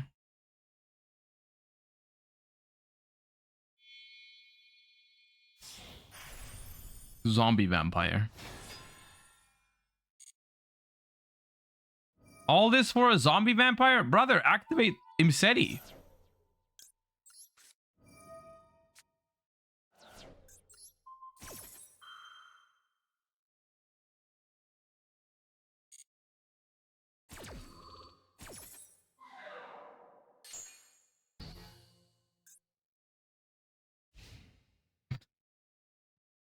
All right.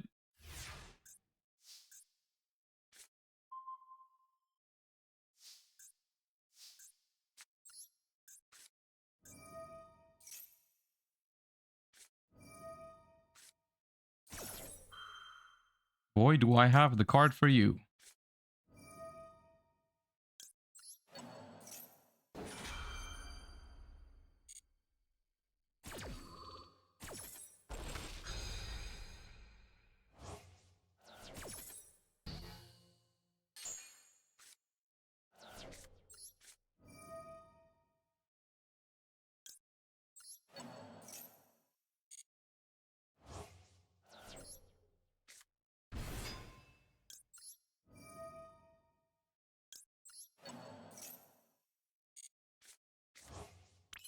Tick.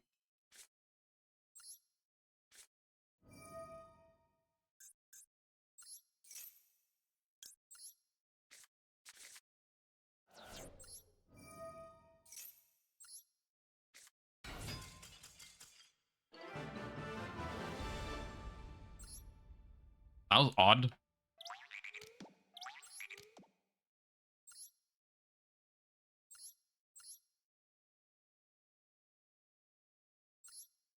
Yo, look, they have Magia. $600.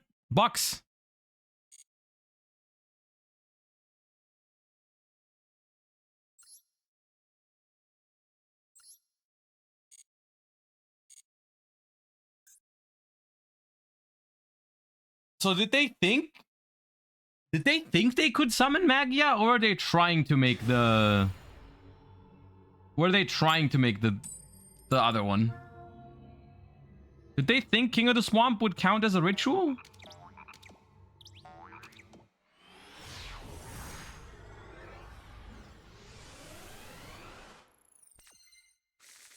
It's a very obscure ruling. How is it obscure? King of the Swamp replaces the name of another fusion monster. If the fusion requires a ritual monster, then that's not a name.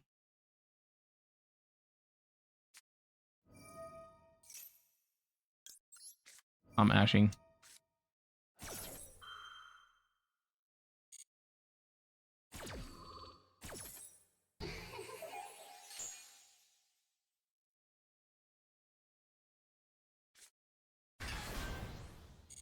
I'm crying.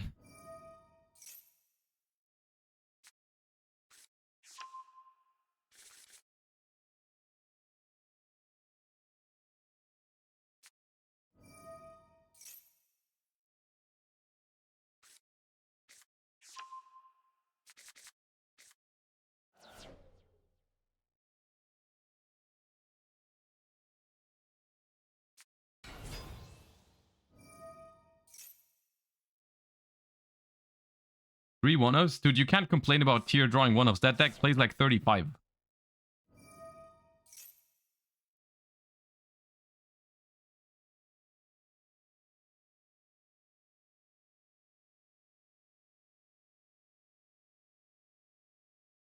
Three, two, one, and then no maxi, no maxi in chat right now. No maxi question mark. Why no maxi?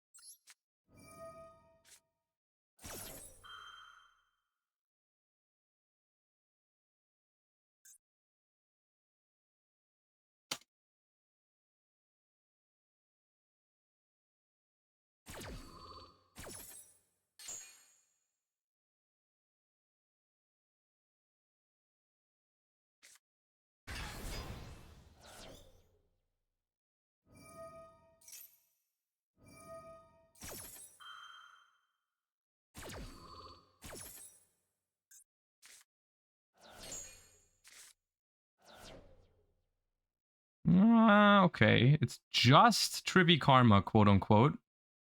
No target for Heartbeat, no Scream. They milled Pearl of Rhino, so they can't Trivi Karma for that. No Shuffler, could have been worse.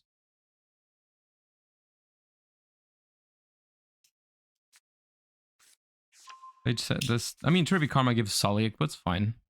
It's okay. He's okay. I think they have Sharon. They have Sharon, probably Havness, because they went Rhino Hearts and oh, okay. What's the discard?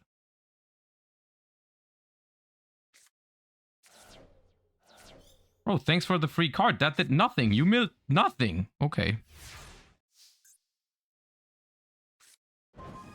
Ooh. Whoa. Okay.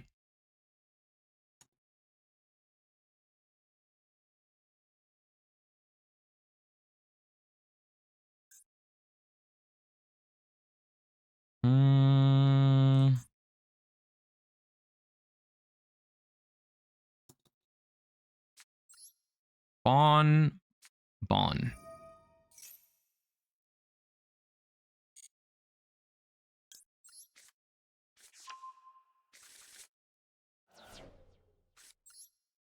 Normal Simone.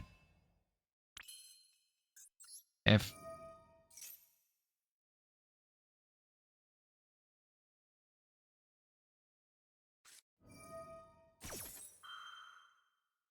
Perfect information. Ash the Havness. Stay where you are.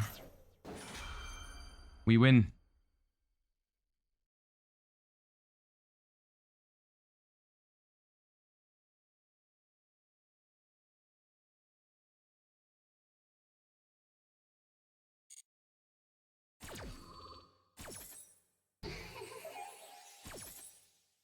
Chat, are they gonna Fenrir my Trudea? My Primera? Thoughts?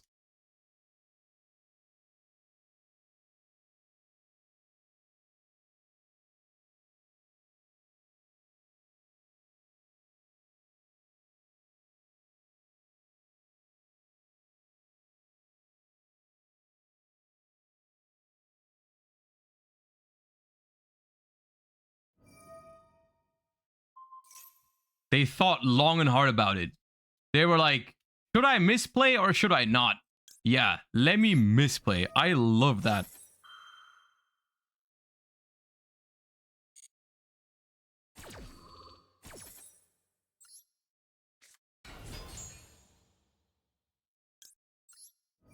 Konami, why the Primera no banish? Why the Primera no banish?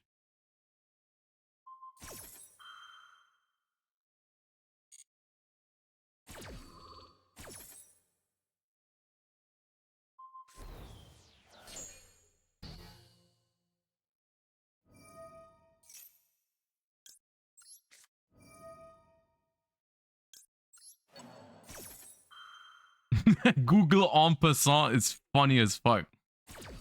We just went en passant on that Fenrir effect. That's such a funny joke.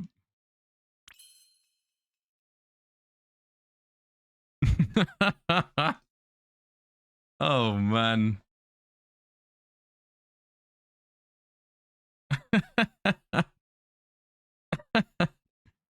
Yeah.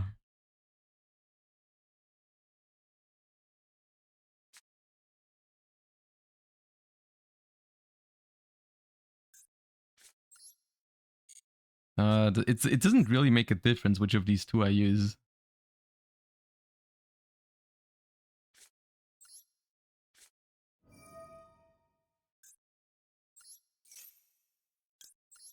I'll deck thin a little bit.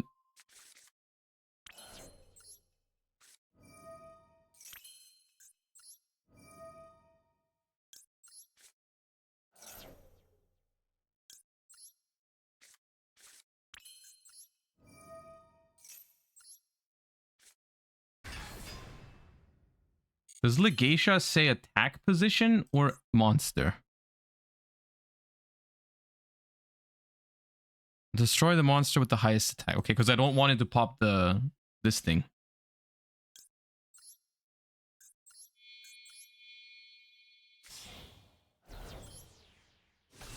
No gargoyle? No gargoyle. Gargoyle is ass. Hello. Hello there.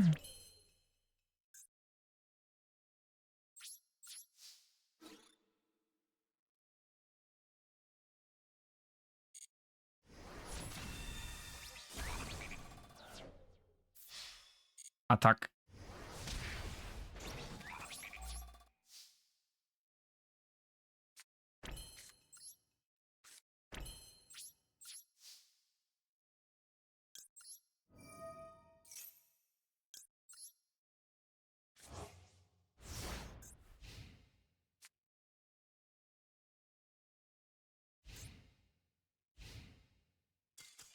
Unironically, if we max C on the tier graveyard effect, we lose this game. Because we have less cards in hand, and they just go Kikolos, search another trap, and pass. And we don't break that with what we had. Because they have Havness in hand as well, like we're not winning. If we max C on the first one.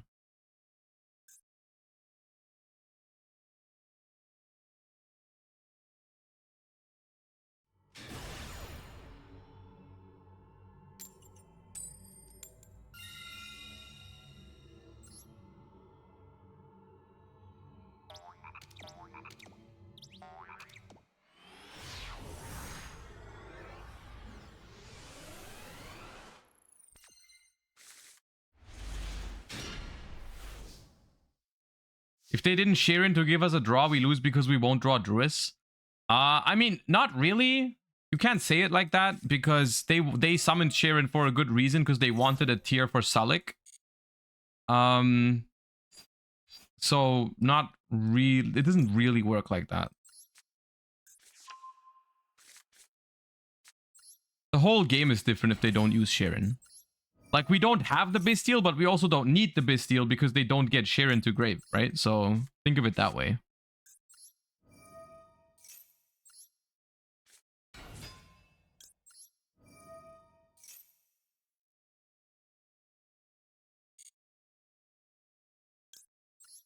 We need Field Spell.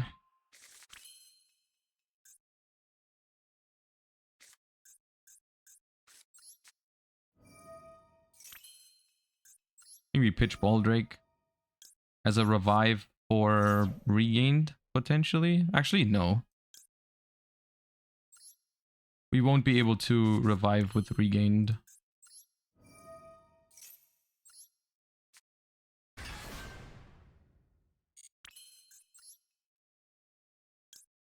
Is this a Savano track? I don't know what that means. This is the...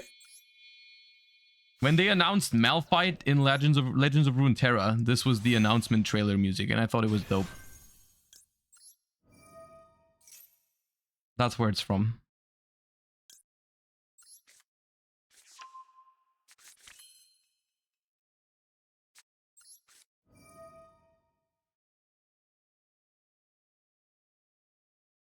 Savano is an anime composer. Oh, okay. I don't know who made it. Like, then I don't know the answer to that. You can banish Primera? Yeah, right.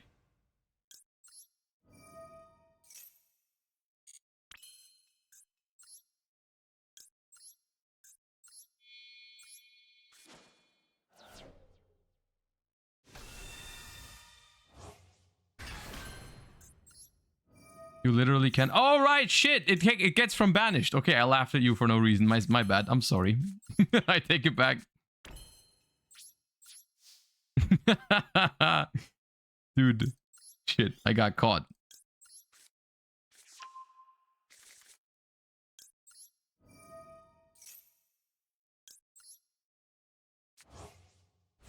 I keep forgetting Auxila can do that.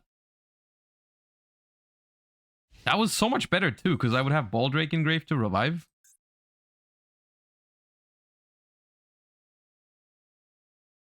Toxic as always.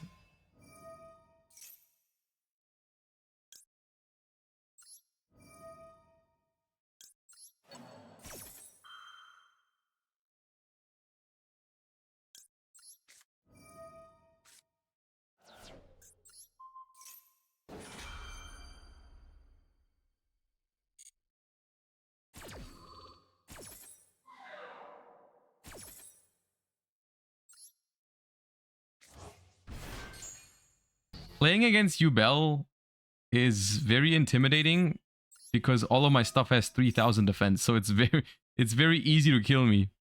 But I don't want to die.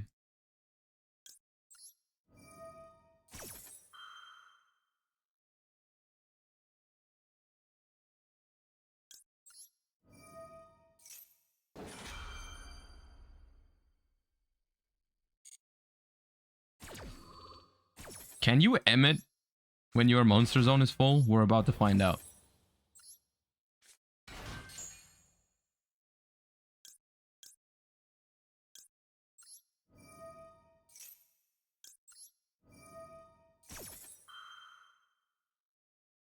You can.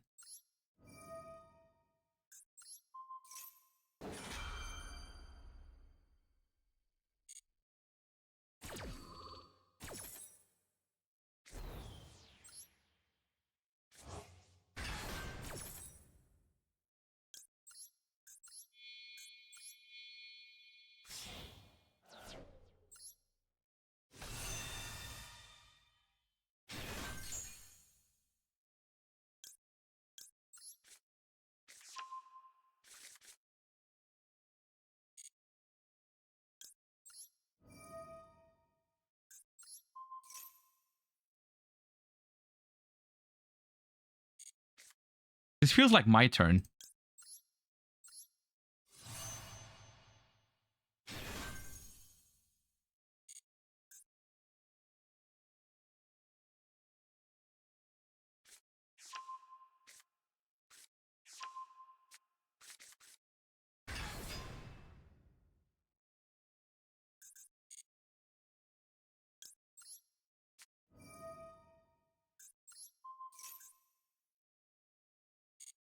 Beep. Phalanx banish 2 cards from your opponent's hand. Ow! Yo, shuffle it back so they don't get it. I love it here.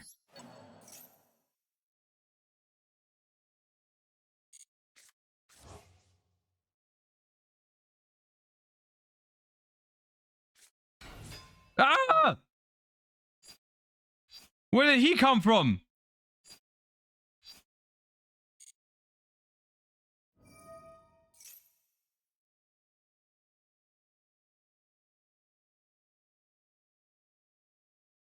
What do you mean? Okay.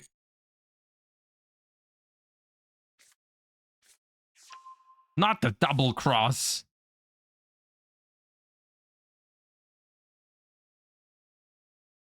They don't get it back anyway since it can't be special summoned. Don't ruin the fun for me.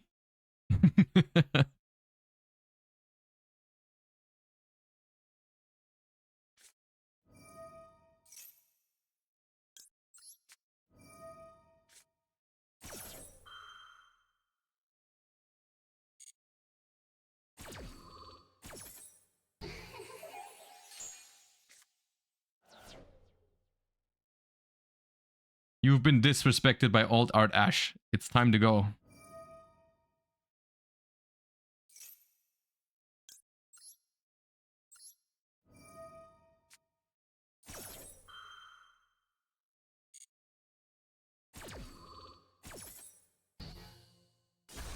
Okay, so there's only a double cross in hand. What does this deck do with that? Gigantic? Gigantic. Into what? Into Zeus, maybe? No. Okay. Alright then. No Druid Worm for me. Imagine you had Baldrake. Yeah, unfortunately, I'm not aware of any way I could have had Baldrake on the board. Unfortunately, that was simply not an option.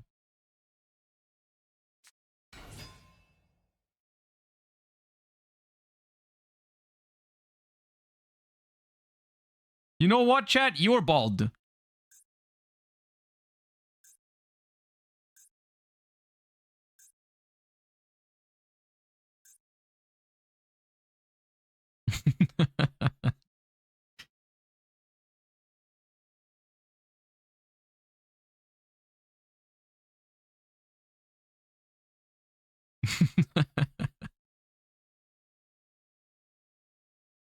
Take that back, Madge. Okay, I'll take it back.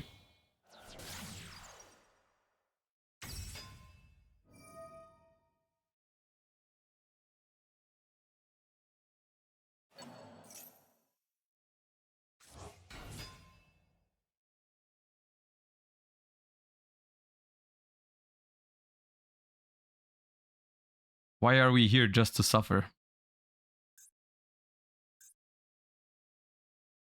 I know a thing or two about sprite cards, and they ain't winning this one.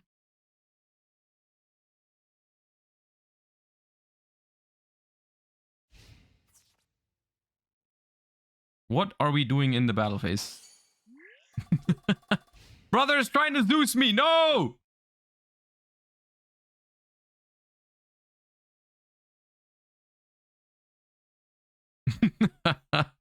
No, dude. Why Gigantic have drawback? That's not fair, dude.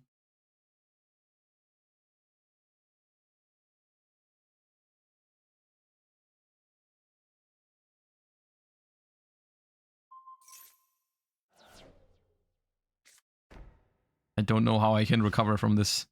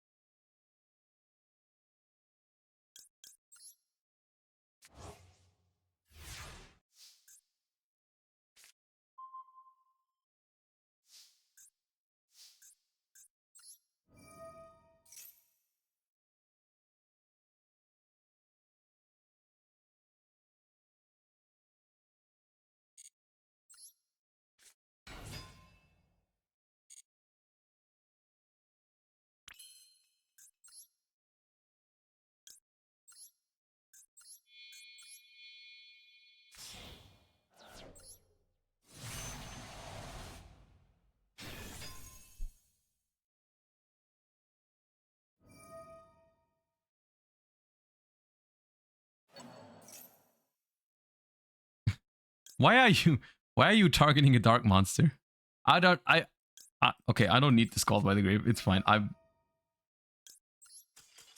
Dude, no way, no way. The Druid Worm that I knew was there? How could they do this to me?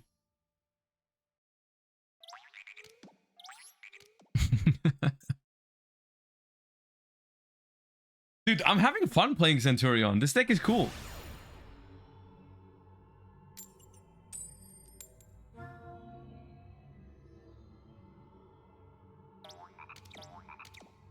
You know what it is? It's the Bestials and the Regained. I just love that. And in general, Synchros. I feel like Synchros are my favorite extra deck mechanic.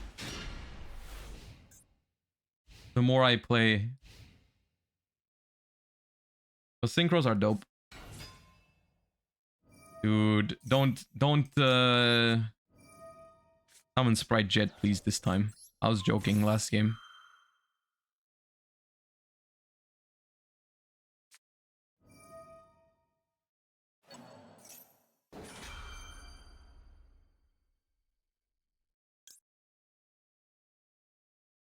Do I Magna to dodge?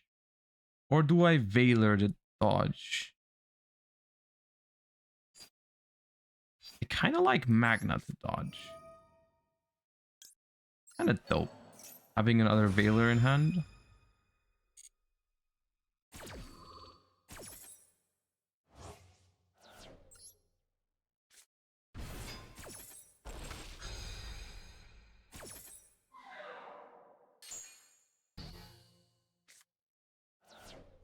If the Veiler in hand will be negated, no, it won't. Because the Called By didn't banish anything, it also doesn't negate anything.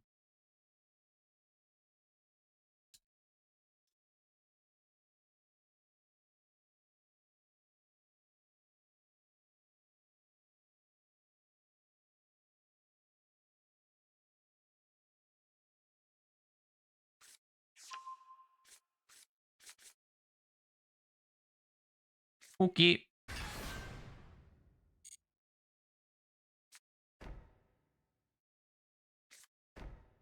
Set does. All right.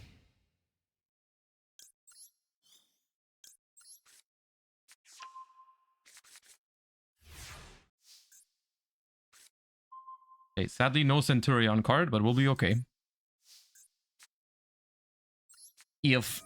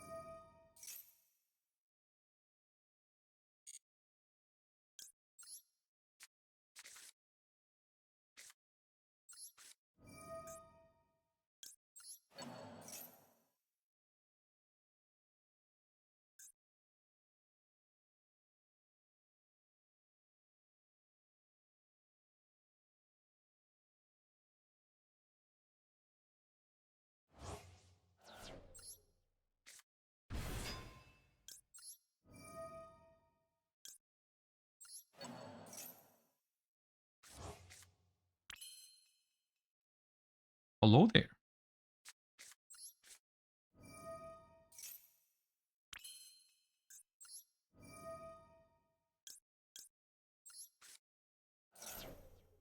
Look, I pitched Called By. It's your chance to use Phantom of Yubel.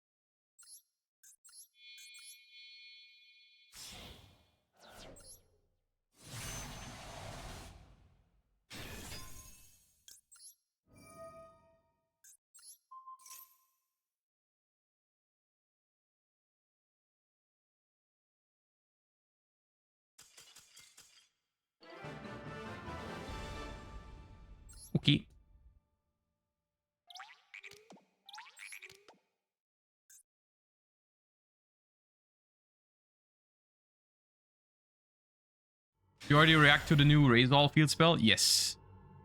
I think it's good, but I don't think it's crazy. And I don't think it's going to be more than... Probably not more than a 1-of. Because it doesn't start anything.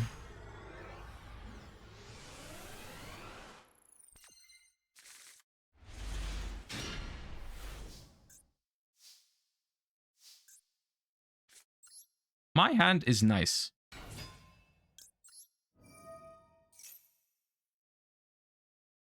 So nice that I don't even feel like I need any... Oh. Well, they agree. My hand was nice.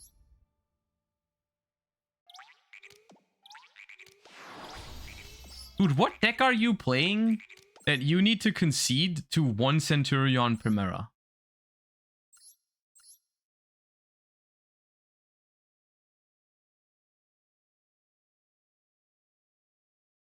Ah. So what you're telling me is that you are royaling out all of your Lurlusk cards just to leave the game whenever you lose the coin flip? I see.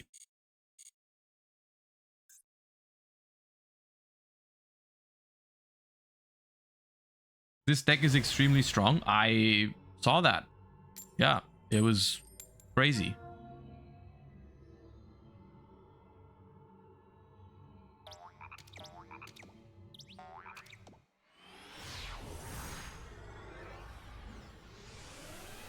You should royal out your Paleo. See, the thing is, there's only very few Paleos you can royal. I have 1 Opabinia already. I tried for Anomalocaris recently, but didn't work out. 1!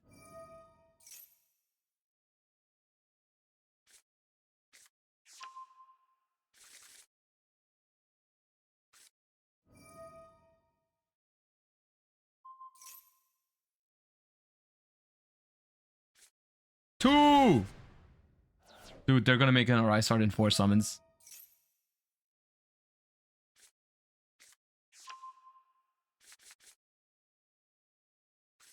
Three!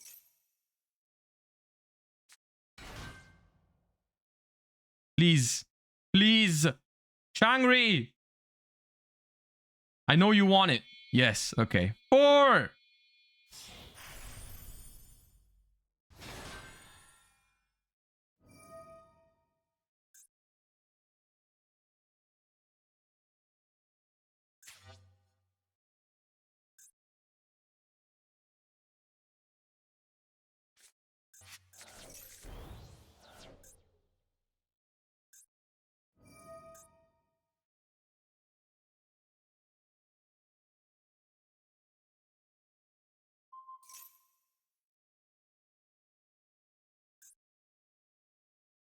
Huh? Wait. Where is...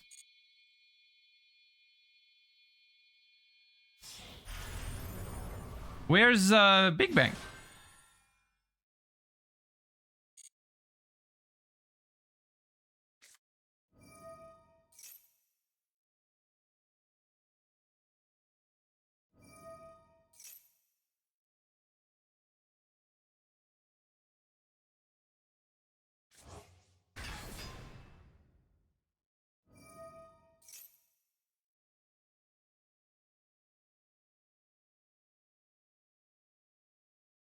They can't make an Omni Negate out of 2 7s, right?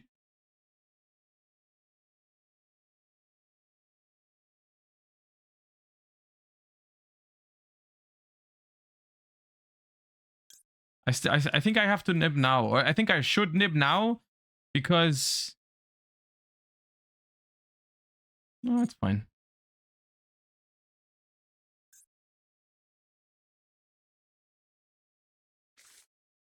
Okay, 3 hand traps.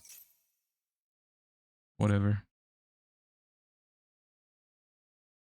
Can chain a rise to nib anyway to turn on prep? I mean, yeah, but that's not too bad. Oh god, no! Oh my god!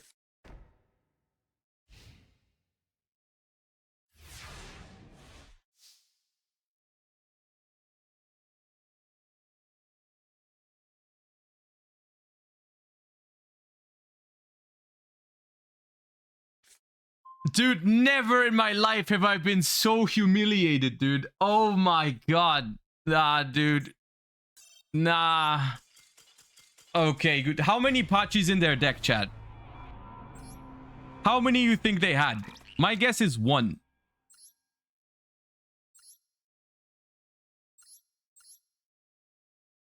Okay, it's 3 at least.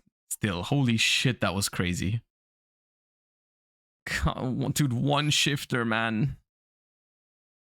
What is this abomination of a deck, dude?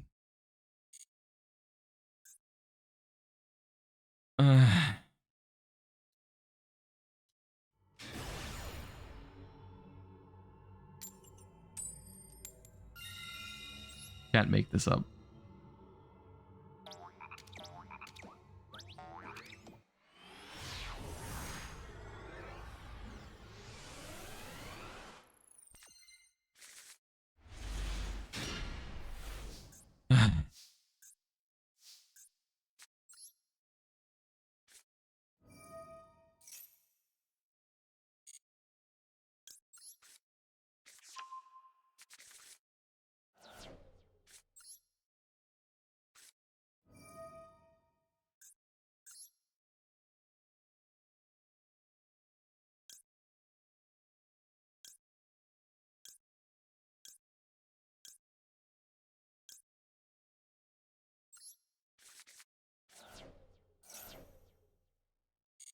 I don't know if I can recover from this.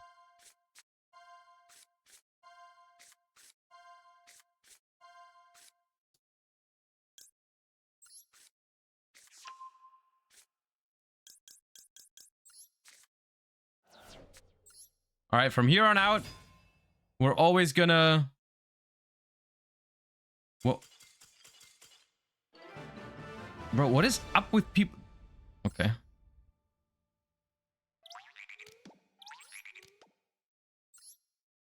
Today's a weird day.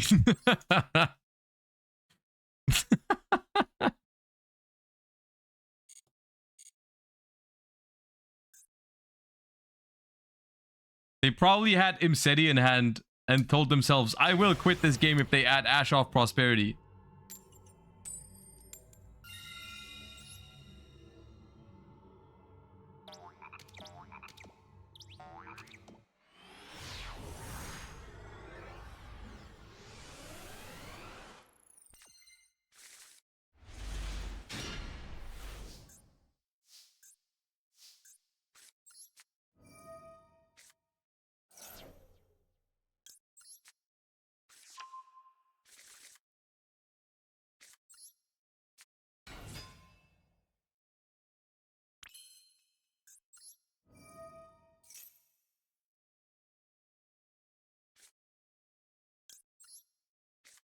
Smells like Maxi in here.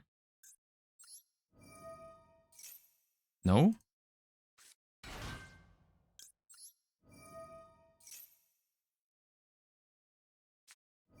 Ash? Okay.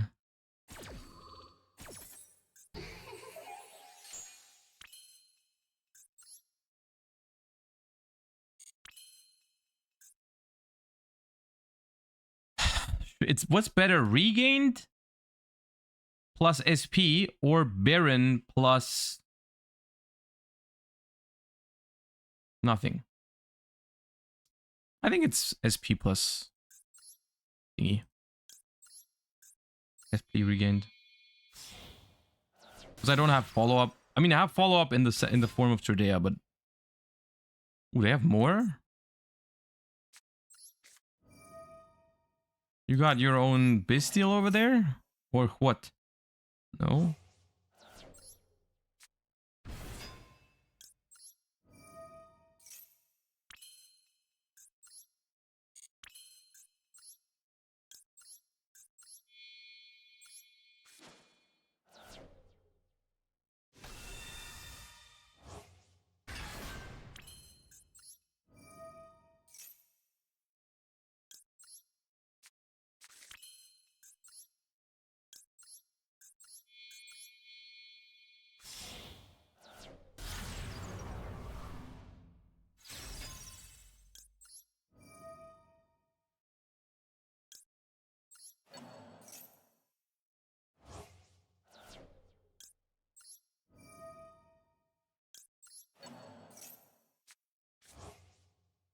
Love regained man.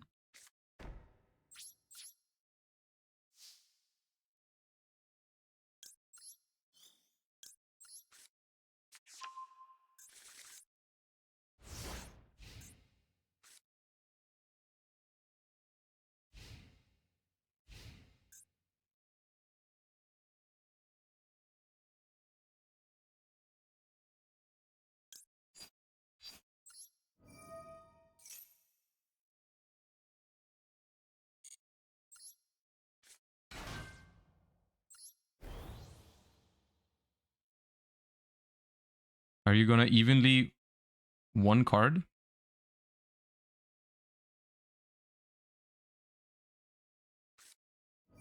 No. Okay. What was the point of that?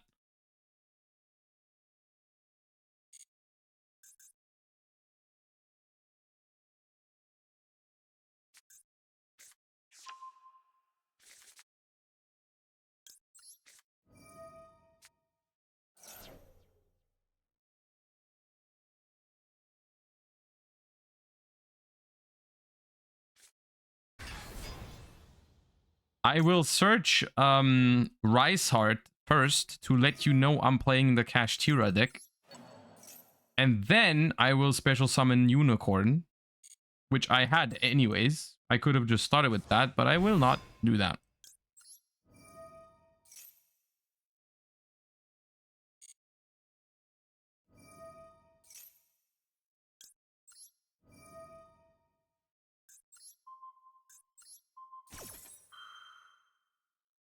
Yo, Biohazard, 10 gifties. I appreciate you. 1 sub per decade? What does that mean? What does 1 sub per decade mean? No, not my Crimson Dragon. No.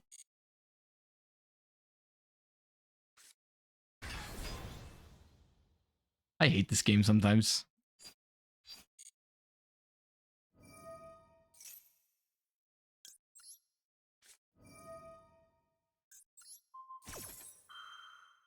I think they mean you are 50. I'm pretty sure 10 gifted subs and they say 1 sub per decade cannot possibly equal 50. Because last time I checked, 1 decade was not 5 years.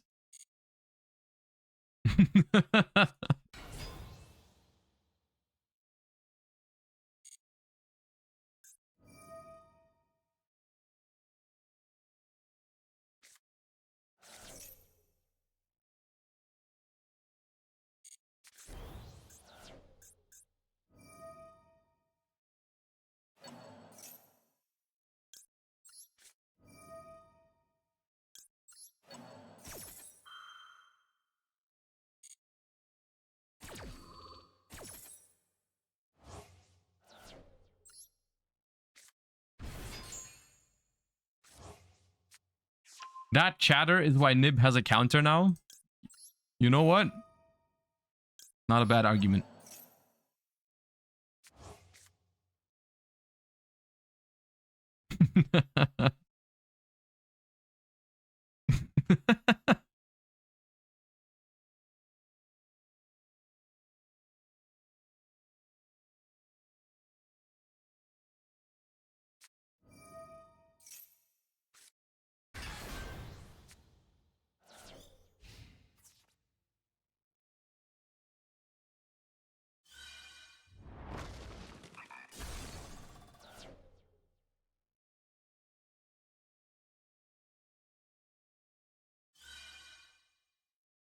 So the good news is that they have already normal summoned. So there will be no Patchy after summon number 5. It will not happen.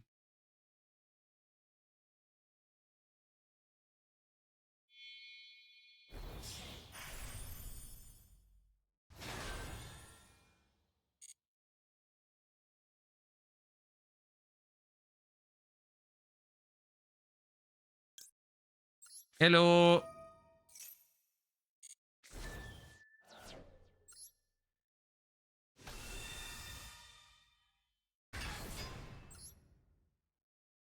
This was 5. The game told me it was 5. That's why I knew it was 5.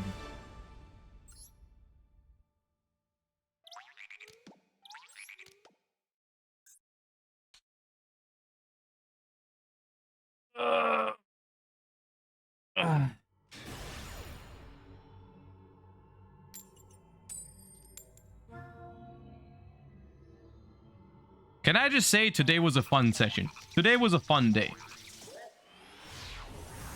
Do we agree? I had a good time today.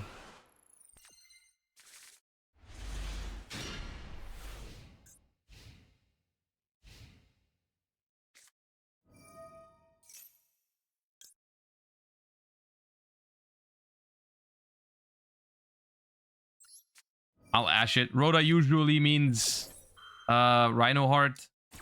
And Tearlaments, you don't have many great ash targets against it. It's like precisely just Imseti, which most people don't even run.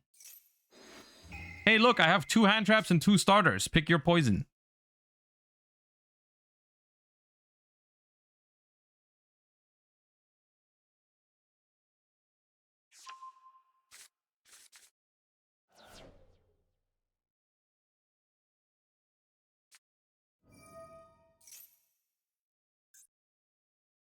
I think it's tier.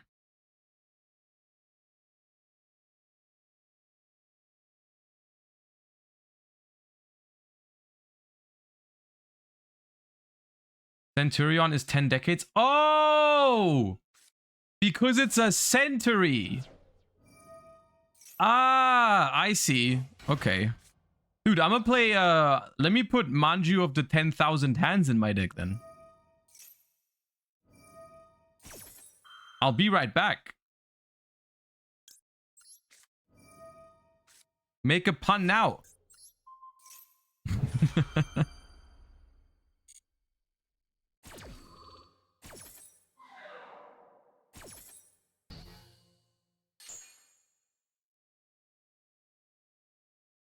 Oh yeah, I could put Choyu with 1,000,000,000 hands. Or how many hands? I should have not impermed the Rhino Heart, by the way, or Veilered. I was too caught up in making that joke. I should have just Veilered the kit.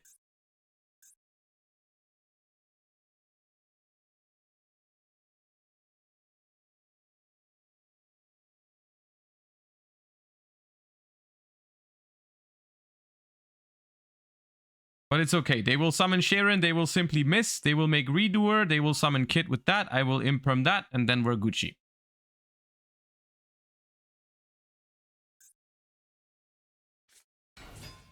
Oh, they normal summon Sharon. Okay.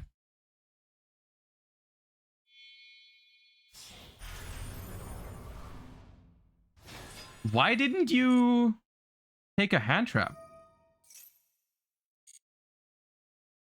Well,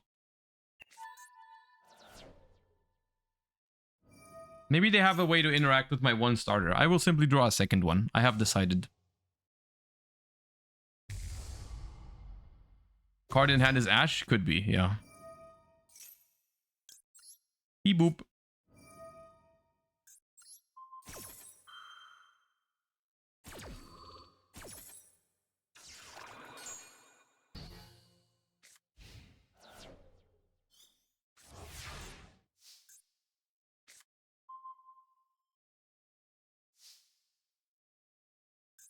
Do not attach another imperm. Oh, why a spell?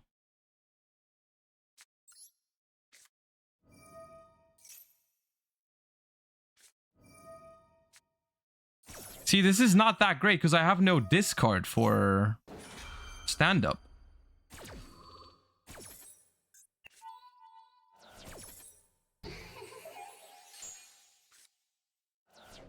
I actually don't know if this does anything.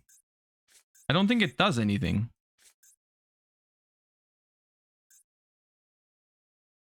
I mean, I guess it's fine. It makes Typhon. I can just grab follow-up and make Typhon and hope they don't top deck out of it. Because, I mean, they are pretty low on cards. Go wake up. Wake up does not work like that. Wake up. You guys are. You guys think wake up is a good card. It's not.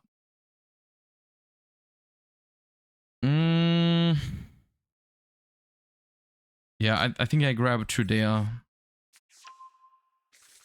I could go Phalanx, but then I also don't have follow-up.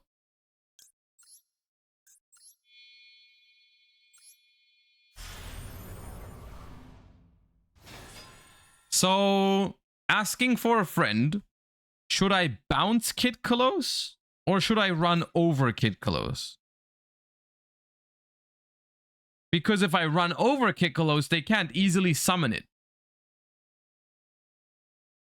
Like, let's say they top deck Rhino Heart. If the Kid Kalos is in the graveyard, they can only make Rule Kalos, but Rule Kalos alone already kind of fucks me up. How do I beat Rule Kalos?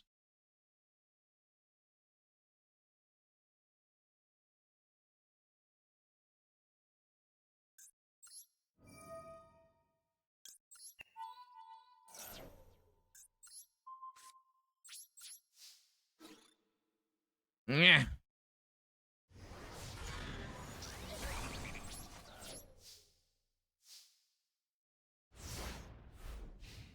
What if I already drew the Rhino Heart? Yo!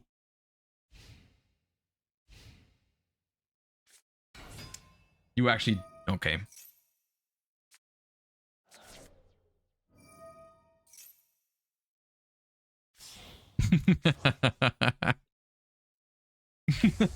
I see you. All right.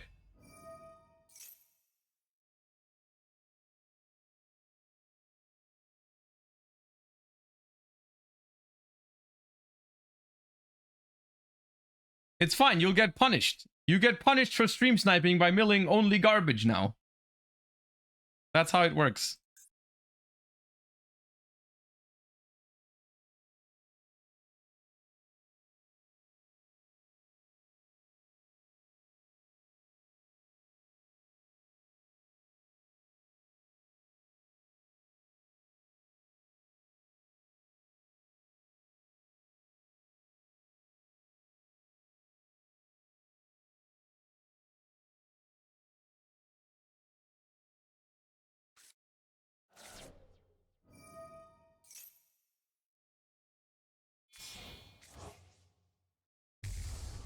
Oh, you got scared. Okay. You got scared that you were gonna miss. You don't believe in the Gamba. I see. Okay.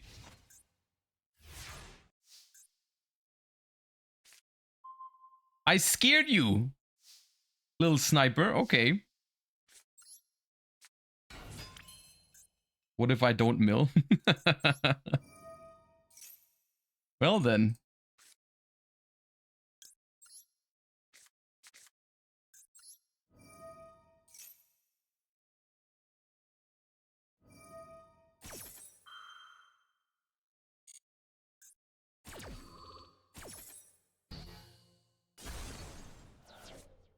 Bro, you can't snipe me when you can't snipe my top decks, you know that?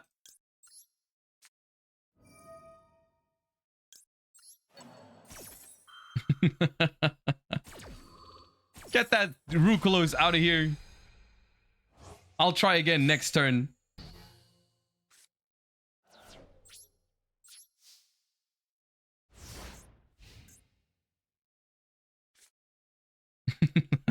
Top deck gaming.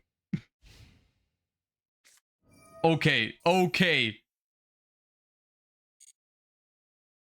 Please, if there's any justice in this world.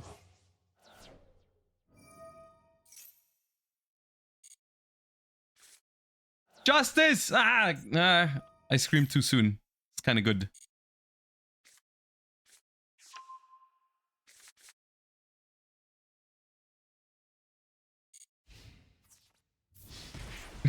Justice! Oh.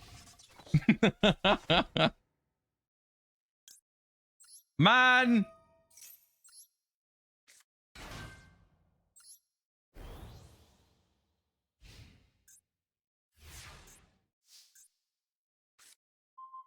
Ah!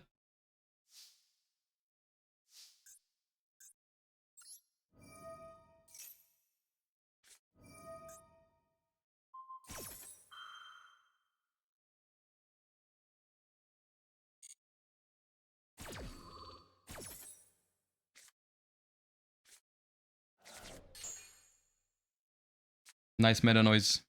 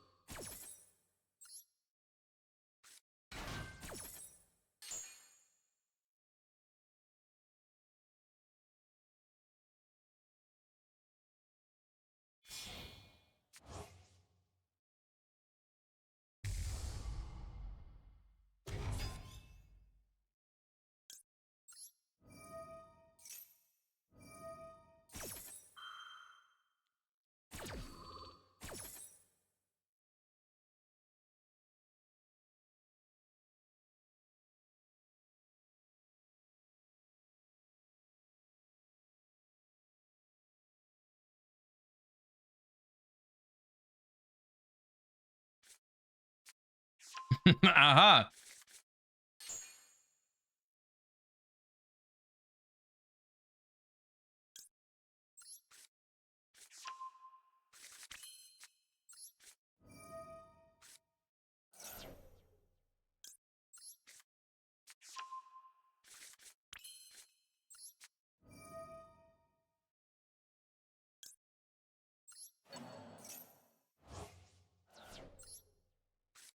Oh 07.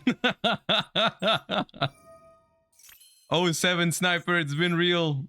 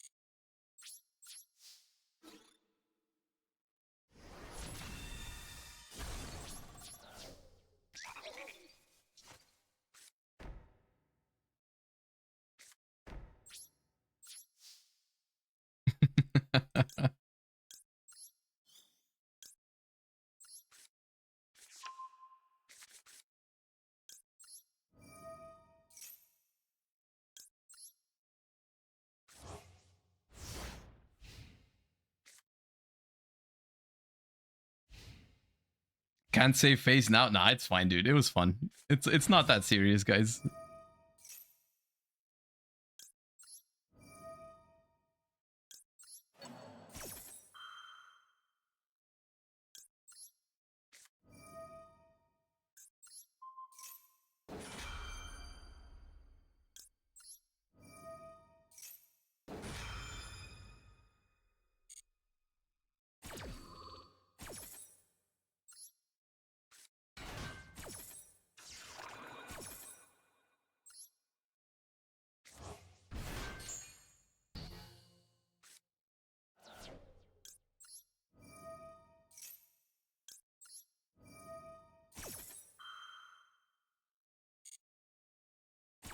I forgot I don't have the field spell for a second. I was about to go Crimson Dragon. Not me thinking I was going to be able to do that.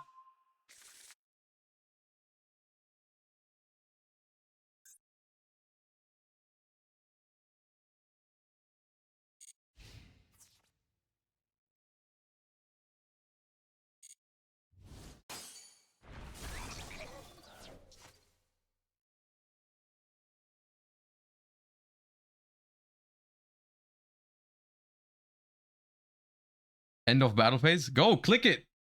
Do it. Click end of battle phase. I dare you. Yeah, there we go. That's what I thought.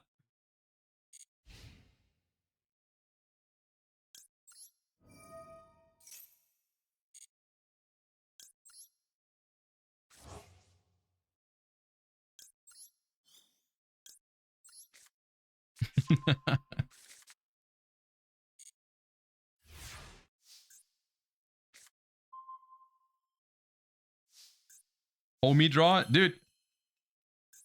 You want a homie draw in this situation? I mean, sure, I'll give you a homie draw. Hold up. How many homie draws you want? Because I'm pretty sure I could give you like 30.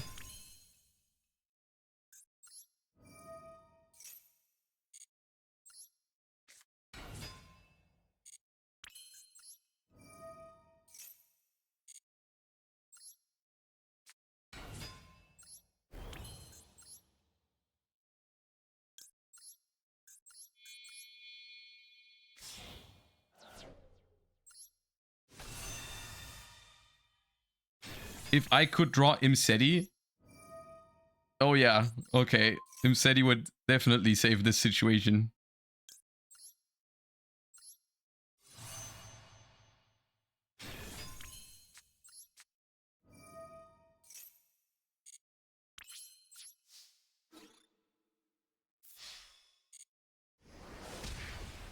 Alright, look, you can have one.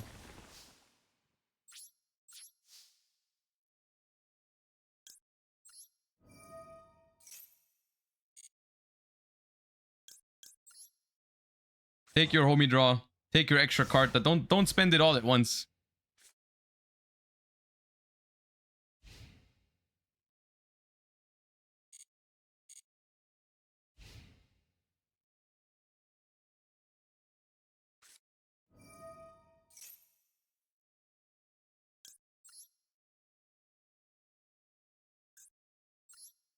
Joking.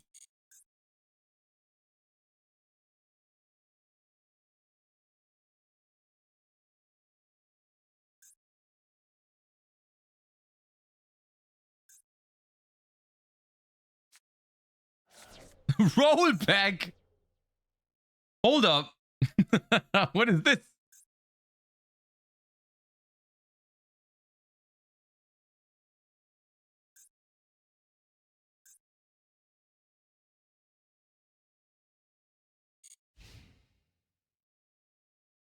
All right, I think we've sent the message.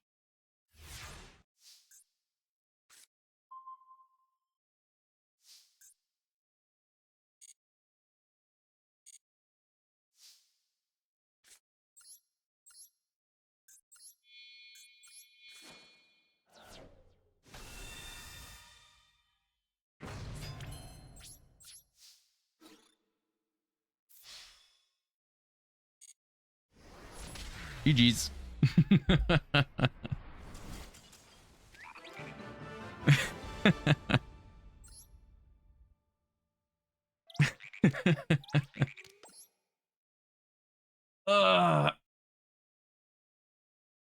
Why did Centurion make you toxic? Dude, my opponent was in chat telling me they top decked Rhino Heart. And I'm toxic. Come on, man. It's just good fun, dude.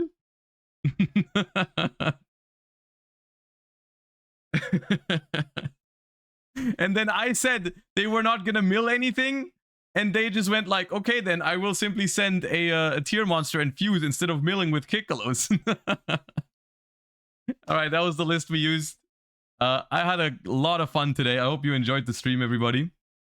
I'll see you guys again tomorrow for the new pack. We're gonna open the new pack. We're gonna play with the new cards to try them all out tomorrow. Hope you enjoyed the stream. I will see you guys tomorrow. Let me see who I can raid today. Oh, Emre is live. Okay, I'll send you guys over to Emre. You guys have a wonderful rest of your day. Thank you for watching. Thank you for all the follows, all the subs. Appreciate the support, everybody. Hope you have a nice rest of your day. And I'll see you guys tomorrow. Bye-bye.